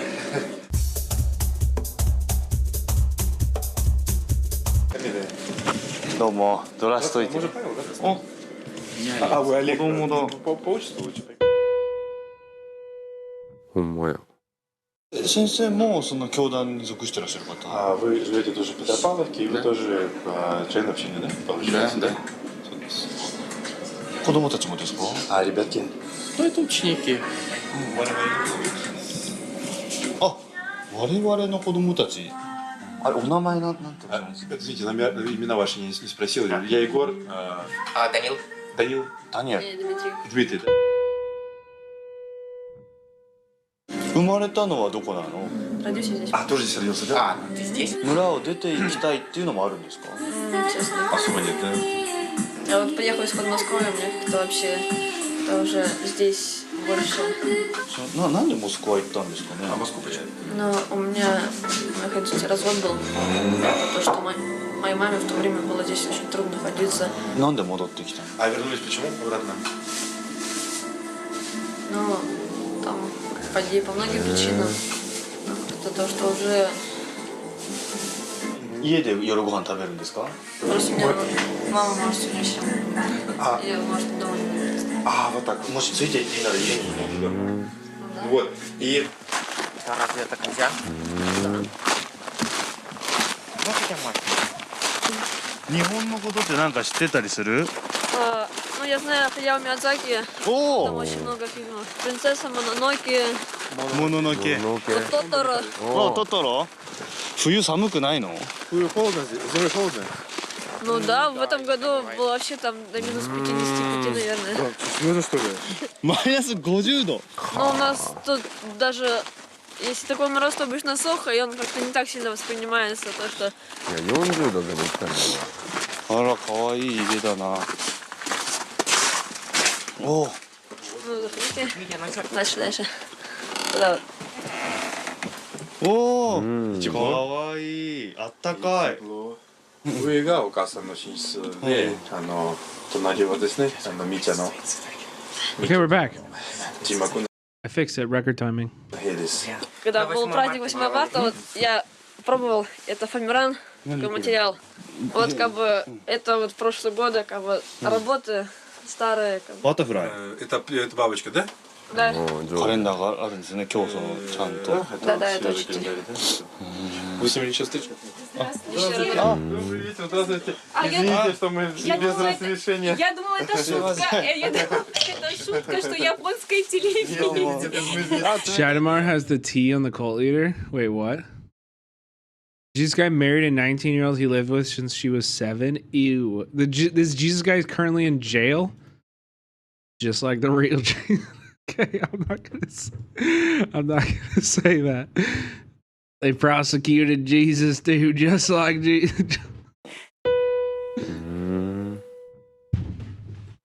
Или как там вот помню, поднимали. Я не помню, очень поднимали.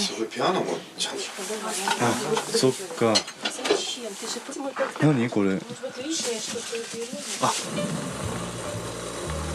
購入。あ、そうか。信者はベジタリアンだからね。哺乳製品を食べるやろうけど。ああ。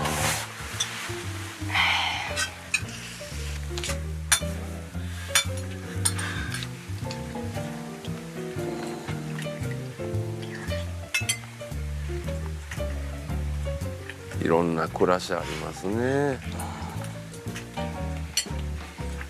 Вы так всегда кушаете. 美味しいドミ君。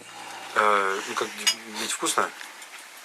Да, очень. Потому что. Они проголодались. ちょっとこれ答えづらいかもしれないんですけど、この宗教が、カルトだって言われてると思うんだけど、それは知ってる？ И так далее. Почему так люди говорят, что ты думаешь по этому поводу? Ну, я об этом мало слышал. Who's in the top left? That's my he's my friend. We're both reacting. I paid him to come on and react so that I can go pee sometimes. You know what I mean? Слышал как-то... That's a Japanese Brett. Yeah, exactly. Я с этим не встречался, потому что если вот... Я знаю только те, которые знают общину, только в этих местах. А в других местах как-то... Ну, счастье, это тоже как такое расплывчатое понимание, как бы то, что мы становимся счастливыми, как бы от помощи другому человеку, как бы то, что и ну я помогаю этому человеку, я вижу то, что он радуется, я счастлив. They seem dangerously chill. Dangerously chill, right?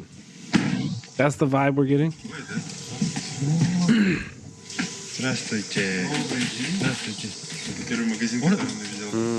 Никуあるじゃない。肉ソーセージだ。ほんまや。じゃあ私はこれ何です。なんでやろ。 Is the kid media trained? No, he's not a Houthi. He's not a Houthi, you know. That kid looked traumatized to me more than any Bible study kid. You know? What's the name of this cult? Siberian Jesus cult. I don't know. That's what they called it in this. Здесь в основном, когда вот виссарионовцев не было, тут много жило старообрядцев, а когда они поехали, староверы все съехали. Ну, вот Church of the Last Testament. Oh. семья остались. Ну, как они не биологически, так они... Can you buy the Last Testament? Like, can you read it? Or is it like for? Does it like not leave? Do you have to go? Sorry, you have to go to Siberia, or can you read it? Правильно, тут все добронец, внутри флага, но староверы просто боялись, что дети там уйдут в их... あまりですね、別のところに引っ越しちゃった人。へー。 Yo, Carter. What up, Carter Raiders? Welcome in. You guys are in here for a treat of a stream. I hope you all had a good time over at Carter's spot down under. Lifting heaps down under here. You got a nice little adorable little dog down under. My accent's so bad. When do you move? Into this month. Into this month. So Carter's kind of fascist now. Yikes. Ouch. Yikes. Wait, where are you moving to? I'm moving to Kansas City. Kansas City, Missouri. Probably. But yeah, thanks, Carter. I hope you have a good time. Chat, we are watching a very hard to find Japanese food show called Hyper Hardboiled Gourmet Report, where they go to like the most precarious places in the world. Right now they're in like a Siberian cult, and they're just like talking to people and documenting what they're eating. It's very weird. It's a good show though. This is the 3rd episode, and we're about to finish it and start another episode. へー。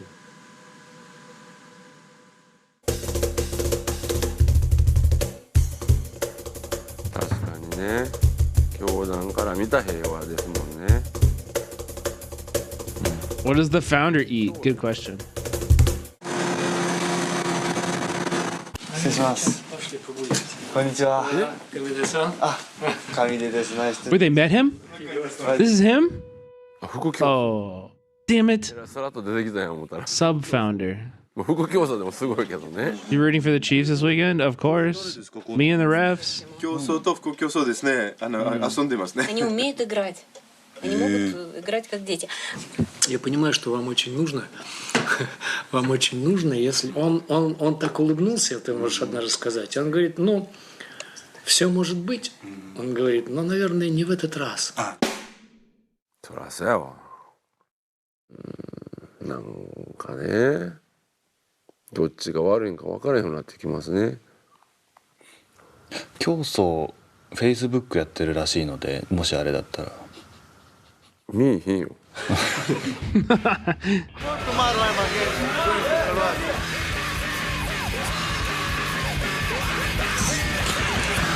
Perilous border crossing. That's like a next episode. Okay, well, let's get into it. Oh, the next one. This one was Siberia. The next one is Serbia.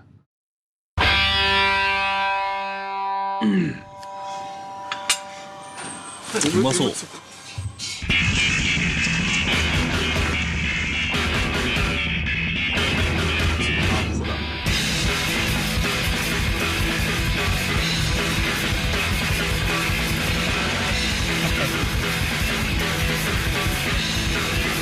This show is so crazy.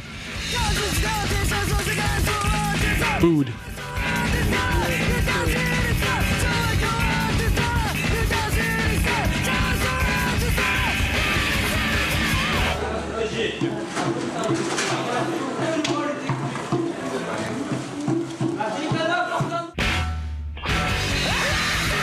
Where did you find this show?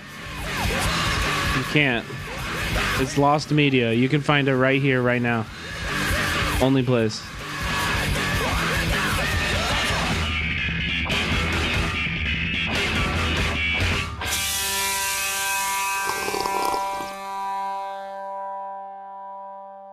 Please seed.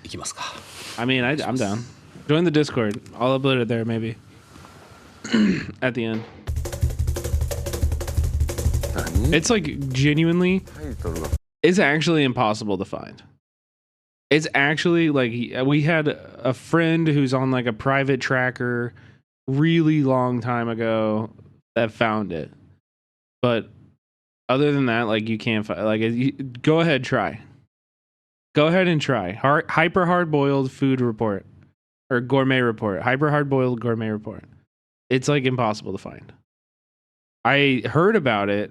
I think somebody told Becca about it, and Becca told me about it. And then I Googled it, and I was like, oh shit. And then Becca reminded me about it last week, and I was like, oh fuck, I do want to watch that. 経済地国です。ブルガリアとギリシャの国境。東ヨーロッ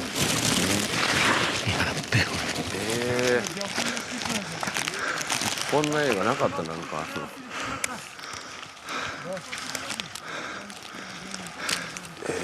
They made a graphic novel version of the show. That's awesome. Yeah.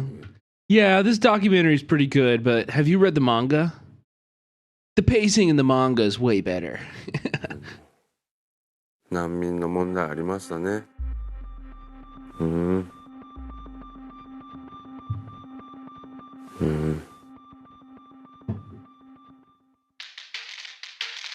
Every year, tens of thousands of people abandon their homelands and take a long, dangerous journey of 5,000 kilometers on foot.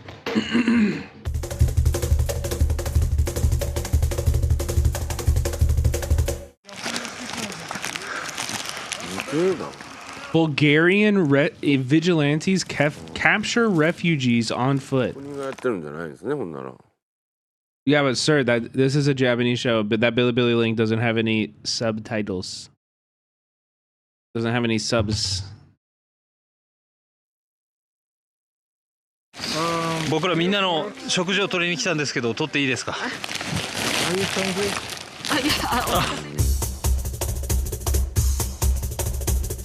うわ、すげえ。焚き火。 I mean, it wasn't me. Chat already went through all of this. It's a very fucking hard show to find. That's why I'm bringing it to you. Exclusive fucking rare content.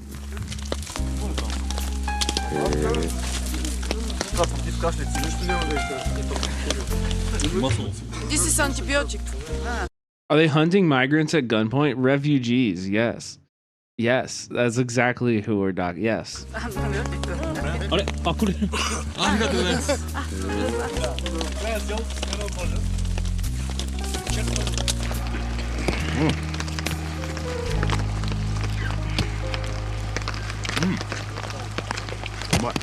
どういう気持ちなんですか、その捕まえるとき。They enter our borders in civil clothes. How can you be tolerant with somebody who wants to injure you or kill you? What? They're refugees fleeing a war. This is war. Looks like it's on Usenet. Yeah, I think that's where we got it, BC. I think that is where we got it. По наши данни им раздават листовки, където ще намерят хубав живот в Европа, ще им подарят къща, кола на чужди, за чужди интереси. Ние сме длъжни като народ да станем и да се защитим. And the Japanese reactor up there never says anything of value. He just goes, "Oh, ooh," and then he just said, "Everybody has an opinion." Watching a bunch of Nazis, vigilantes going around murdering refugees. Everybody has an opinion. Who can say, you know? It's so funny. What's his story? No idea. He's just a face in the corner of the screen. Same as me. Who am I to judge? You know, who am I to judge, really? You know what I mean? I found it on one of the private torrent sites I use. Chicane, can you invite me? I used to be on what.cd. I'll have a good ratio. Message me on Discord. Send me an invite. I've been trying to get on a private like video tracker for so fucking long.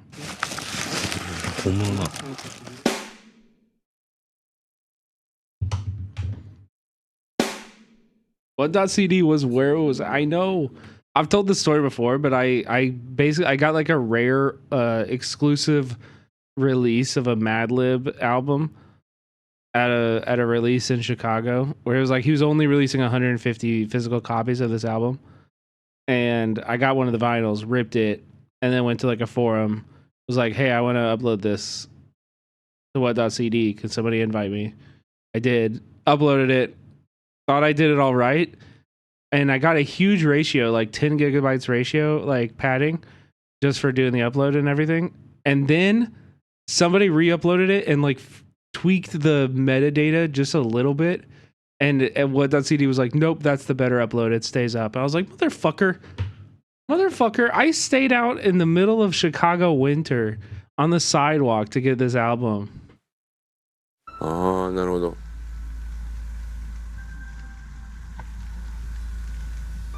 目指してるけど、ここに一旦おるってことね。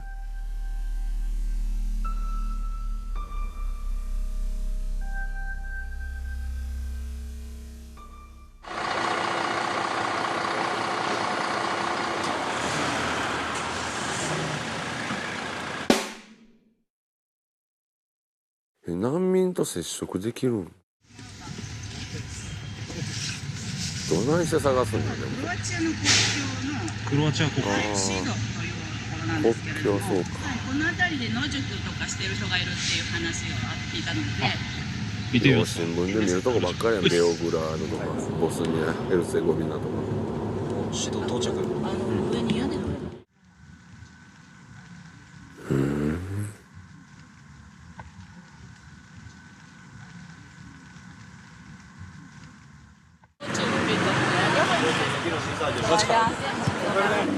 難民についてどう思ってる？Како мислите о мигранти? Лоши. Вару и то. Лоши. Banda. Ima neki problem? Ima. Pokrali su nam neki dan radnju. Lampe. Lampe? Pa delove s motora ispred zgrade su ukrali. やっぱいなくなってほしいですか？Ti će da ide. Nema on ti. Nema gde. どこにいるんですか、難民の人たちって？ Znam, tamo di ja radim, ima jedna napuštena fabrika. Pa tu, to sad prema... 難しい問題やな、これほんまに。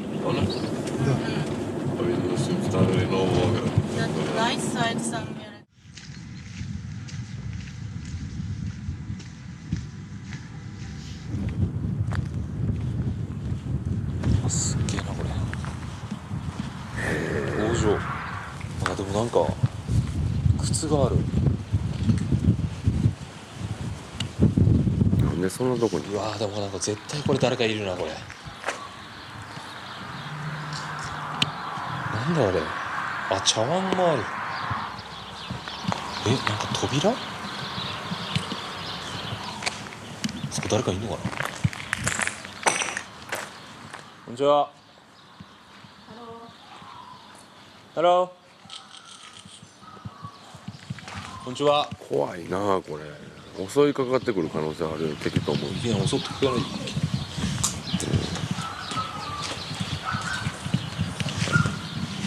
怖っ。バイオハザードみたいな。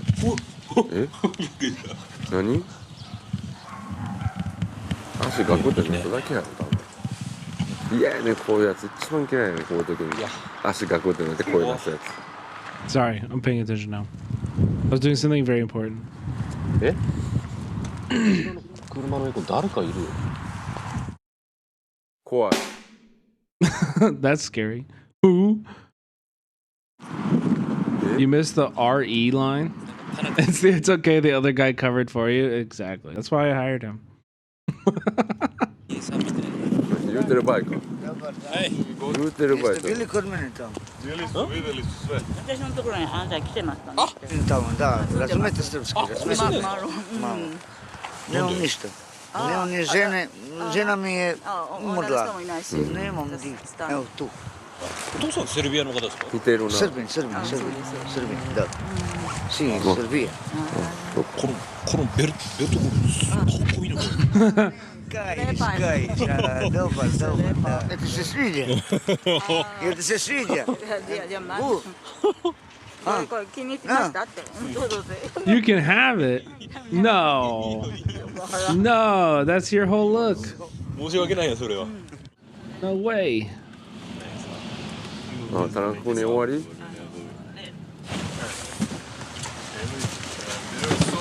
Kiko and some guys are in front of him, if you can see. Hell yeah, thank you, Chikane. I'll check it later. どこですか？あれ？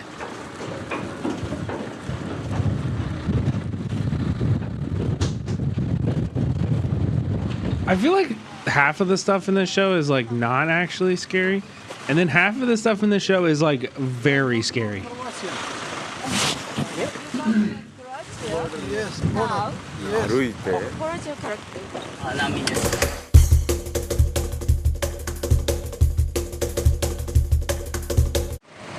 Bump from the Border Burger.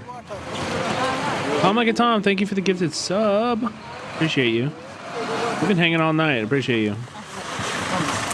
Okay.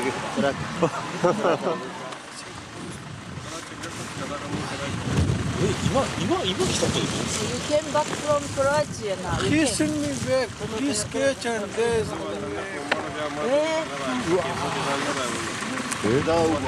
You got injured. Not. This bone inside bone is paining. Oof.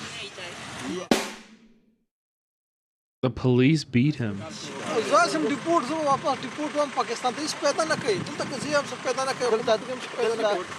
So where you come from?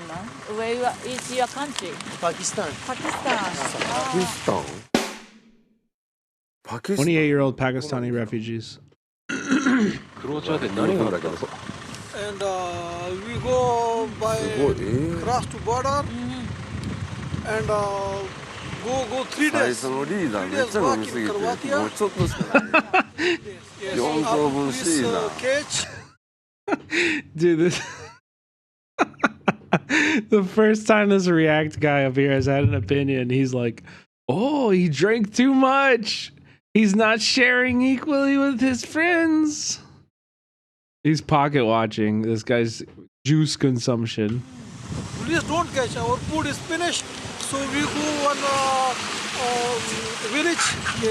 We take some food in the store, and that time somebody's come and they beat me, and police come and they beat and they take our some clothes other is through, and they take after they call the police and police come and they bring in the car and send there someone place and they told me to go there. He was captured after walking across the border for 3 days. So finally, which country you want? Anyone safe country. Any place? Yes. Europe. Anyone Europe country. 安住の地ね Now I am going to Now Belgrade. I'm going to Belgrade to see. By walk. By walk to By walk to where? go. I don't have money, but I am going by walk. Belgrade. Walk to where? Belgrade. Belgrade. Wow. Money is finished, we go by walk. 今日飯はどうするんですかね、聞いてもらっていいですか。 What are you going to eat? Where to going to eat dinner? Okay, to go. 食べ物もお金もないのに。 Yes. Yes. Here burger, yes. Here burger. Burger. もう金ないんでしょ。 Burger. You want to buy for me or no? あ、そうなるわ。 Okay, thank you. 全くお金ないですね。あ、そう。No money. No. いつからご飯食べてないんですか。 2 days ago. 5日前さ。 Feed them. He's hesitating. This was a problem last night where he was like trying to do some like journalist documentary thing, and he's like, you know, he's like, I'm gonna document this woman in Liberia prostituting herself to afford rice and soup, and I'm just gonna stand by and film it. And it's like, dude, like, just fucking buy her food. Just like, I was like, I hope that he paid her off camera something. Like, you are taking these images and making money. Like, how that is so exploitive. And it's the same thing here. It's like, dude, pay the buy them food. Here too much people. ここに。あ、too much? Too much people. You go there. This is very good restaurant. They are very good restaurant. No, 10 gifted, we feed people. Yeah. That's genuinely not that far from like Mr. Beast. Excuse me. You go inside and say. Oh, yeah. Pay for that. Yeah, yes. パキスタンの人からしたら寒いやろ。震えてはるやん。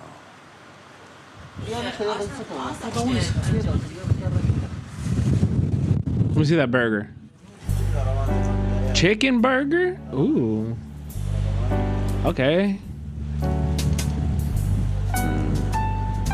That looks not bad. Yeah, that looks pretty good. I'd eat it. Fuck yeah, I would. 満点の方がええわ。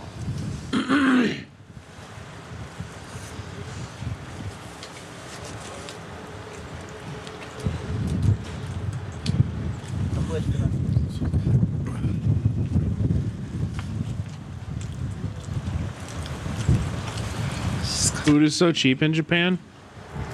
Try Vietnam. Go to Vietnam, dude.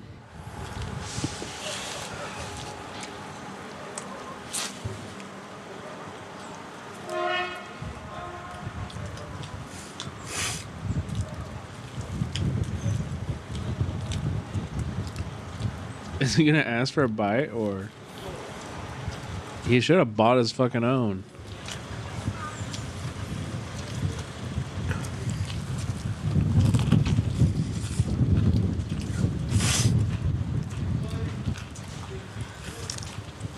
Oh hell yeah, salvage. Keep us updated. Where what city?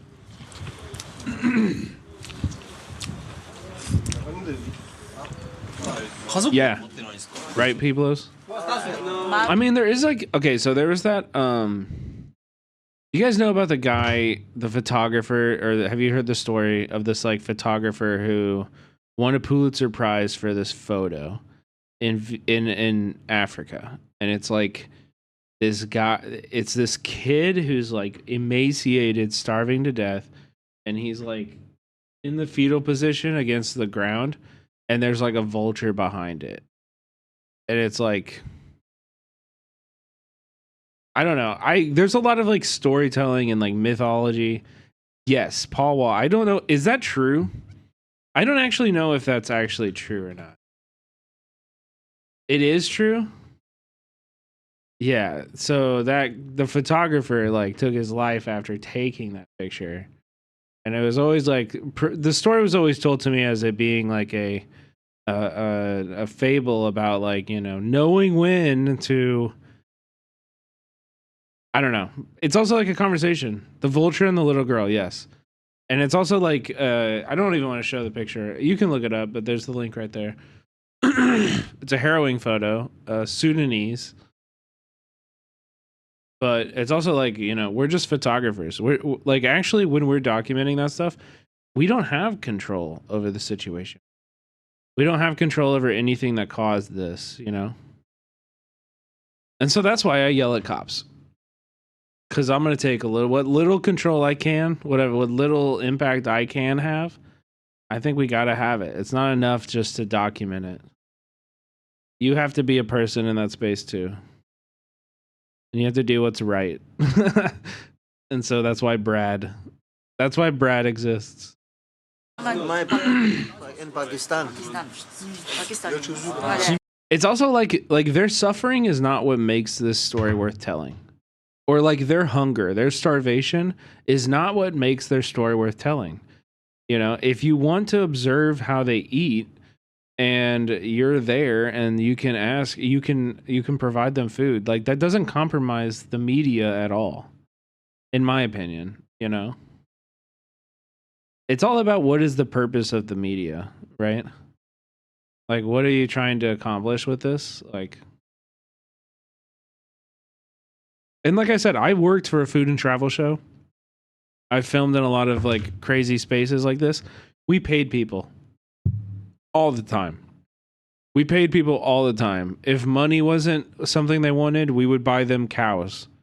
We would buy goats. We would buy pigs. Like, we traded livestock more than 5 times on the show with like tribal groups or indigenous, like, people that was the currency,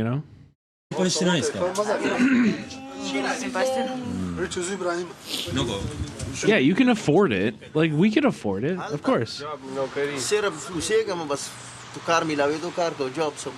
will do job there and we want safe life. Okay. Thank you. Thank you very much. Bye. Yeah, でも Thousands of refugees in Serbia are unable to cross into Croatia. ほんなセルビアの人らまた怒りはるわな。そっか。セルビアは別に難民来てても一応は国的には構えてたら最高ですね。ここにいるかもしれない。だから足止めここで食らってるという。え？え？え？お、大丈夫？銃？え？はい。Hi. Filming is this okay? Good morning. How are you? Hi, good morning. Good morning. Good morning. How is football? Football. あ、サッカーのこと？どうも。 Hello. Look at this guy. すごいみんな友好的だな。 Is Serbia Muslim or Croatia? Afghanistan. Probably more Serbia. I would guess. Neither? They're both like Russian Catholic. Uzbekistan is very Muslim influenced.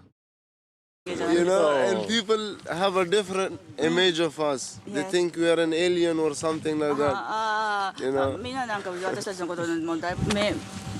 Can we go to see who we're inside?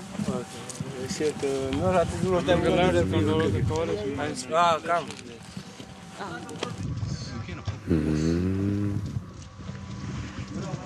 What's that one say on the left there? Fuck police. Okay, I got it.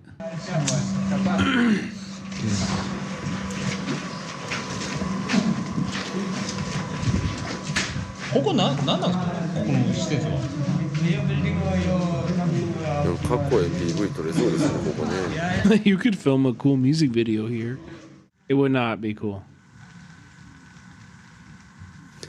100人。うわすっげえ。あれどこ行った？こんなとこ疲れ取れんやろね。でもキッチン？笑顔で。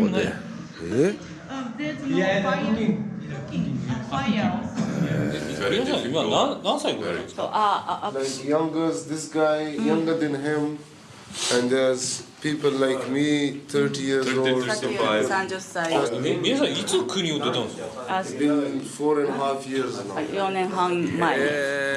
We go to Croatia more than 50 times. 50? And this guy maybe been 100 times, this guy maybe been 200 times. And all the money we spend has been like 4 years, some people are 5 years stuck in. So, and they cannot go with the smugglers because at the end of the day they don't have money, you know, and they don't want to be in trouble. So actually this police found... You can cross control. This is not easy.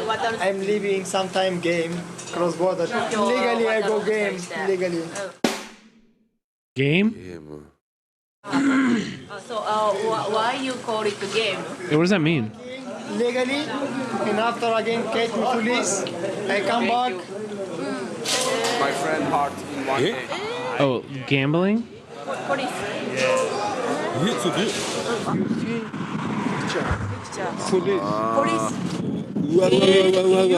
Yeah, good friend. They call it a game to keep them sane. Crossing the border is what they're talking about. イケメンがいるイケメンが。イケメンが。おい、はい。Hello. Hello. 高校の時から難民。 Croatian police catch and give me Serbian police. Continue big car. I go inside. Police catch go. コンテナの下で。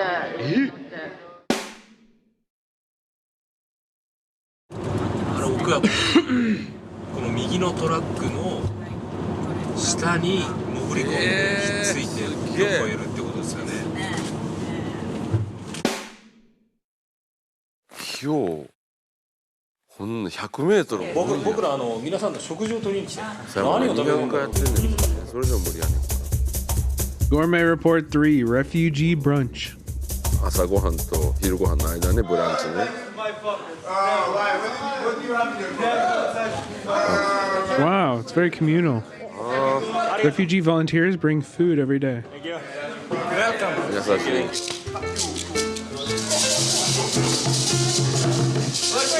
Pretty basic. もういいみたいね。That looks nice. The fuck you mean that looks nice? The fuck you mean that looks nice? That's barely anything.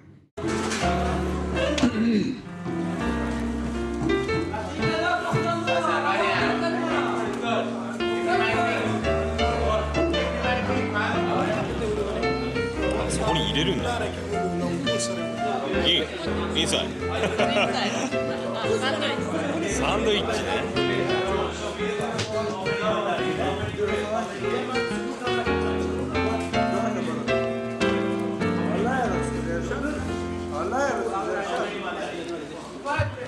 I was gonna say, I actually didn't know. Is bird flu popping off around the world, or is that just in America? Peshawar, bomb blast and children. Where we living, this place is near to Afghanistan. Cool. Near to Afghanistan, touch. American things here is Taliban or something. They every week. Big brother. Taliban, Why? Oh man. なるほどね。大変だな。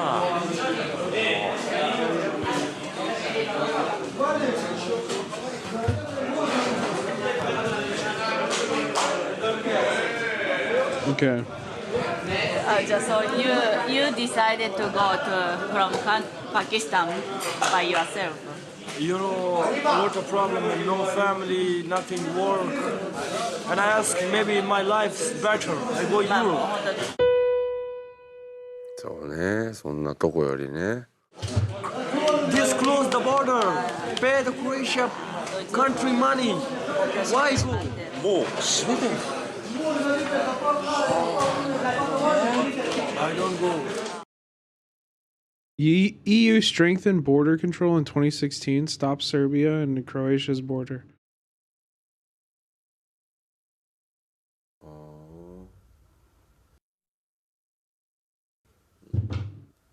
The number of refugees who made it to Europe: 2015, 1 million; 2016, 380,000. 70% drop. What up, Mikey? Fuck up here, come. Fuck up here, come and light the animal. You know, animal have place. The night sleep. I don't have place in here sleeping. 帰りたいと思わないですか。 Don't you want to? I come to the Pakistan. Crazy I come. Fuck up.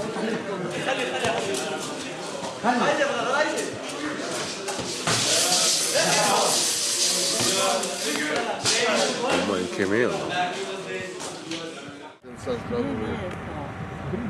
Is that who's Leafy? Is that like a Minecrafter?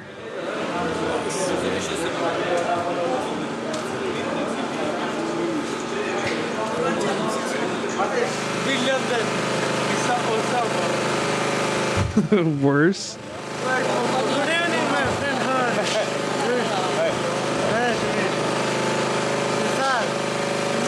Sir, 2 years ago in 2016, I come to Serbia. Yo, homozygote. What up? What up? What up, homozygote?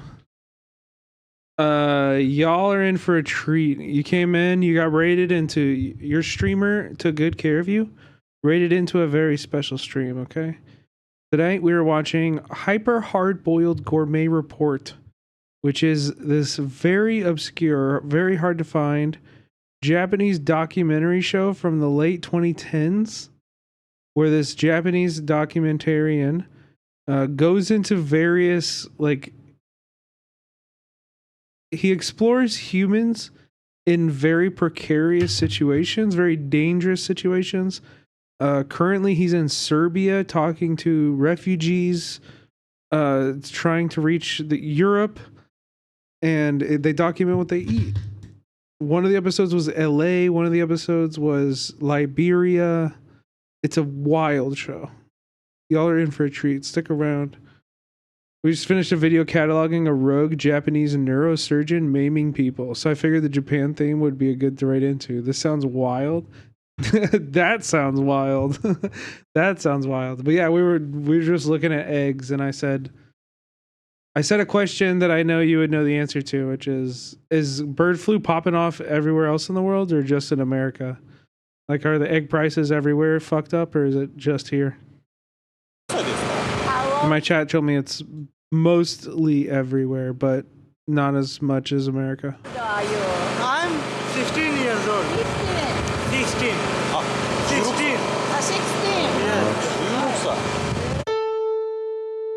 ってことは13、14、13、11中2で難民。なんでそこまで思ったんですか。16歳でね。So you are very young, you know. In the neck cancer, yeah. Yeah, here neck in the neck. Cancer. Cancer? Yeah. Cancer. Cancer ってあれガンだって。ガン？Diagnosed with cancer at 14? Nothing. My father have problem for foot problem. He doesn't buy walking, not walking. He have problem. And family very poor. I want to go to Italy. Italia. So I want to working. Yes. No, I don't have a guyliner on. I woke up like this. I woke up like this. Last night I'm deported to Croatia. Croatia. Last night? Yeah. Maybe 100, 200 times I'm I didn't have money for smuggler. I'm going without smuggler. I'm going to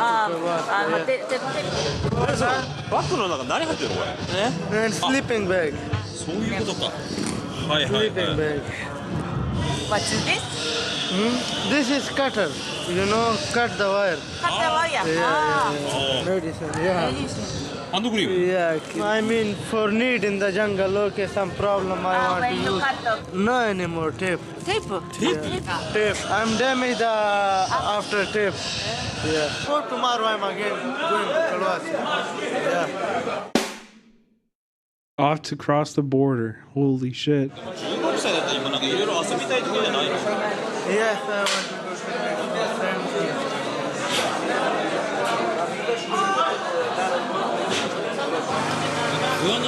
Yeah, dude, this isn't a fucking, like... He didn't choose this hellhole. There were real reasons that forced him to do this. Yeah, sometimes I'm alone, I'm crying and say, oh, too much to say there. After I maybe looking to refugees. You were very sad, you know, you look at this, what is this? Not here, animals not here. Where are you going to sleep tonight? I'm in the jungle sleep. Jungle here. Yeah, you know here, big problem. In the Serbian jungle? The people put to pressure. Yeah, also feel a very big problem. In jungle, only animals sleep, okay? Only animals. 森の中で寝るなんてもう近場だったら。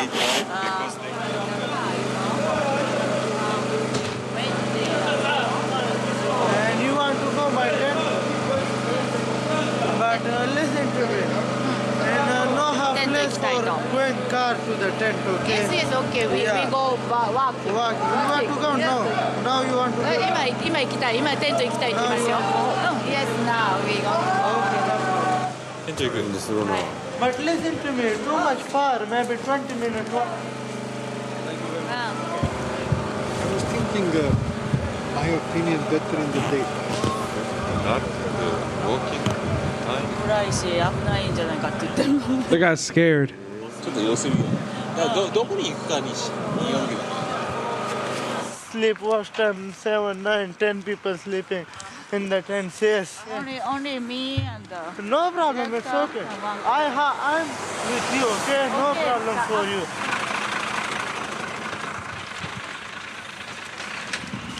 すげえ真っ暗だ。すげえとこだな。Tired, huh? タイヤ。めっちゃタイヤだ。People afraid to police go to pressure. Yeah. And now I'm come with you. No people. Okay. People is here. Friends only. Friends coming. Example, my friends coming. People, friends for me angry. Yeah. Thank you very much. Yeah. でも場所わかるなこんな暗いの。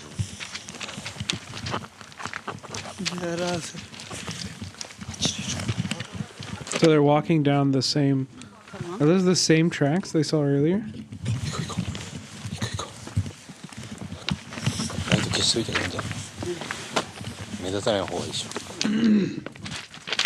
ちょっと入り口みたいになってるね。すげえなんかいろいろ。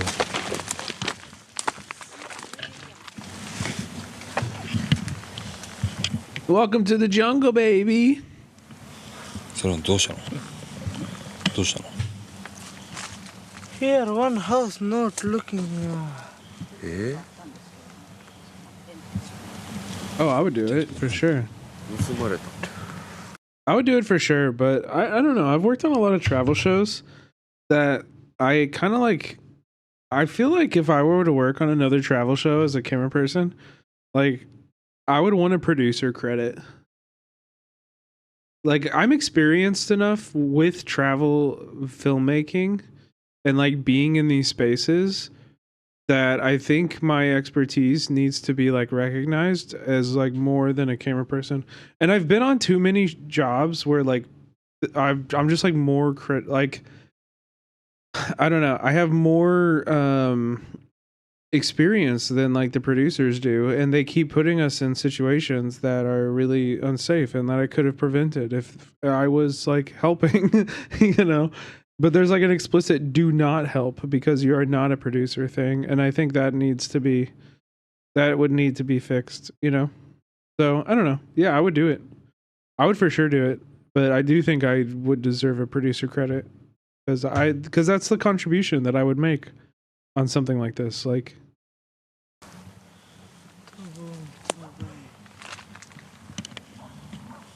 which is weird for a camera operator. That's like that's unheard of. Like, you don't talk like that, you know. But I also recognize that we are like in the travel job. If there's 3 people there and you're all problem solving and like doing the extreme problem solving challenge that traveling constantly is, like, you know, like I'm hyper useful in those situations. I'm very useful in those situations, and I would be helpful, you know. I'm okay. There I'm looking. And I deserve to be recognized for that and listened to.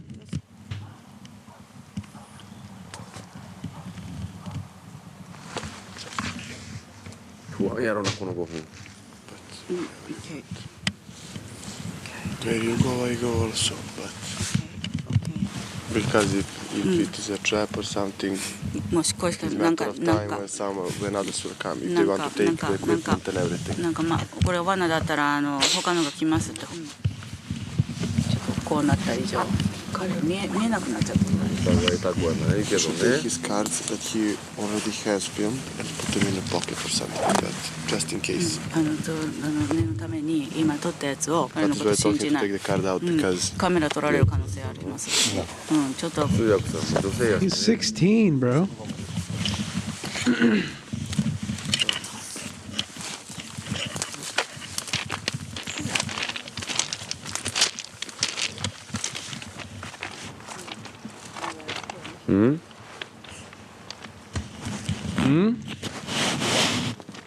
What?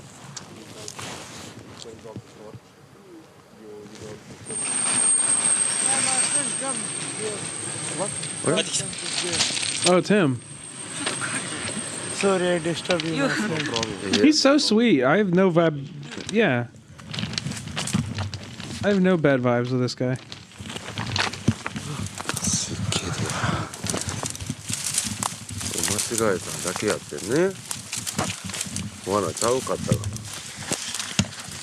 Now this is the jungle.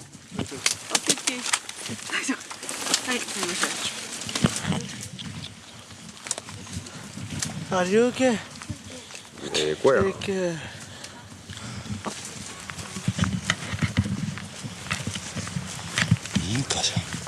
What's a house?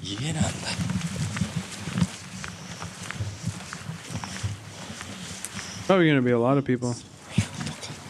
Nobody. Okay, like no? No problem. Nobody's here. Nobody's there.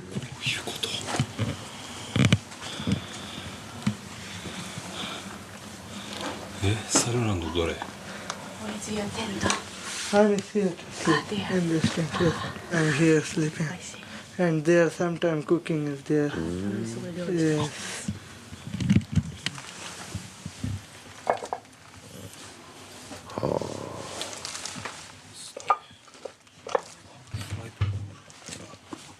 They take them and they take them to the...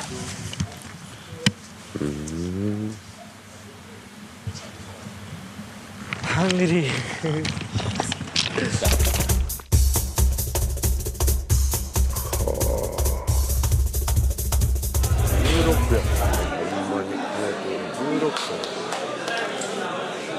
Cam's dinner is more lavish than lunch. Good, because that lunch was rough.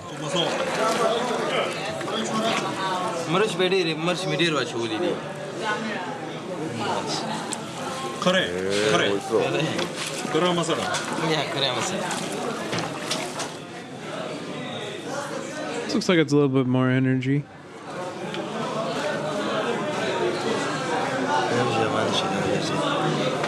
Love it, dude. We got a chef amongst us.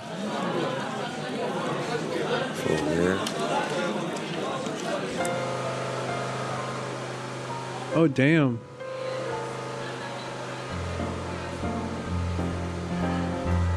I need that in my freaking belly. It's a little bit preschool lunch, but I'd still fuck that plate up for sure.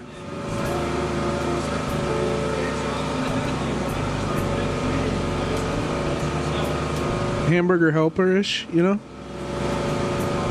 Oishi? Oishi? トマトソースパスタの CM これでもうまそうに食べるな。カレーほんのり効いてうまい。合うな。でもほらイタリア目指してたでしょ。イタリアンフード。Yeah, pasta's Chinese, bro. Come on, man. They're on the Silk Road. You can't fool them. You can't fool them. They're on the road that brought the pasta to Italy. Pakistan, I will make it in my family. Very good make it. Noodles. Ramen, noodle, ramen. なるほどね。家に帰って飯食いたいと思わないの。Do you want? No, but now I want to go to Europe after I want to go back. Yes, inshallah, I want to. My medical problem finish it, and after I study start. 今日行くんだったらちょっとついてって。Today I'm going to the track. Okay? Yeah. The director want to go with you. With truck. With you. Yeah, no problem. With me going, here another person problem. Another problem. Your friend, no? Yeah, problem. What? Okay. 国境越えて怖くないの？ I'm man. Yeah. Why I'm scared to man? Why I'm scared to people? Yeah. I'm feeling every time, I don't. I'm not say. I'm every time smile everybody. Okay. I'm sick. Don't I'm sad. Okay. Every time I'm happy. Yes. 重みがちゃうわ。 Yeah, I'm happy. Thank you. And you? I miss you. 寂しいです。寂しい。ありがとう。じゃあな、頑張ってな。またな。He goes to cross the border to Croatia.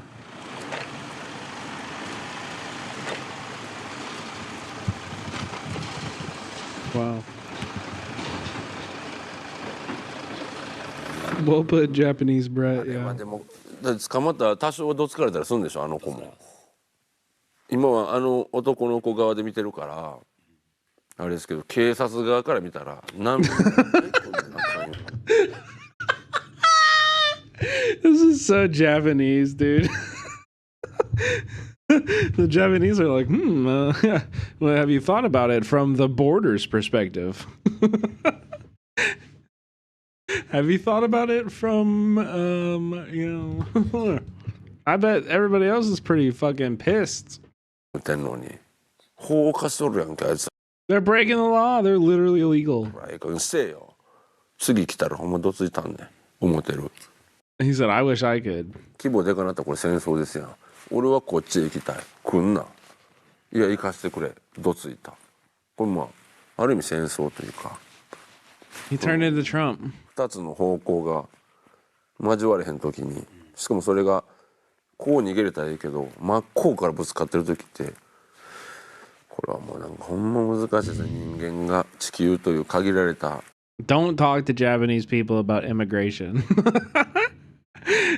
Lesson learned. If you didn't have this lesson learned. Learn the lesson. Don't talk to them about immigration. Don't talk to them about World War II. Yes. Dude, if the Japanese had a land border, this shit would be so fucked. ところで住んでるといろんな摩擦あるなと思いますね。ほんまにこの何回も言うけど当たり前のように家あって風呂あるということのありがたみね。True. Shower emotes in the chat. 感じますね。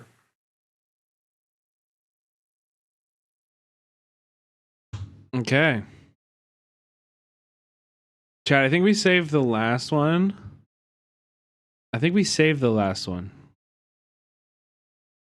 No. We have only one more episode was made. It's in Los Angeles. I think we need to save it. I do think we need to save it. However,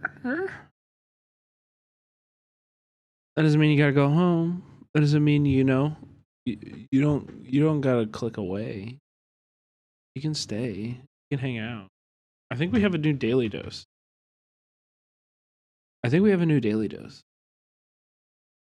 So you know what that means? When will the propaganda occur? Gamba time. It's time to get your channel points right, baby. If you've been broke, it's time to fucking get unbroke. Okay? Get rich.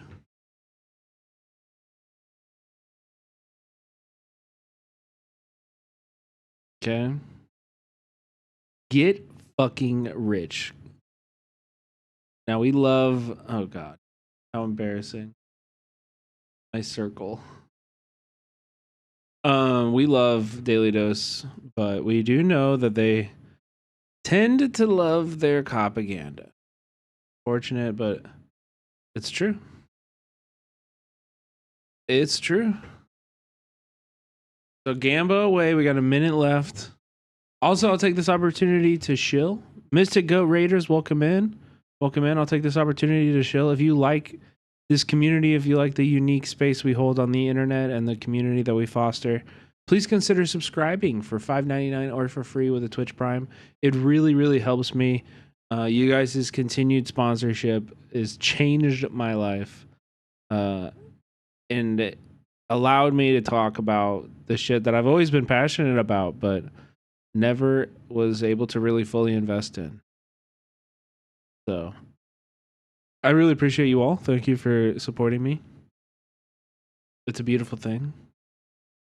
Follow me on YouTube also. Follow me on YouTube. Subscribe on YouTube. Also, subscribe on Twitter. Honestly, I'm like goated at Twitter. I'm actually like, I pop off on Twitter all the time. If you're not following me on Twitter, you're really getting half the story. You know, I'm going viral on that shit every other day. All right. And then what else? Discord. Join the Discord. We got a cool little fun little community over there in Discord. You can organize with people. We have location specific channels for subs. If you're a subscriber, you get access to location specific channels that you can meet other people in your region to actually go out in the real world and touch grass and change shit. And, you know, like go out and fuck shit up, you know. Doms don't get any channels. True. No doms allowed. No doms allowed. Okay. I have to go pee. I'm going to start the video. The predictions are in. I hope you enjoy the Gamba. If I miss any propaganda, please let me know and I will go back and watch it. But I'll be right back. Hello everyone, this is your Daily Dose of Internet. This delivery driver should probably start looking for a new job after driving through what he thought was a puddle. I've absolutely it. Like, look at this. Oh no. Oh no. Oh no. Oh no. Oh no. A police officer ran into this biker because he was texting and driving. Whoa! Whoa! Ah! You mother! What are you looking at your phone, officer? I got a text from another officer.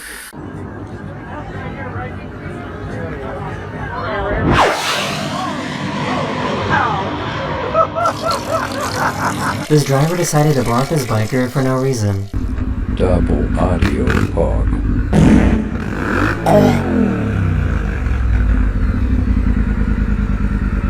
What are you doing?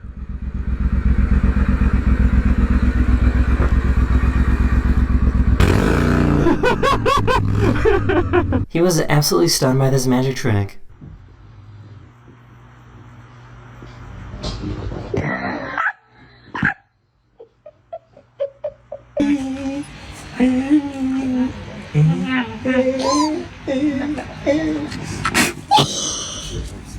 These firefighters showed up to put out this fire, but before they could, a random truck that was carrying water decided to help them out. Okay, was there any propaganda? Double audio? Fuck. There was propaganda? No. Anti-propaganda. Oh, wait, what the fuck? I gotta watch that. Which one is it? Oh, it's this one. I've seen this one. I've seen this where the cop just like fucking hits the guy. Yeah. Oh no. A police officer ran into this biker because he was texting and driving. This is in Missouri too, right? Whoa, whoa! You mother... Why are you looking at your phone, officer? Another officer here. Yep. Yo! What the fuck? That's in Chicago. This driver decided to block this biker for no reason. That's a cop. No more Oreos. Admitted flunky coming in with the hottest take of the night, dude. Wow, thank you for the 200 bits. And what the heck is this? A hype train? What the heck is that? A hype train?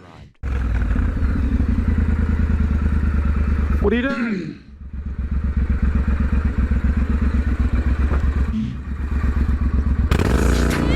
Yo, Hunt and Farm. Thank you so much. Welcome in. Appreciate the 5 gifted. Let's go. Hunt and Farm gifted. He was absolutely stunned by this magic trick.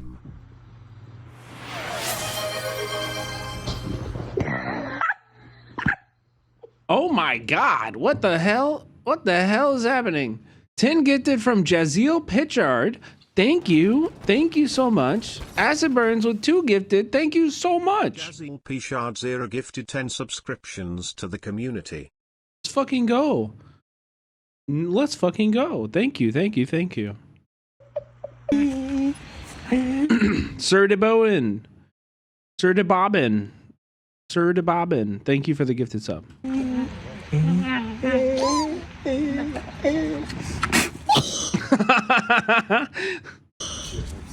These firefighters showed. Oh, it landed in his mouth. You could tell it landed in his mouth. Look at how he's holding his mouth. You can tell. Look at this face. You can tell it went in his mouth. These firefighters showed up to put out this fire, but before they could, a random truck that was carrying water. I heard Grimlow's dogs do the same thing. Hunt and Farm. No matter how many subs you give me, I will not allow slander of Gibbers and Evie, okay? Fuck that shit. What is it? I don't play Tibbers. God damn it. I don't play League enough to know that. Tibbers. Help them out.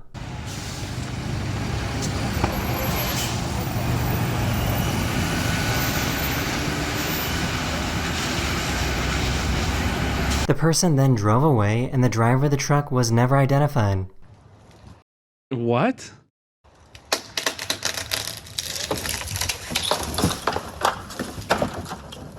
No, but we've met Evie and Tibbers, and they're adorable, beautiful little creatures. I love them to death. I love them to death. Are you? Oh my gosh! What? You? Someone found a bird. What? To take over the world.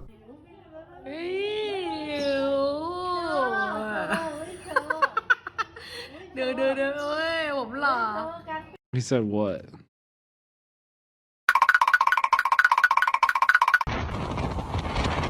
Wait, dude, that bird's feet have been bitten off. He lost both of his feet. He just has little nubbins.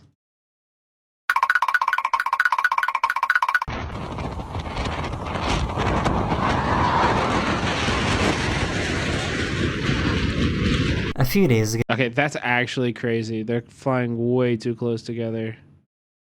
Like what? I understand maybe there's a purpose for this if you're in combat, but above a population like this, like you could crash into the fucking into a building or something. A few days ago, it was a little windy in the UK. Wouldn't that be bad in combat? I mean, what if you were trying to like mask yourself as one ship on radar or something? You don't fly like, yeah, not in combat, but maybe like on the way. On the way to combat. A few days ago, it was a little windy in the UK. Whoa. His son was barking at some random people, so Dad wanted to show him how it was done. It's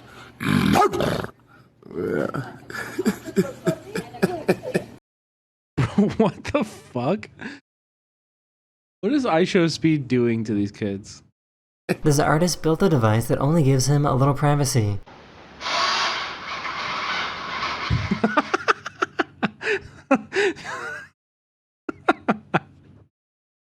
This is funny as fuck. I love how violent it is.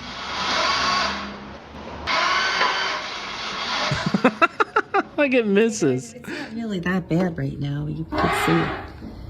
That's Dad sneezing in the background. This guy was out in the snow with his snowmobile when he spotted this little guy. Oh my god.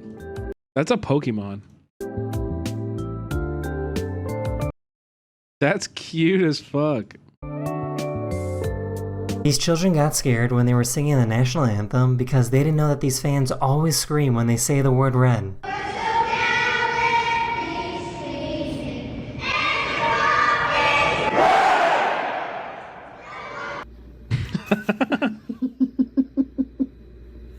That's weird.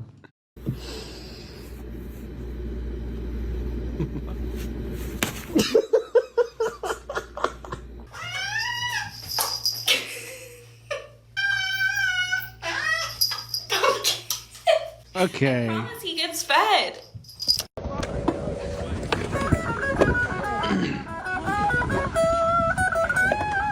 That's sick as hell.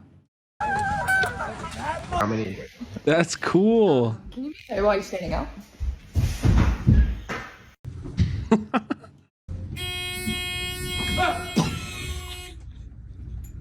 This passenger wasn't happy that the guy in front of him reclined his chair all the way back. Okay, bro. This is way out of line. This is way out of line. Reclining your chair on an airplane is completely normal and fine. Everybody should be reclined, and then you have the same amount of space. This is not okay. Hey, just switch seats, dude. Dude, trying to stand up. I only reclined 50%.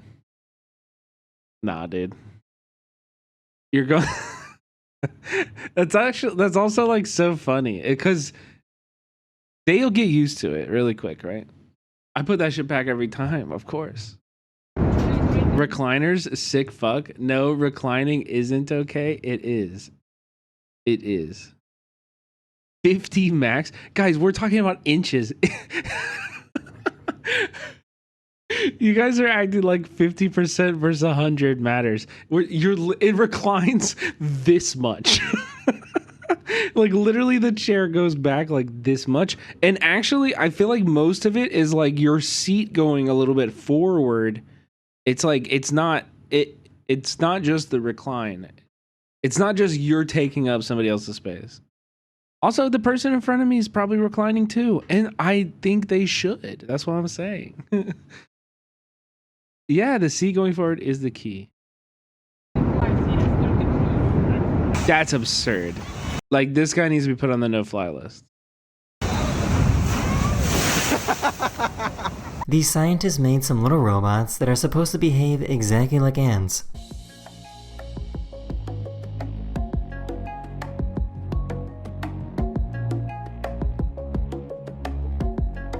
$10mm? That's in the vaccine.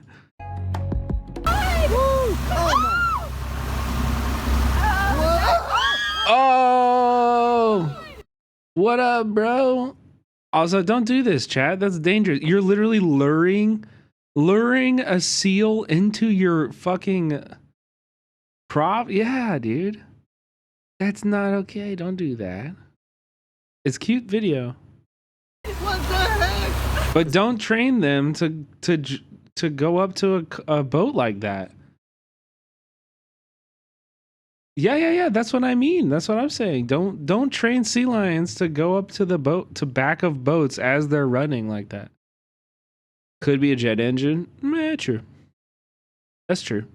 This guy made a compilation of people tripping on his stairs because it happens so often. Oh, God, Jesus.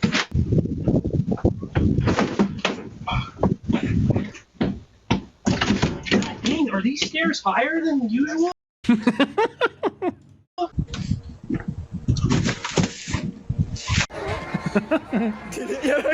Are these stairs higher than usual?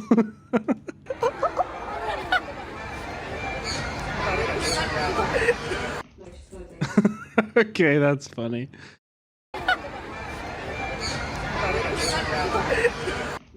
Also, props to this girl for being that good of a sport at that age to make a joke like that.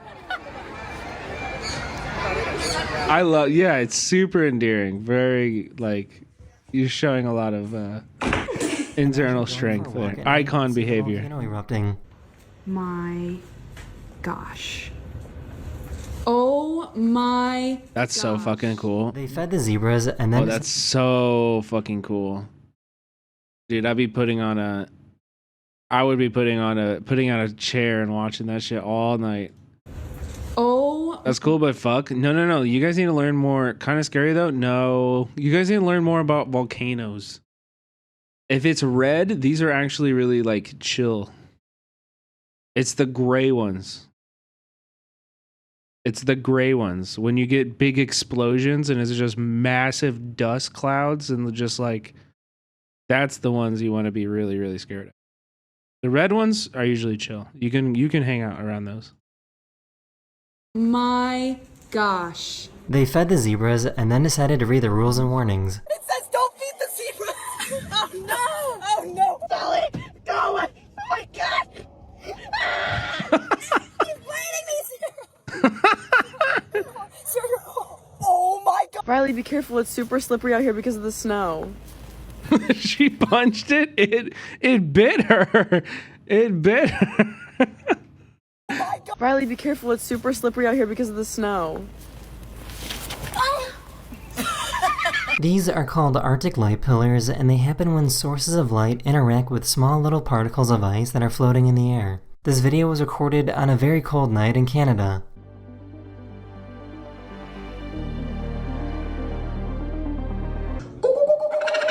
Wait, what? I missed it. This video was recorded on a very cold night in Canada. Like these things? These things? Yeah, waypoint located, yeah.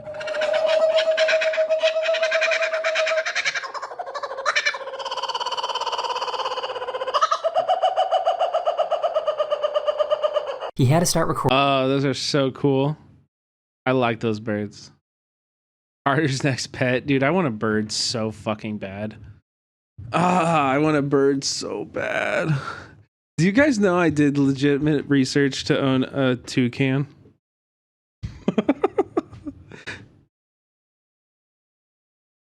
Dude, they shit everywhere though. Yeah. So then you just clean it up. At Maya, get his ass. I know. Becca won't let me get one either. I'm not gonna get a parrot. I know I would want to get one that lives like 10 years. Average lifespan of like 10 years. Just like a chill bird. I want to have a relationship with a bird, man.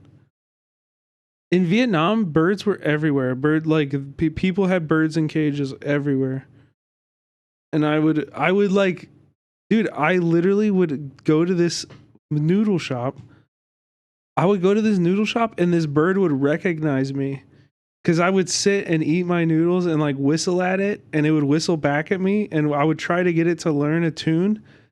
And so we would just hang out, dude. Me and this bird would literally just hang out in this noodle shop. And then when I would show up, it would start the tune when it saw me. And I was like, oh my God, this bird fucking recognizes me and knows me. And is like, and I was like, this is kind of crazy. It was cool.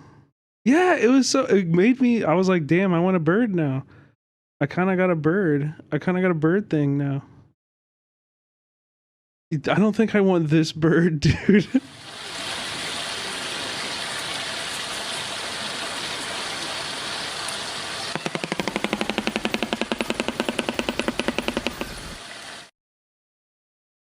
That's crazy.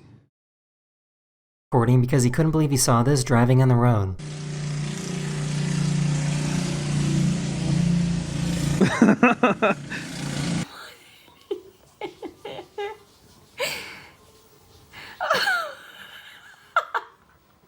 Damn. Wow. Wow. Yeah. Do it again. Do it again. Like bird. Yeah. This happens in LA. I've never seen it. This happens in LA though. Bioluminescence. For some reason, this cat really loves vacuums.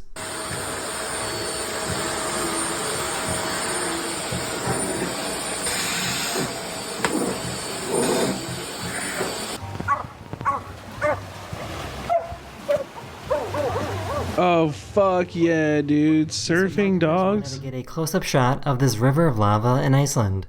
Oh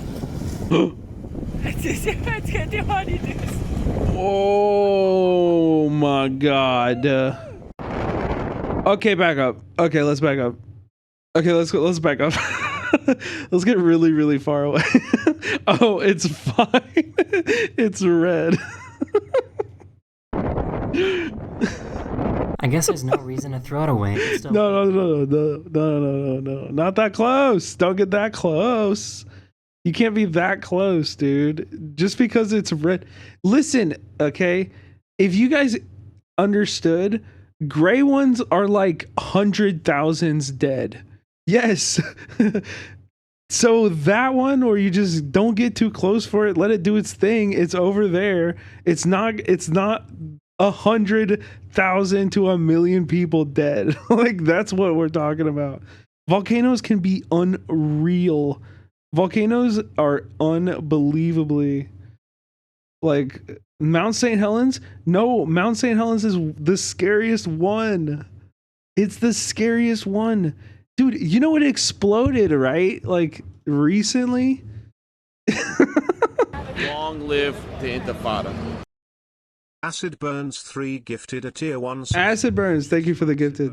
Look at this. Look at this. 2,000 feet tall. Mount St. Helens is one. A while ago, it was in the 80s. It was in 1980. Washington's Cascades Okay, in geological terms, this was yesterday. All right. mountain range. By 1980. In geological terms, this was a hiccup before you throw up, you know? It could be. It hasn't erupted for over a century. It's the bad. No matter where you are on Earth, there's beneath you somewhere, there's water. So and I just, to put into perspective, you can see this from Seattle. It's a massive volcano, but like I was in Seattle and on a clear day, I was like, whoa, what the fuck is that? And when you see it, it's like breathtaking, even from that distance. Heats it up. It can build up enough. Damn it, I am talking about Rainier. Wait, didn't Rainier blow up too? But no, it's gonna soon though. That's what I'm saying. On May 18th, That's what I'm saying. Yeah, Rainier from Seattle. But Rainier is a volcano, and this could happen there. I guess that's what I'm trying to say. It's chat. This is insane. Look at this. Can you imagine just watching a fucking mountain collapsing? Remove. I want to see if this is on Canopy. Hold on. What's it called? Did anybody see that documentary that was like about volcano? It was like a couple that was studying volcanoes.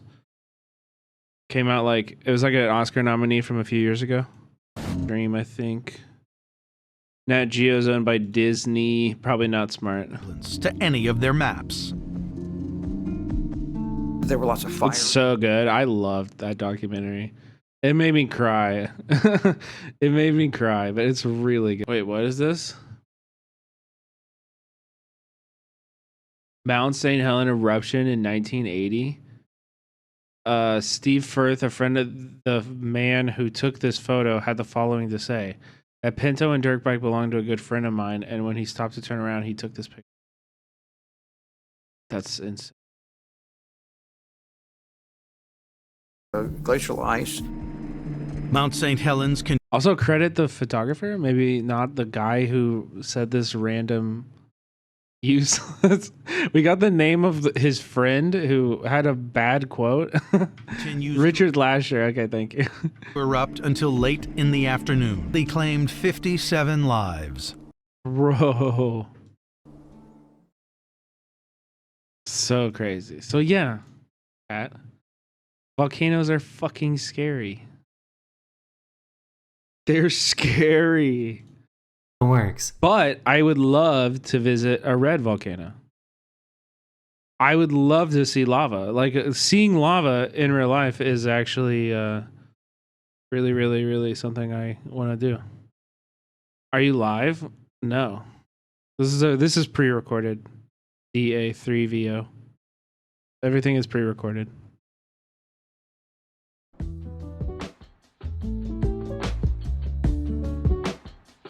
Mount Fuji is in the erupt any time zone. Oh my god. That's so scary. These people wanted to check out the Disney parade that was happening in Venezuela. No. No.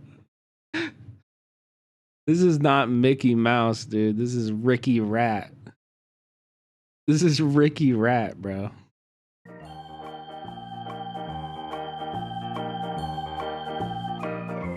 Every year, these people in Spain gather together to make a giant human tower. This is cool. Do they really need all those people at the bottom, though? It feels like only some people are being stood on. What are the rest of the people doing? Safety just to catch them? If they fall from that high, they're just like, land on my neck.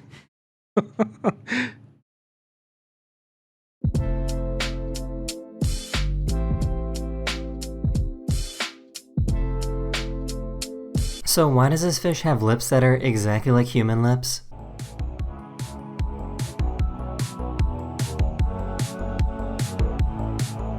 That is the end of this video. I hope you enjoyed. And I'll see you guys again very, very soon. Later. Damn. No fucking propaganda. What is this? 10 years. Just like a chill bird. I want to have a relationship with a bird, man. Stop. Stop. Stop.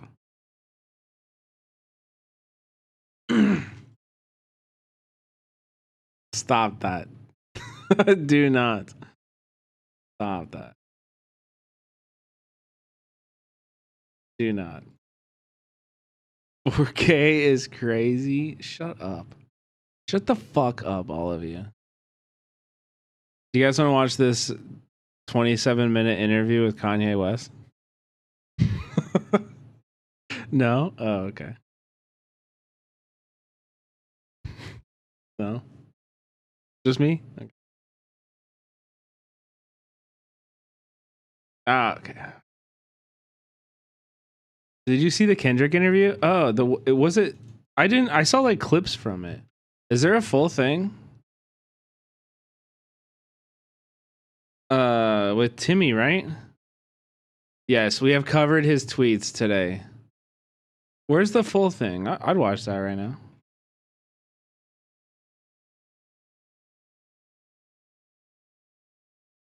This is it? It's an hour? Oh my god. No, I didn't watch this.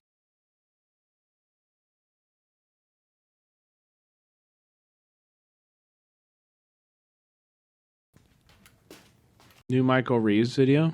A bot that scams people. One time I walked past him at Echo Park. I want to buy a motorcycle.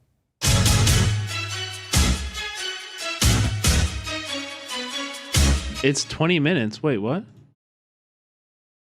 This is an hour.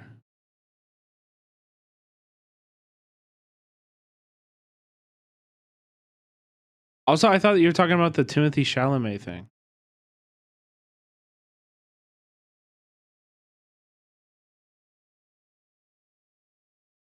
Wait, it's at least 30. So he shows up here. I'm still not watching it.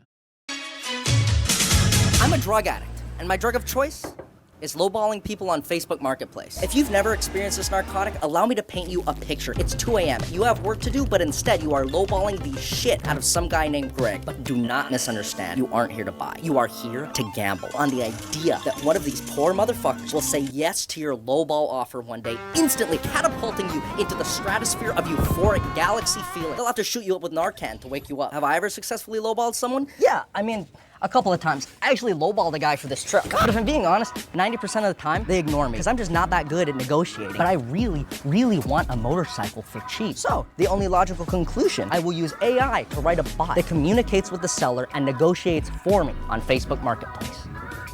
That's fucking wild.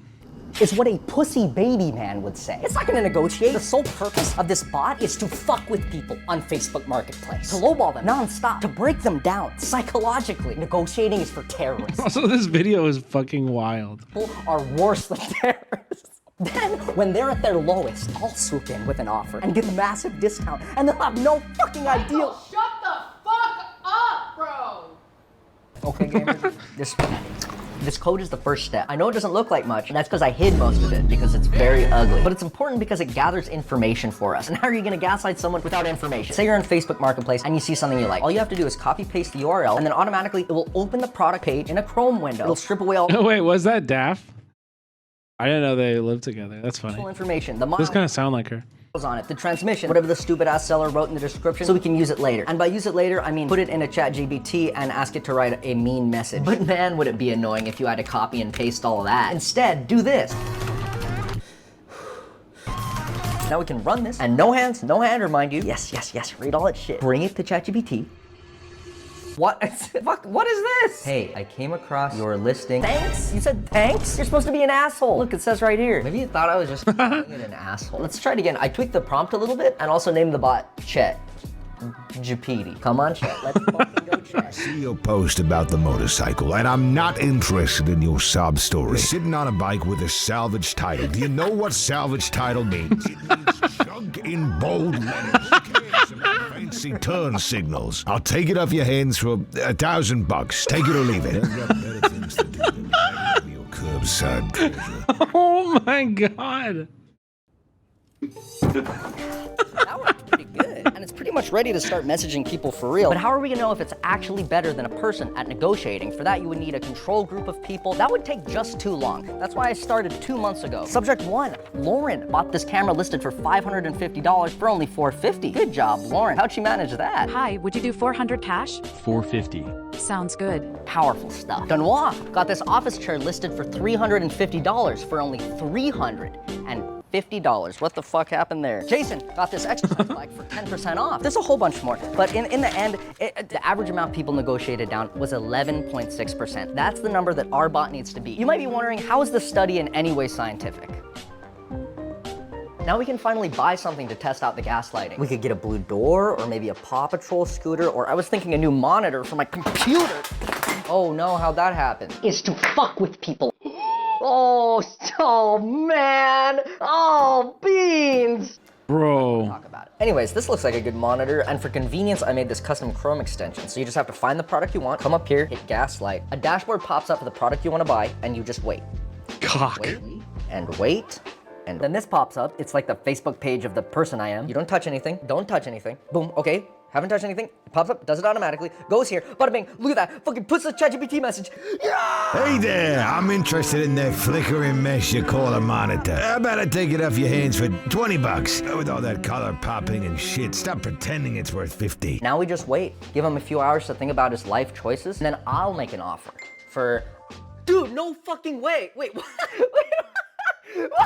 You know how doing like the bot gaslighting thing? The bot sent the message like, fuck you, stupid monitor. And it offered less than 50% of what he offered. He agreed. to the bot. Let's fucking go. No, that's not what's supposed to happen, dude. What do you mean? No, it's not supposed to. I hope he's not too mad. Dude, he's gonna beat your ass. The seller was late to our meeting, which gave me time. I forgot he had to meet people. After sending them these messages, he has to go and meet them in person. I'm gonna poop my pants. I shouldn't have drank coffee. I'm gonna poop. I was corn dogging. Bad. But it didn't faze me. I had to lock in. Hey, how you going? Sorry. No, it's all good. So I Nice spoke meet to you. your mom or something? Yeah. I lied. So she told you about it. I use this for Like for gaming? yeah, just one gaming. Just one gaming? Yeah. I mean, it's What game do you I think? was wondering why you... One gaming, please. What game? What game is something that people only play? CSGO? Age of Empires 2? You think you get a widescreen monitor for that? League? Maybe, yeah. 5 hearts under one roof. I bought this to play that, and now I'm done. You accepted such an aggressive message from my mom. Oh no, I didn't feel that way. What do you mean it didn't feel? I'm interested in that flickering mess that you call a monitor? You didn't, what do you mean you didn't? Yeah, you said like 20 bucks? Yep. Thank you, man, I appreciate it. I had secured the monitor, but I couldn't get rid of a nagging feeling. Dude, I feel kind of bad. Why? That I didn't get it for less money. Whoa! What a piece fire. Oh my god. Dude, the bot works first try. Nothing I make ever works first try. Why would you say that? Why would you say that?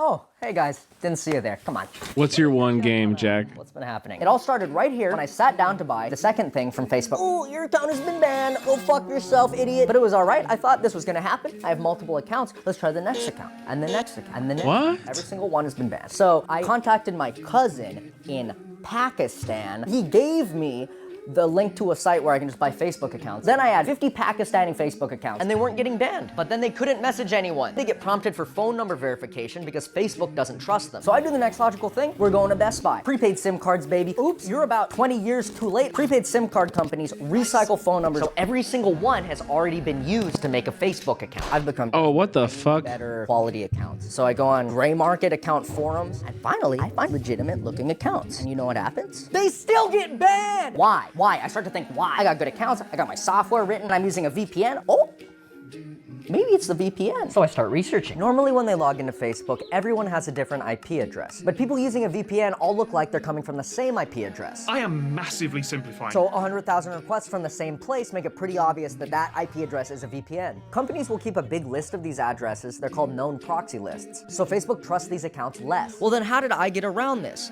If you guessed I went back to the store to buy more SIM cards so I can use them like little Wi-Fi hotspots, then you are probably a scammer. But you're right. And it kind of works now. I didn't Oh my god. to get it fully functional, but if I say those things, YouTube will get mad at me, so I'll put them on Patreon instead. Good plug. Classy plug.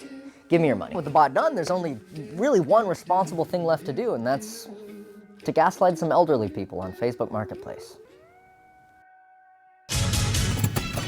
No time. Ignore it. Ignore it. Don't worry about it, okay? $5, huh? Don't make me laugh. Hello. Hey, how you going? Nice to meet you. How you? Oh, yep, that's my waifu. Looks beautiful. Yeah, it's giant. You said, That's my waifu. A lot of people have asked, not a lot of people buying. How it going, man? Yeah, take How it it. going? I got it. I want a motorcycle helmet. Listen up, champ. That's a lot to ask for a helmet with scuff marks. You get a lot of people asking about it? When I first posted it, not so much, but then the last 3 days I've been getting bombarded with messages. Welder, to weld things. You know, what do you weld? I started doing steel sculptures, and now I just I make pillows out of exotic animals. Okay. Like zebra. Bro, this guy is such a character. Got everything. Do you have any trouble selling it? Yeah, like the female bots that lowball you. Yeah, bots. Why would I send just one, or two, or three? Everyone I message gets at least 5. This guy's an awesome voice. He was all blurred, but you can see his long, flowing blonde locks, and the boots, and the skinny jeans with like the flannel vest. lowballing them all at the same time. Actually, it's over the course of 24 hours to make it not arise suspicion. Let me read you some of my favorite messages that the bots have sent so far. Hey there, nya. I should mention that I've given each bot a different personality by just tweaking the ChatGPT prompt. Hey there! Yeah, I'm super interested in your Lincoln Electric MIG welder. Since I'm saving up for an epic trip to Japan, I was wondering if you'd accept $65 for it. Arigato! Send that shit to a real person. Hey there, I saw You're listing for the ratcheting wrenches, but my college textbook fees have been really breaking the bank and my spirit. Would you maybe consider selling them for $15? Alright, I'm over it. W. Saikuno. Saikuno. Oh, that was wait, the last one was Saikuno. Okay. Selling them for $15? Yeah, chili. I know. Alright, I'm over it. This stuff is cool, but remember, I want to buy a motorcycle. So let's see which ones we can afford. Oh, none of them.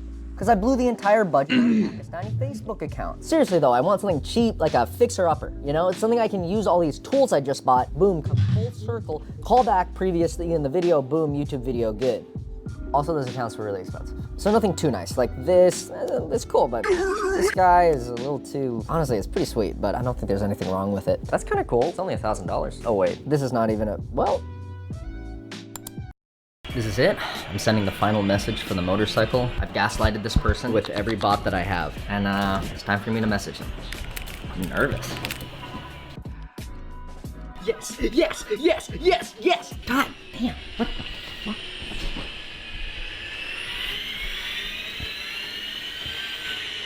Anyways, I got the motorcycle. Today's the day. Today's the day. Because of my tailgate, one of the cables is broken. Tailgate? We are on our way to finally pick up the motorcycle.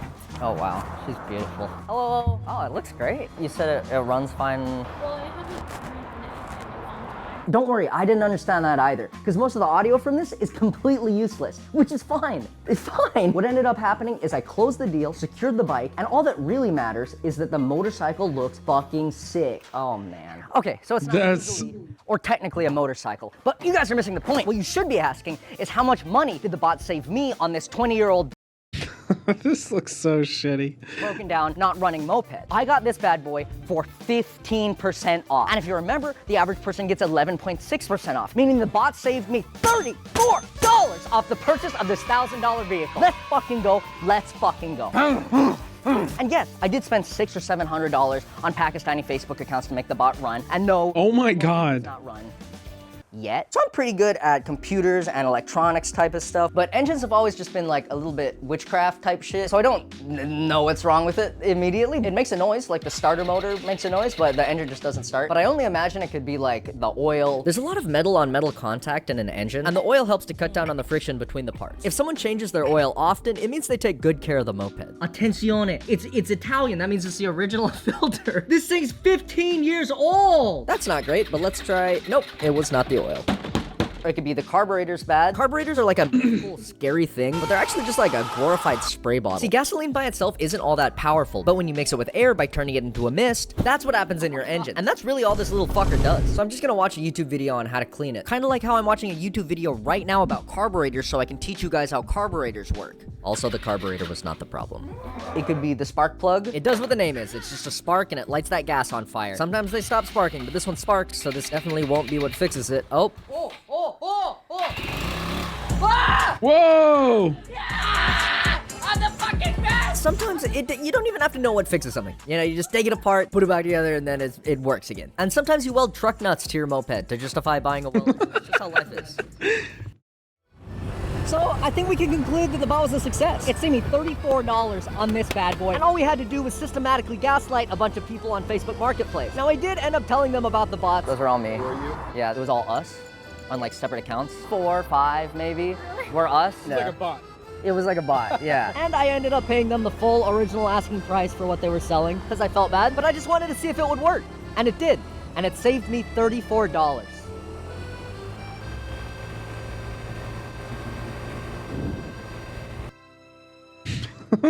Covering The brake light? If you enjoyed the video, let it simmer in your brain. I don't know about that. For the next couple days. If you didn't, then don't do that. If you like this shirt I've been wearing, my girlfriend made it and I'm selling it now. And my girlfriend says if I sell enough, I could win a personal pan pizza from Pizza Hut. So please, it's a really nice high quality Hawaiian shirt. It's like, oh shit, high quality Hawaiian shirt. It's got a quirky little Spam Musabi pattern on it. It's really nice. So if you're interested, you could go here and go to this website if you want to buy it. And yeah, that's it. Thanks for watching. I'll see you guys in 2 seconds for an ad time. Dude, imagine we go to Vietnam and I'm able to get an angle like this. An audio like this. For like Vietnam trips. That'd be so sick.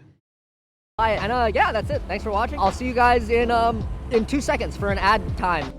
Wow, there's something in the oil. It's a NordVPN ad. You know what a VPN is. Let's not do that again. But Nord offers a lot of stuff outside of its VPN service. It's part of the reason I wanted this as a sponsor. Do you remember when I bought all those SIM cards so I could? Well, I know how to do. I know how to do it. If you're just recording, streaming it is the issue. Broadcasting it live is a whole different thing.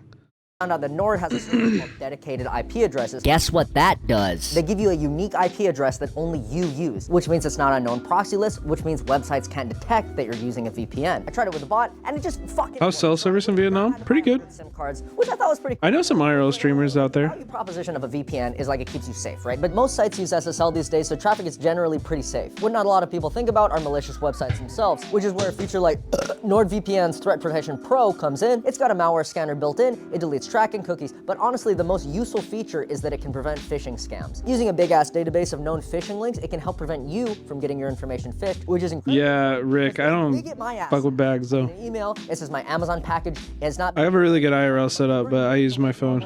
No bags. Security is ourselves. All of the bags are like monthly fees and shit. I don't want to do that. I can't afford it right now. Free off a 2-year. It's pretty risk-free with a 30-day money-back guarantee, I think. And thank you to NordVPN for helping us support the channel. It's broken again.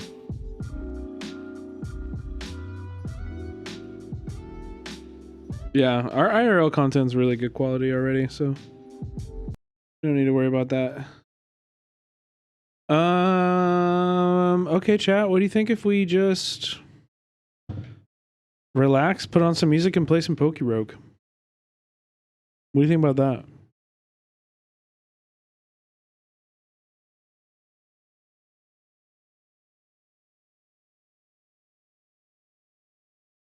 I know what I want to do.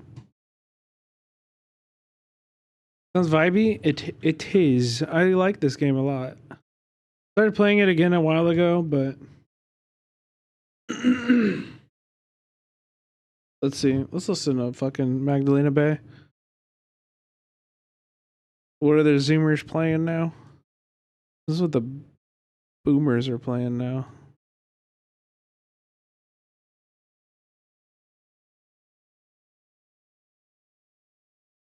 Dude, I hate that this is not. Okay.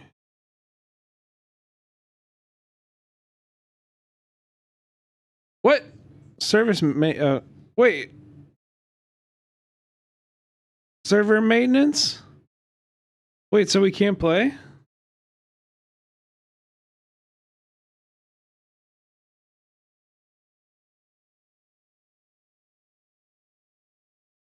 For 2 days?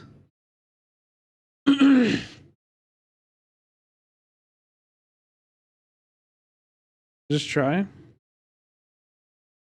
Seems fine. Ooh, Abra as the... I don't have any good moves for him though, unfortunately. Just confusion. But I kind of like that. So the pink outline means they get more experience basically. Also want to take some shinies. I like the Sunkern. One cost shiny.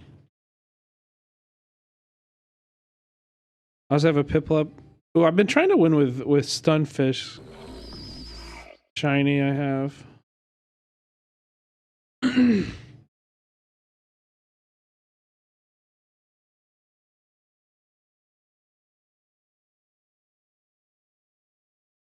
What is this one? Pumpkaboo? Does this evolve?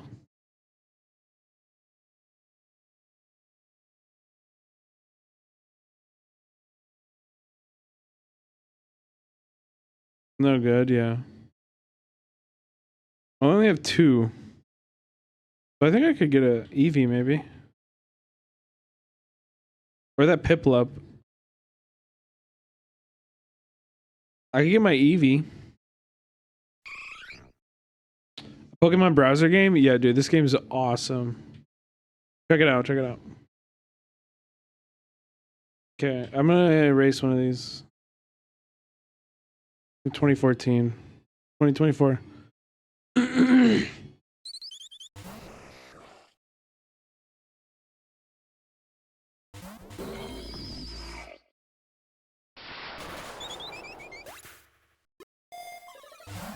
Ooh.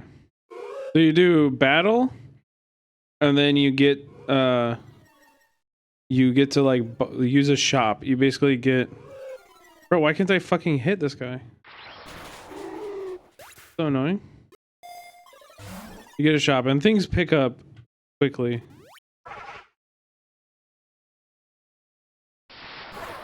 Gotta keep moving through it. And you try to get to like level 200. So like EXP charms are really good. A very good thing to pick up early.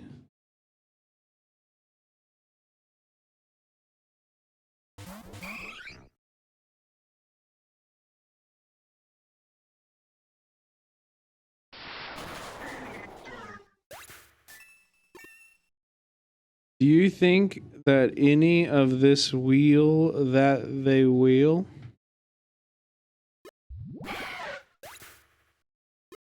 What?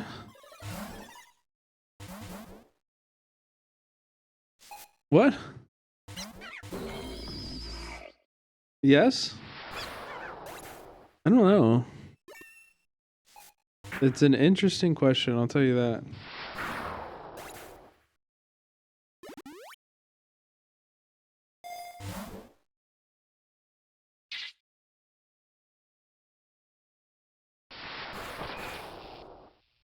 I think I'll catch you.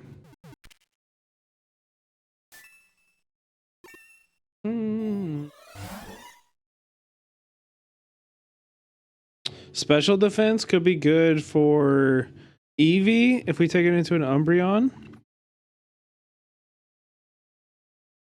No PP. No PP. What the frick? I think this is my favorite album of last year. I agree. I couldn't beat Rayquaza. Yeah, you have to get you have to get Pokemon that are like specifically for the Rayquaza to fight against the Rayquaza and the Eternatus. I've completed a few runs, and you really need like someone with Earthquake, and you need like a good ice type attack. Earthquake is really good against Eternatus.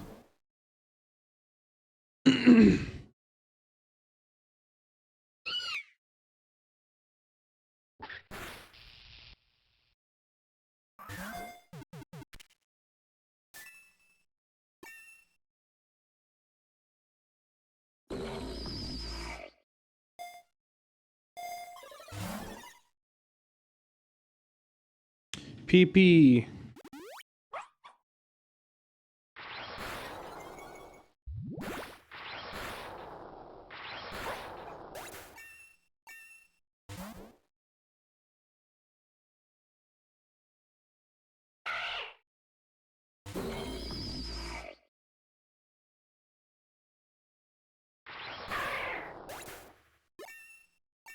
Let's go.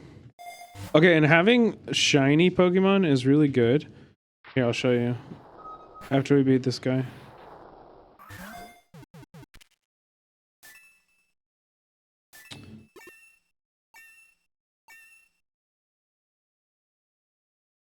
Having shiny Pokemon in your party is really good because did you see just there? Like this one went from a normal thing to like a blue. And that's because my luck is a B-. Oh, you can't see it because my fucking camera's covering. Oh, the chat's covering. Let's put this over here. Actually,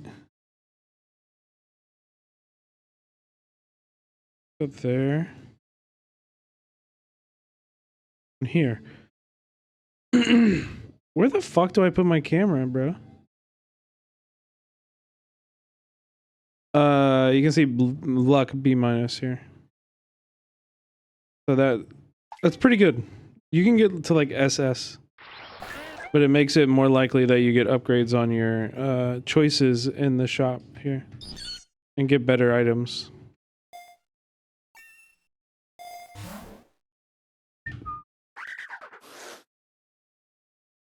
Yeah, the stingfish honestly carries through most of the run.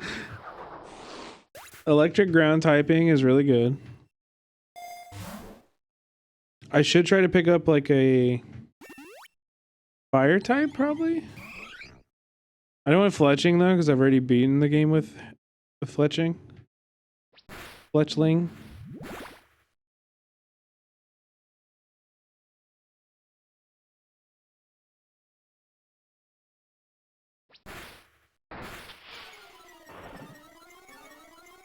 Why am I not hitting? This is fucking annoying. My Eevee's about to die. I don't want my Eevee to die.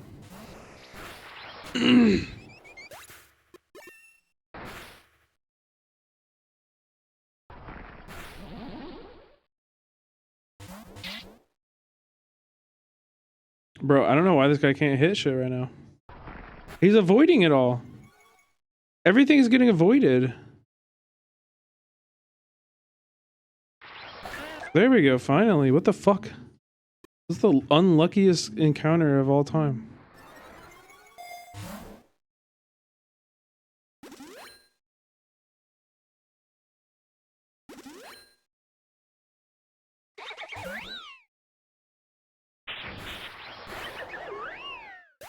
World's fastest Bidoof. True.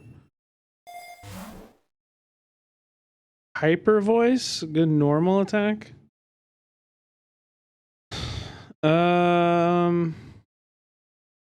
I'll give it to Eevee right now because Eevee doesn't really learn good moves or like until they evolve. And then even it's really not that good. User wait, one turn after this move is the user's or its replacement's HP is restored by the half the user's max HP. Like a heal.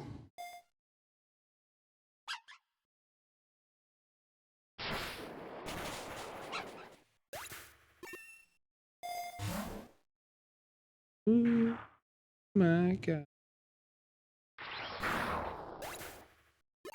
1 minute. Ooh.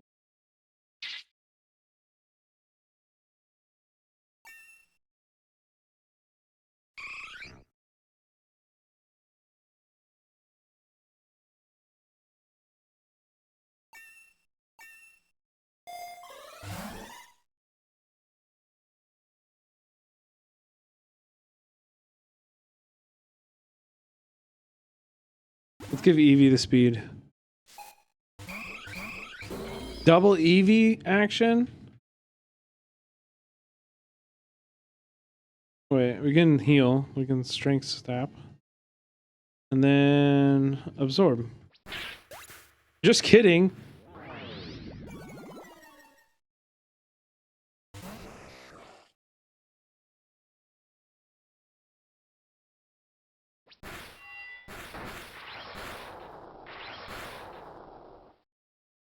Okay, I think I bring my... Actually... Ah, damn it. I knew I needed to take Abra out. Damn it.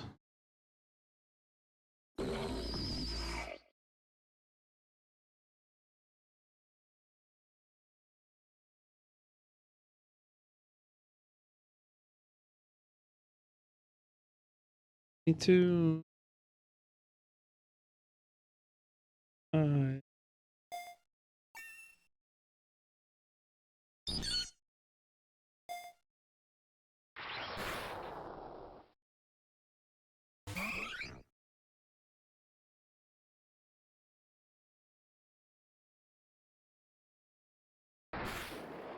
You played this one? You played Pokerogue?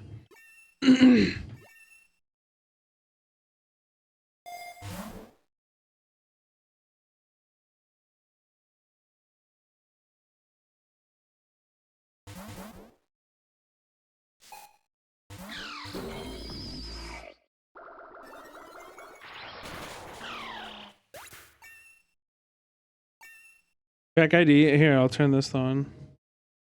This is all. We're listening to Magdalena Bay's new album. Bop. There you go. Right here. Yeah, I love this album. It's so good. Highly recommend it.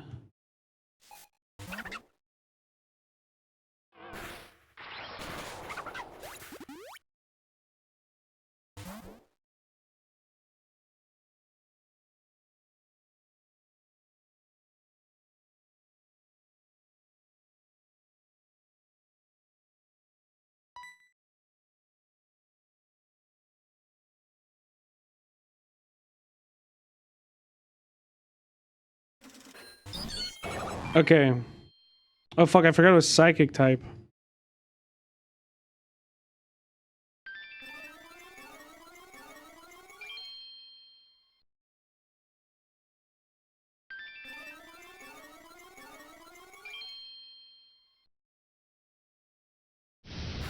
Fuck, I thought it would do more. Not good.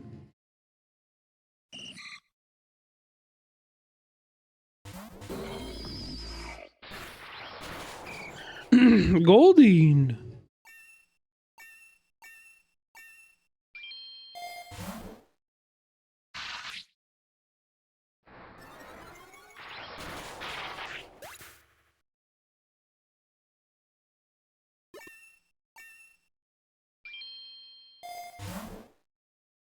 Hey chat, I was gonna wait until we rate it out to let you know, but we have a new emote from the one and the only Cult of Eyes. I'm not gonna lie, it's one of his best.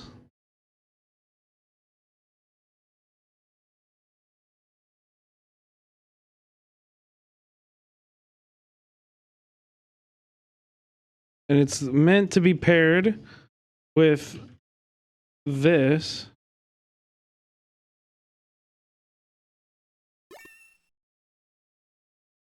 So you can copy and paste those two. Oh, it didn't work.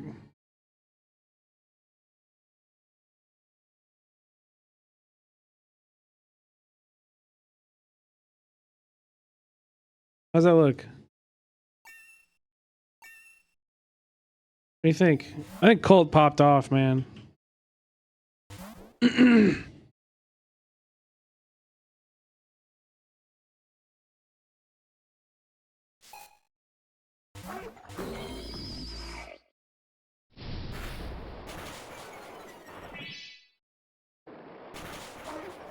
This is actually a really hard enemy starter for my rival to have. It's one of the best starters, I think.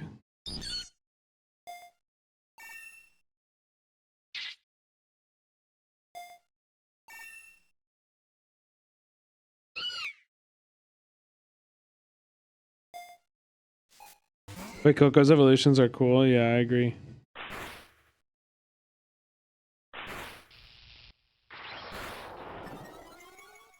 Gotcha. Nice try, Pincer. Haber's evolving. Let's go. Let's go. And we have to get like a linking cable item to evolve him. Nice. We got a good item. Psybeam. Low tide of evolution.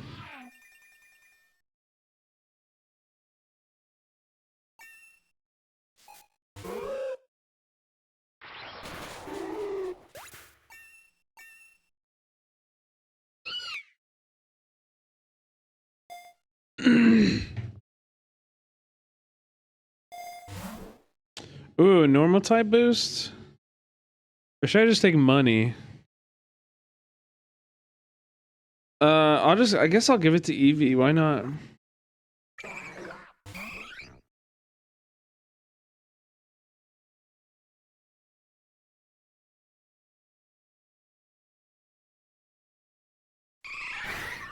Ooh, yeah.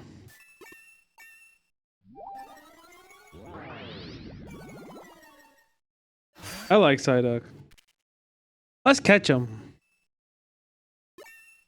We'll let him go though.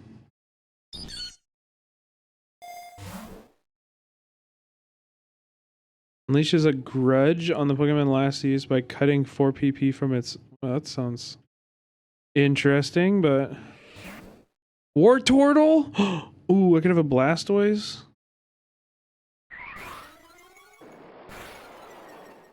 I'm gonna catch that. Oh! Oh! Get in the ball, dork. Ooh, terrible special defense. Mediocre attack. Mediocre defense. Oy, that's not good. And then he has a plus special defense minus defense for his IV. I don't think we keep him. Sorry, buddy. Apologies.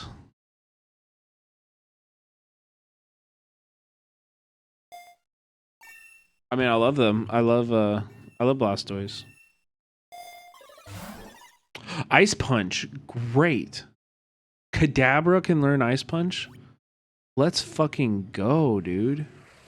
Okay. It's a physical attack, and he's not really a physical attacker. But the typing is great. We could do better. Drizzle? Okay.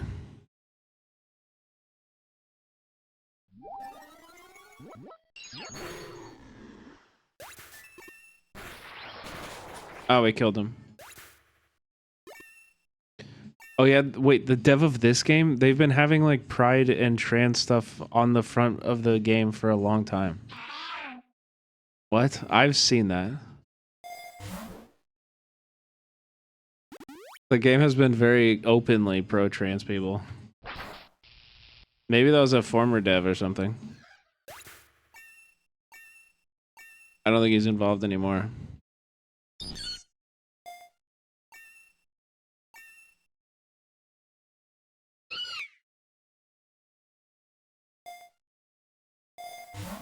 We gotta get rid of this Skitty.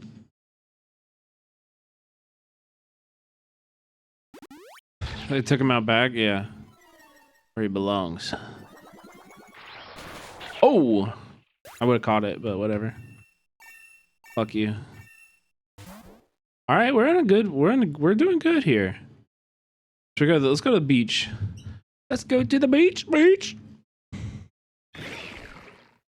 Ooh, okay. Low key, these are both great Pokemon to have on the team.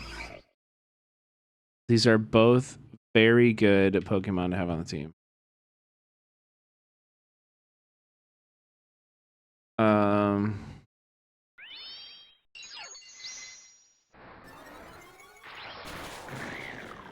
Yeah, I think I want the Marini more. Let's try to catch it. Okay, again, terrible IVs. Good defense, but look at them. Look at that HP, dude. That's so bad. Oh, that's so terrible. Whatever.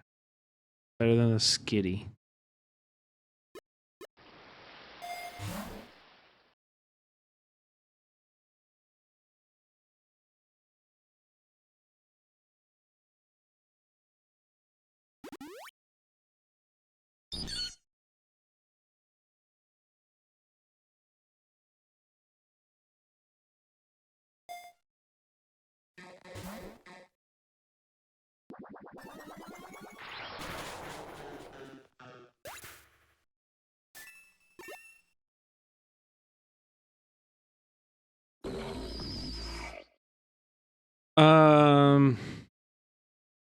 I don't like it.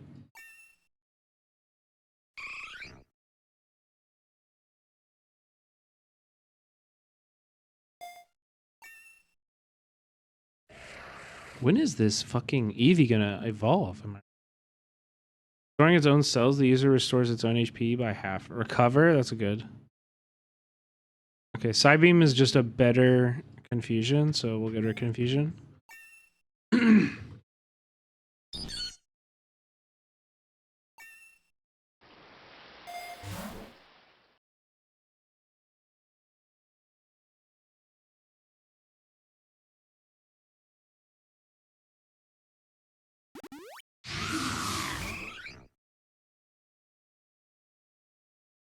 All right, let's check out this Marini.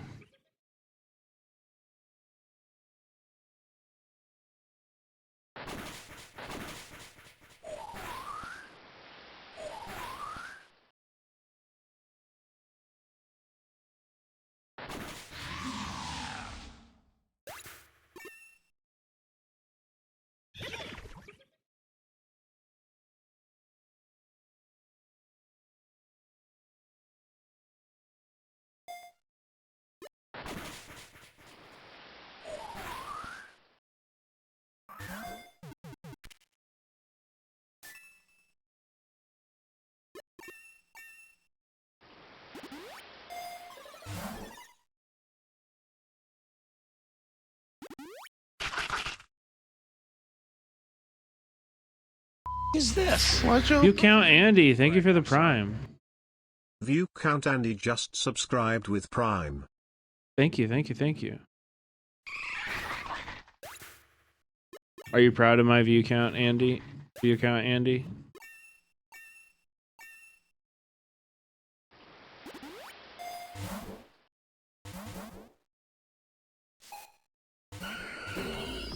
I'm not that kind of guy. Well, what would make me think you were? What could possibly make me think you were?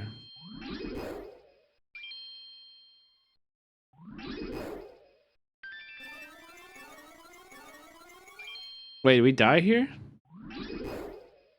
Oh my god. His Giga Drain is too big, dude. It's okay. It's not okay. His Giga Drain is massive. Oh, fuck. Chat. I think Cadaver gets clocked here.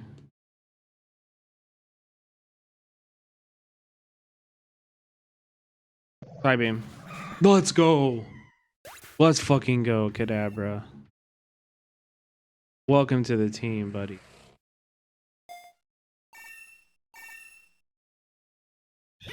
Okay, I like a bug type move every once in a while. Not bad. I think we like bug more than flying right now. Bubble beam.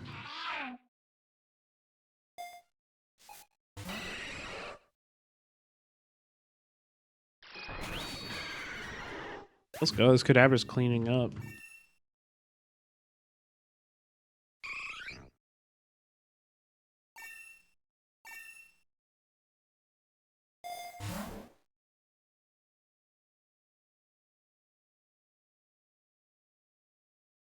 Should we take a Glaceon?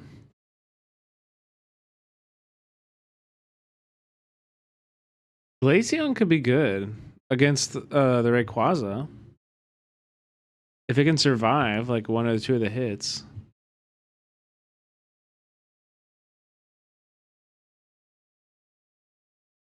I usually try to go for Umbreon.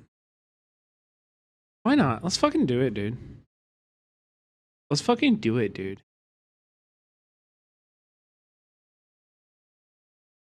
Ice is kind of a bad typing. It's bad against fighting, stone, Breloom. True. I should have done a Breloom run.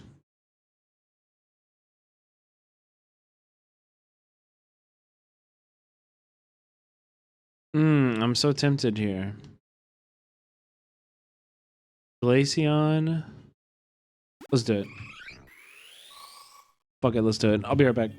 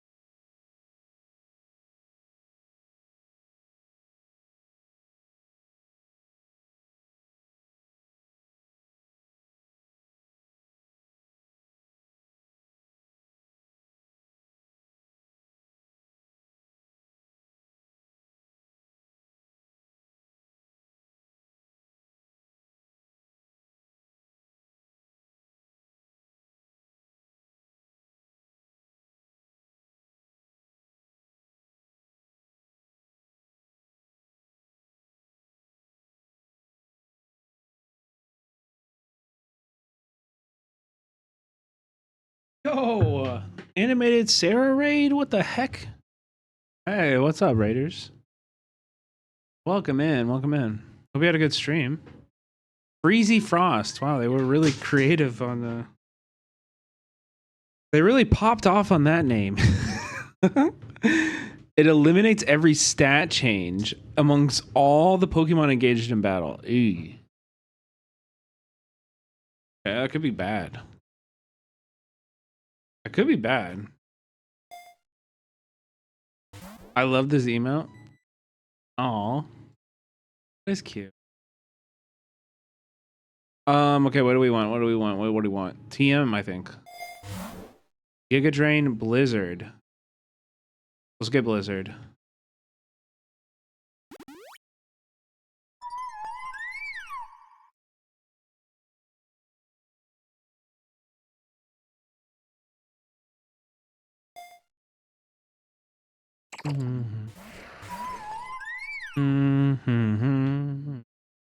Tatsugiri. I don't have Tatsugiri. Okay, what should I do here? I don't want to kill it. I killed it. I killed it.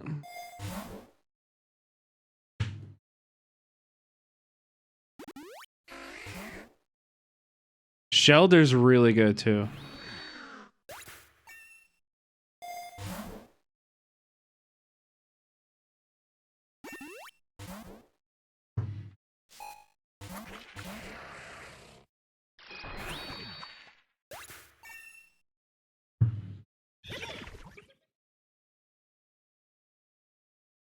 Okay, I like Toxic Spikes.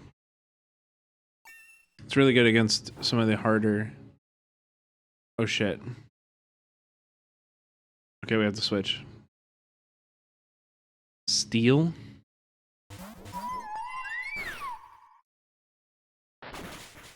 You're on the front page? Let's go. Let's go.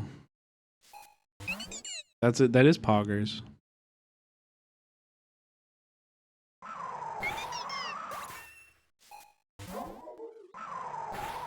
What up, Stream Dreamers?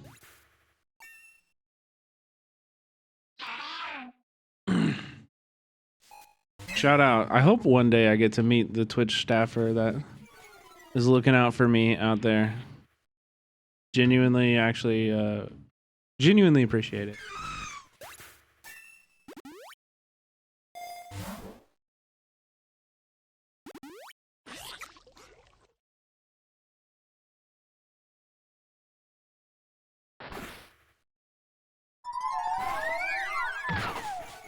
I'm gonna try to catch this.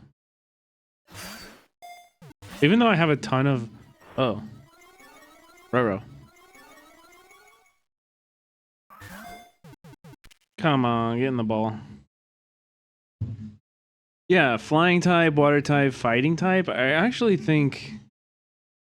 I don't know. And also, doesn't that one turn into... Doesn't that one turn into... a fairy type at the end too, or something? Or am I miss? No, that's not the duck one. That's the other one. My bad.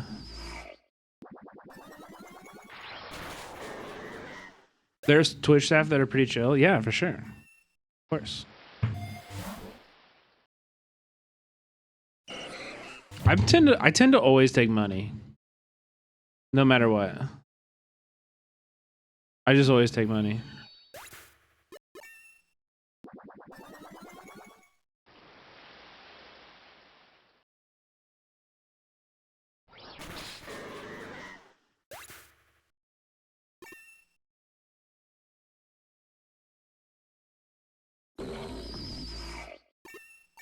I need an earthquake.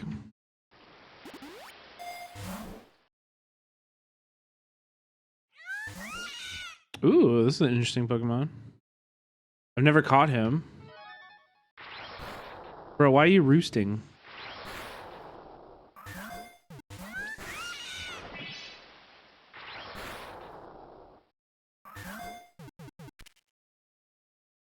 Let's go. Add another one to the Pokedex.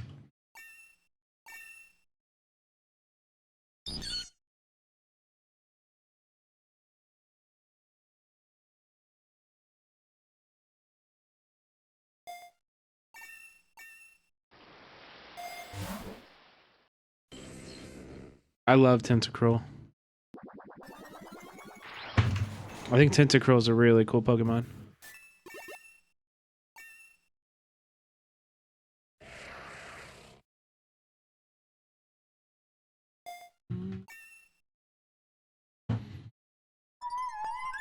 Ice Fang. It's a special attacker. I'm feeling pretty good about this. I don't think I need Ice Fang. I don't think I need a normal attack. And I also don't think we need the Solar Beam. Definitely don't need that. Liquidation now. That could be good. I like that. More than Pin Missile. Yeah.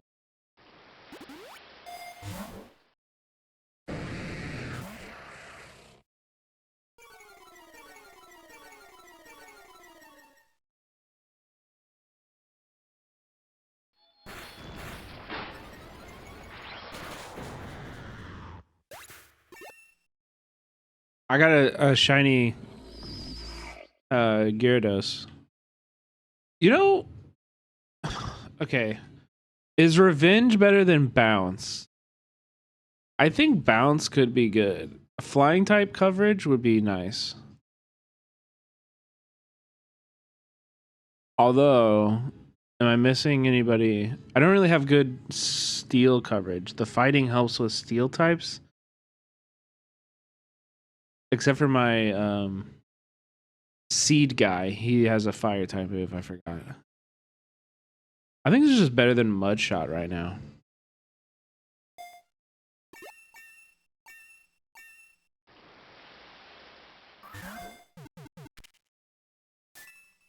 Nice.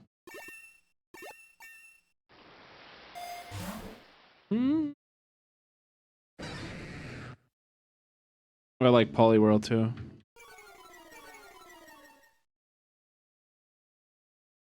They kind of popped off on the water types. Oh shit, he fucked me up.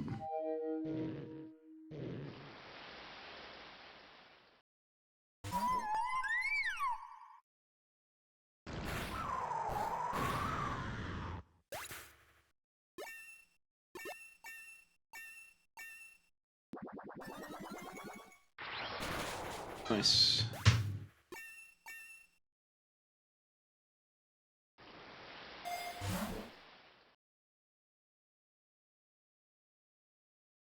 Also, like, would love to pick up Thunder. A Lapras. I don't want to kill it.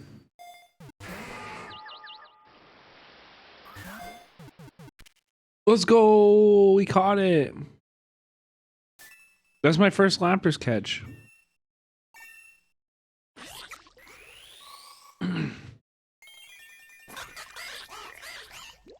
Hey, front page, watch this.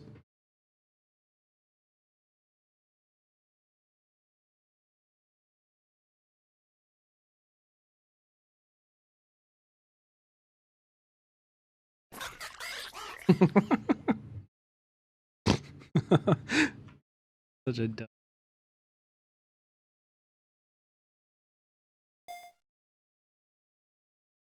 What is that? Is LB a stoner? I didn't know that.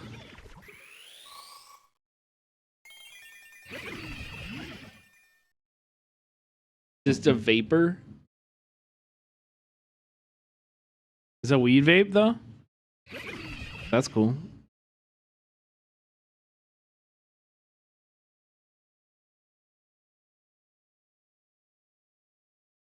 This move sounds kind of good. But I think Toxic Spikes and Venoshock is better. If I need that.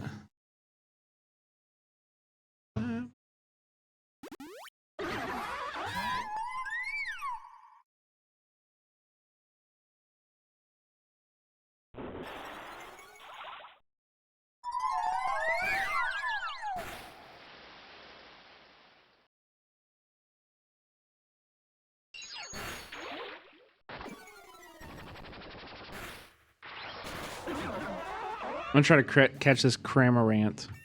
I don't have him either. I'm catching a lot of Pokemon that I never had before. Bro, stop trying to learn Sunny Day. Ain't nobody used these weather changing moves, dude.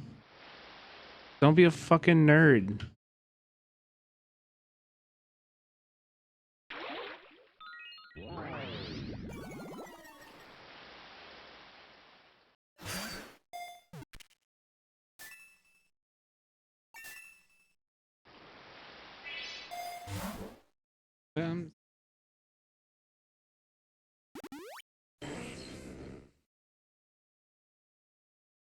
Okay, I think it's now that I see Slowpoke too, like, can anybody actually argue that any other generation has better water types than the original? Than first gen? That has to be the only option, right?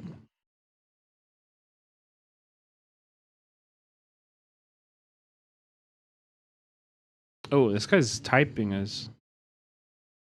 His nature's bad.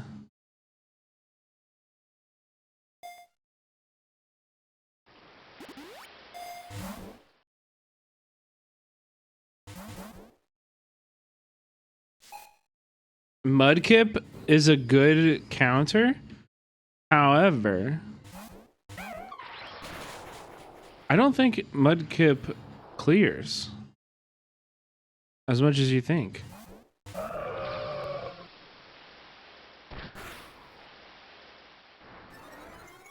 It's a really good Pokemon. The water ground type is actually broken. Like, it's for sure broken.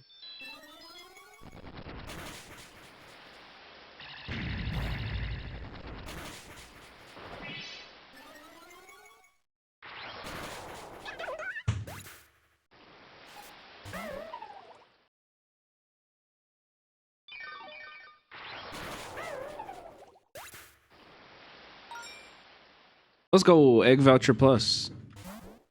This is a cool part of this. Let's go to the seabed. We have a good ice already.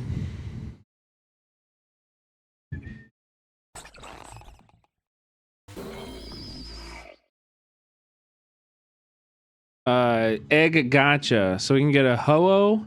Likelihood of having a higher Ho-Oh chance or shiny chance. I always go shiny.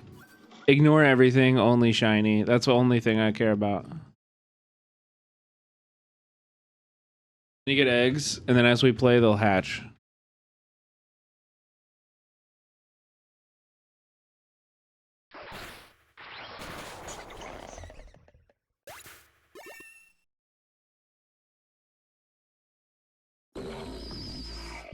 Crap of me. I think we're good on water types.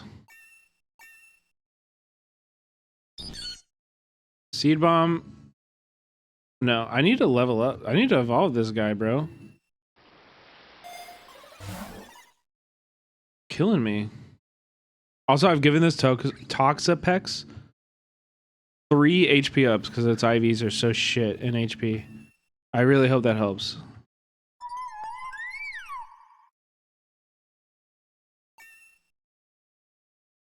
Roleplay. Listen, buddy. Listen, buddy. Chill, Kadabra. Go hang out with Mr. Mime some more.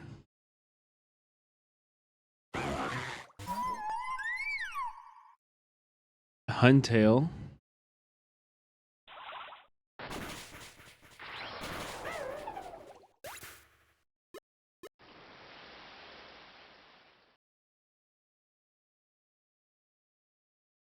I hope I don't kill it. Fuck!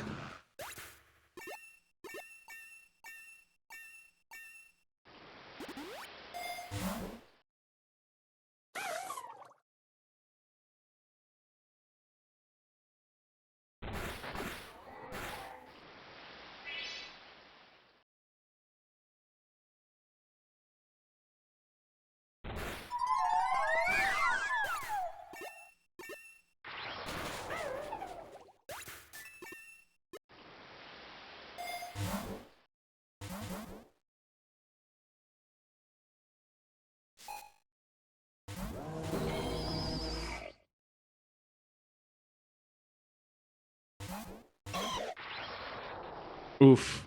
Gibble's a bad one to have. Oh! Eat shit. Eat shit, dork. Lol. Acid spray? No.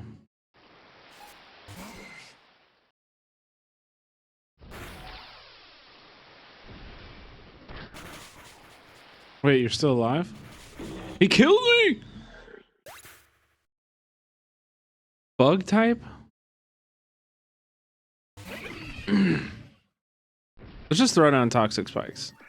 He knows bulldoze? What the fuck is this? Fuck you.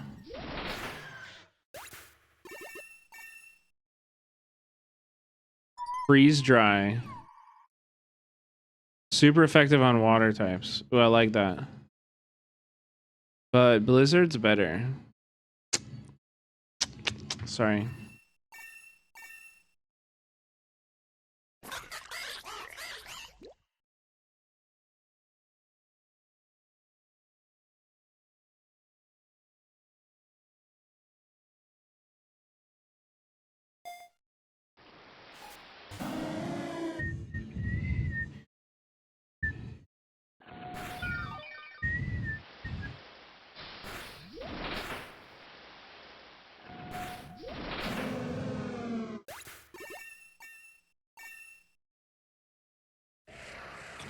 Ooh,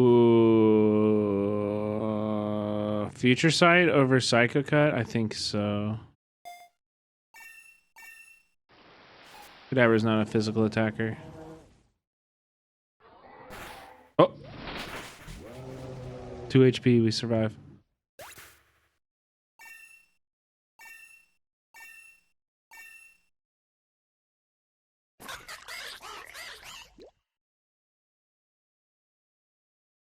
Boost the user's speed stat. Lower the target's defense. I think my speed is better. Earth power. User makes the ground under the target erupt with power. 90 power ground move. Okay, let's heal first. I think we should revive the stunfish. Heal him up too. And then we teach him that.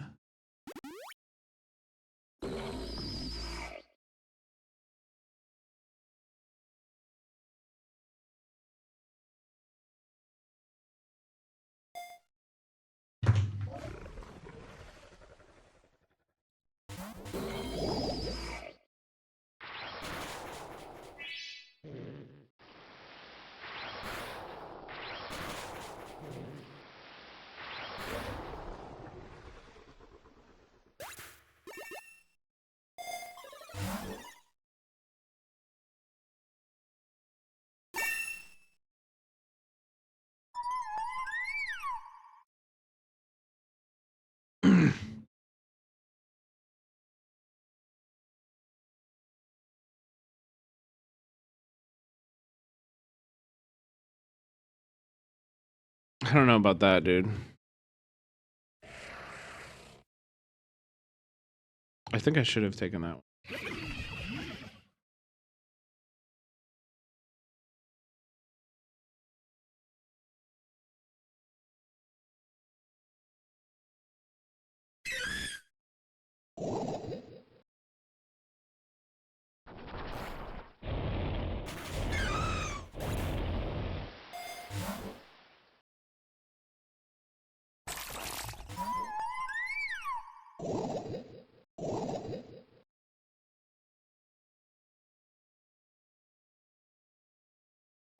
What's the course of the law?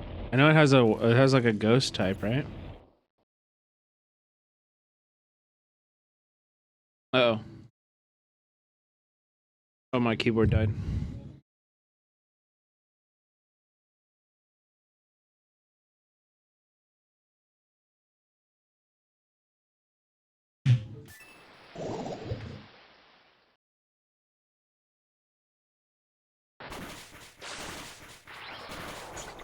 Oh, he almost killed me. Wait, he stole my silk scarf? Fuck you, bro. Dick. Yo, what up, Sakura? How you doing? We playing Pokemon. Playing Rogue. I got way into this game earlier in the year and I've been getting back into it lately. As I stubbornly refuse to purchase Civilization 7. I'm not paying $30 extra, bro. I'm not. I will not pay $30 extra to play it early. That's so lame. Makes me so angry.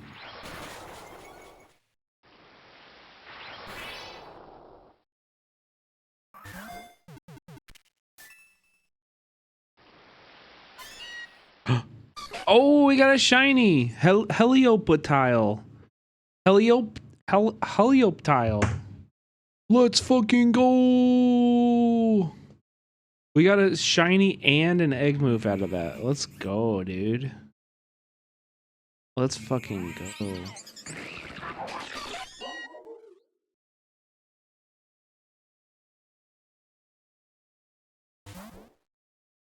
Oh, it's about pollution?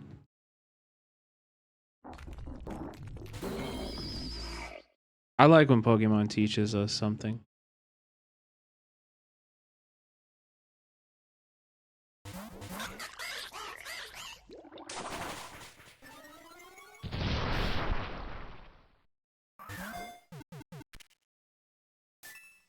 I love that sound in the song. So cool.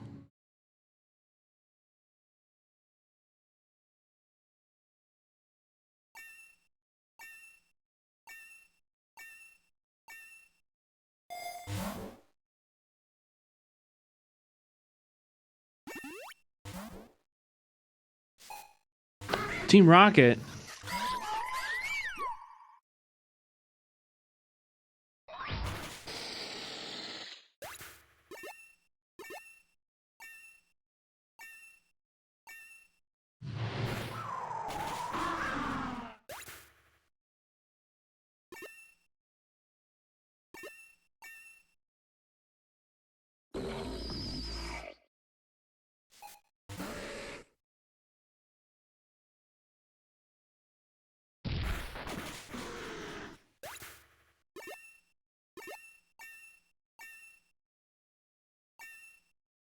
Bashing?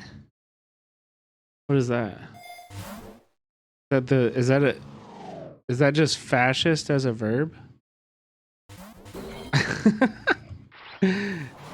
Like Elon today was seen fashing in Central Park.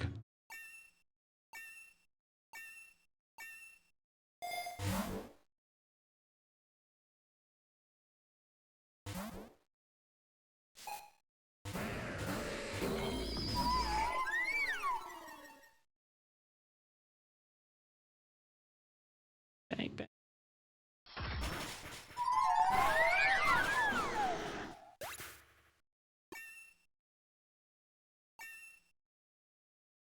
Oh, fast show. Fast show. Got you.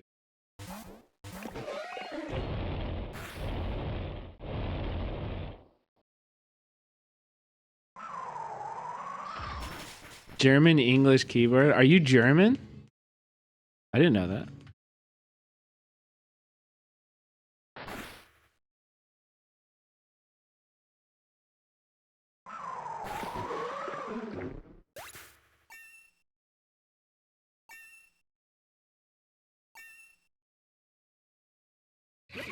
Toxic.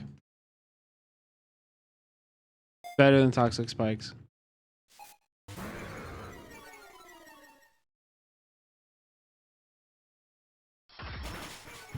Hey. Don't hit my Glaceon.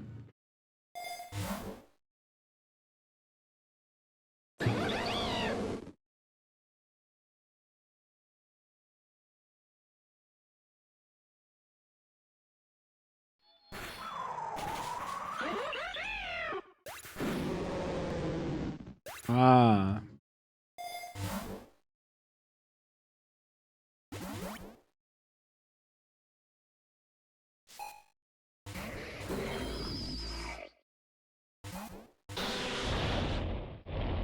Oh, fuck you.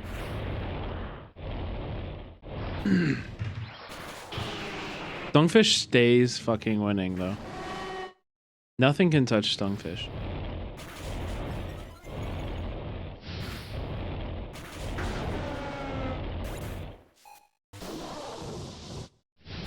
Okay, he died. But that's okay.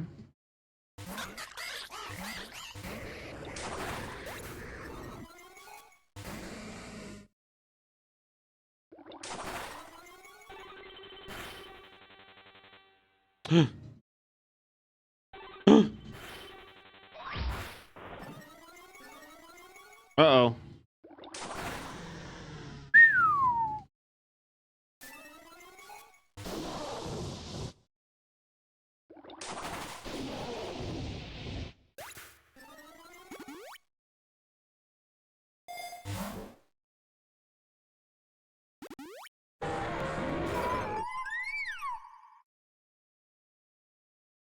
That's amazing.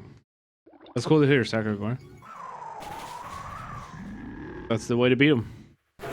That's the only way to beat him. To out-organize.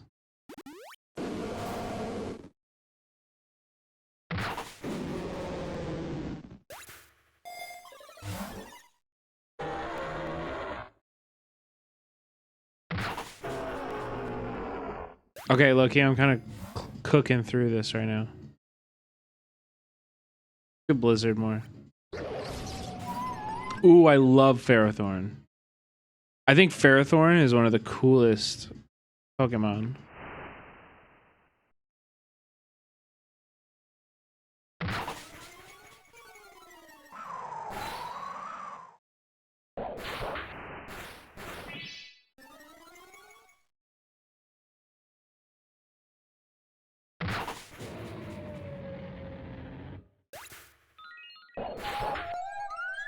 Oh no, he killed Glaceon.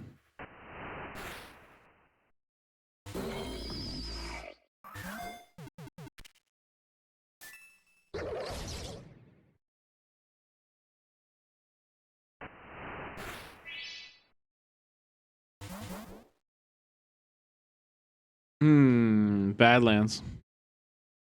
Actually, though, chat, I think I'm gonna end it.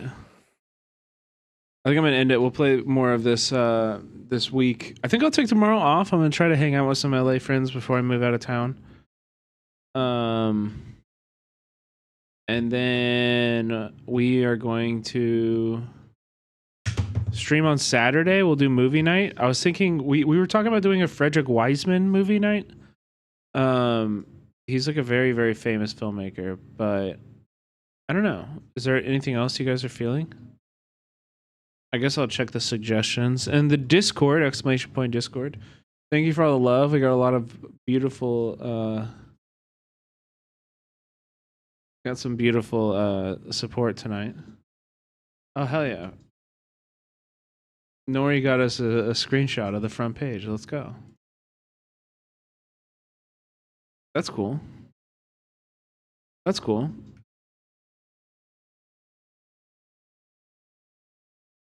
Yeah. Chat, check out the new raid message. Do what you want with it. Make it fun. Cine raid. You know what I mean? Here, do this. Okay, now who should we raid? Also, hey chat, if you're in here and you're a long-time viewer and stuff, show some love. Our emote artist Cult of Eyes is so talented and awesome and deserves all of your support and love. So please go do that. Please go show some love to Cult of Eyes, however you can.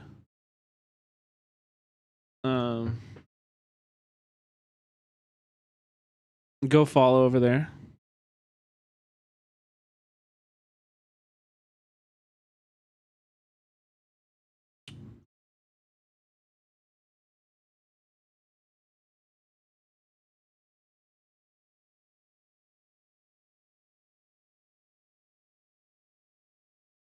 All right, we're gonna go check out I Just Love Puzzles, who's celebrating Black artists in the puzzle industry, which sounds so fucking awesome. Please go show I Just Love Puzzles a lot of love. Give her a follow. She's awesome. Subscribe to her. It's just a beacon of positivity and awesome vibes, man. So go check it out. We will be back on Saturday, movie night. Don't miss it. It's gonna be a lot of fun, and we'll also finish Hyper Hardboiled that night. So see you. Thank you all for hanging out.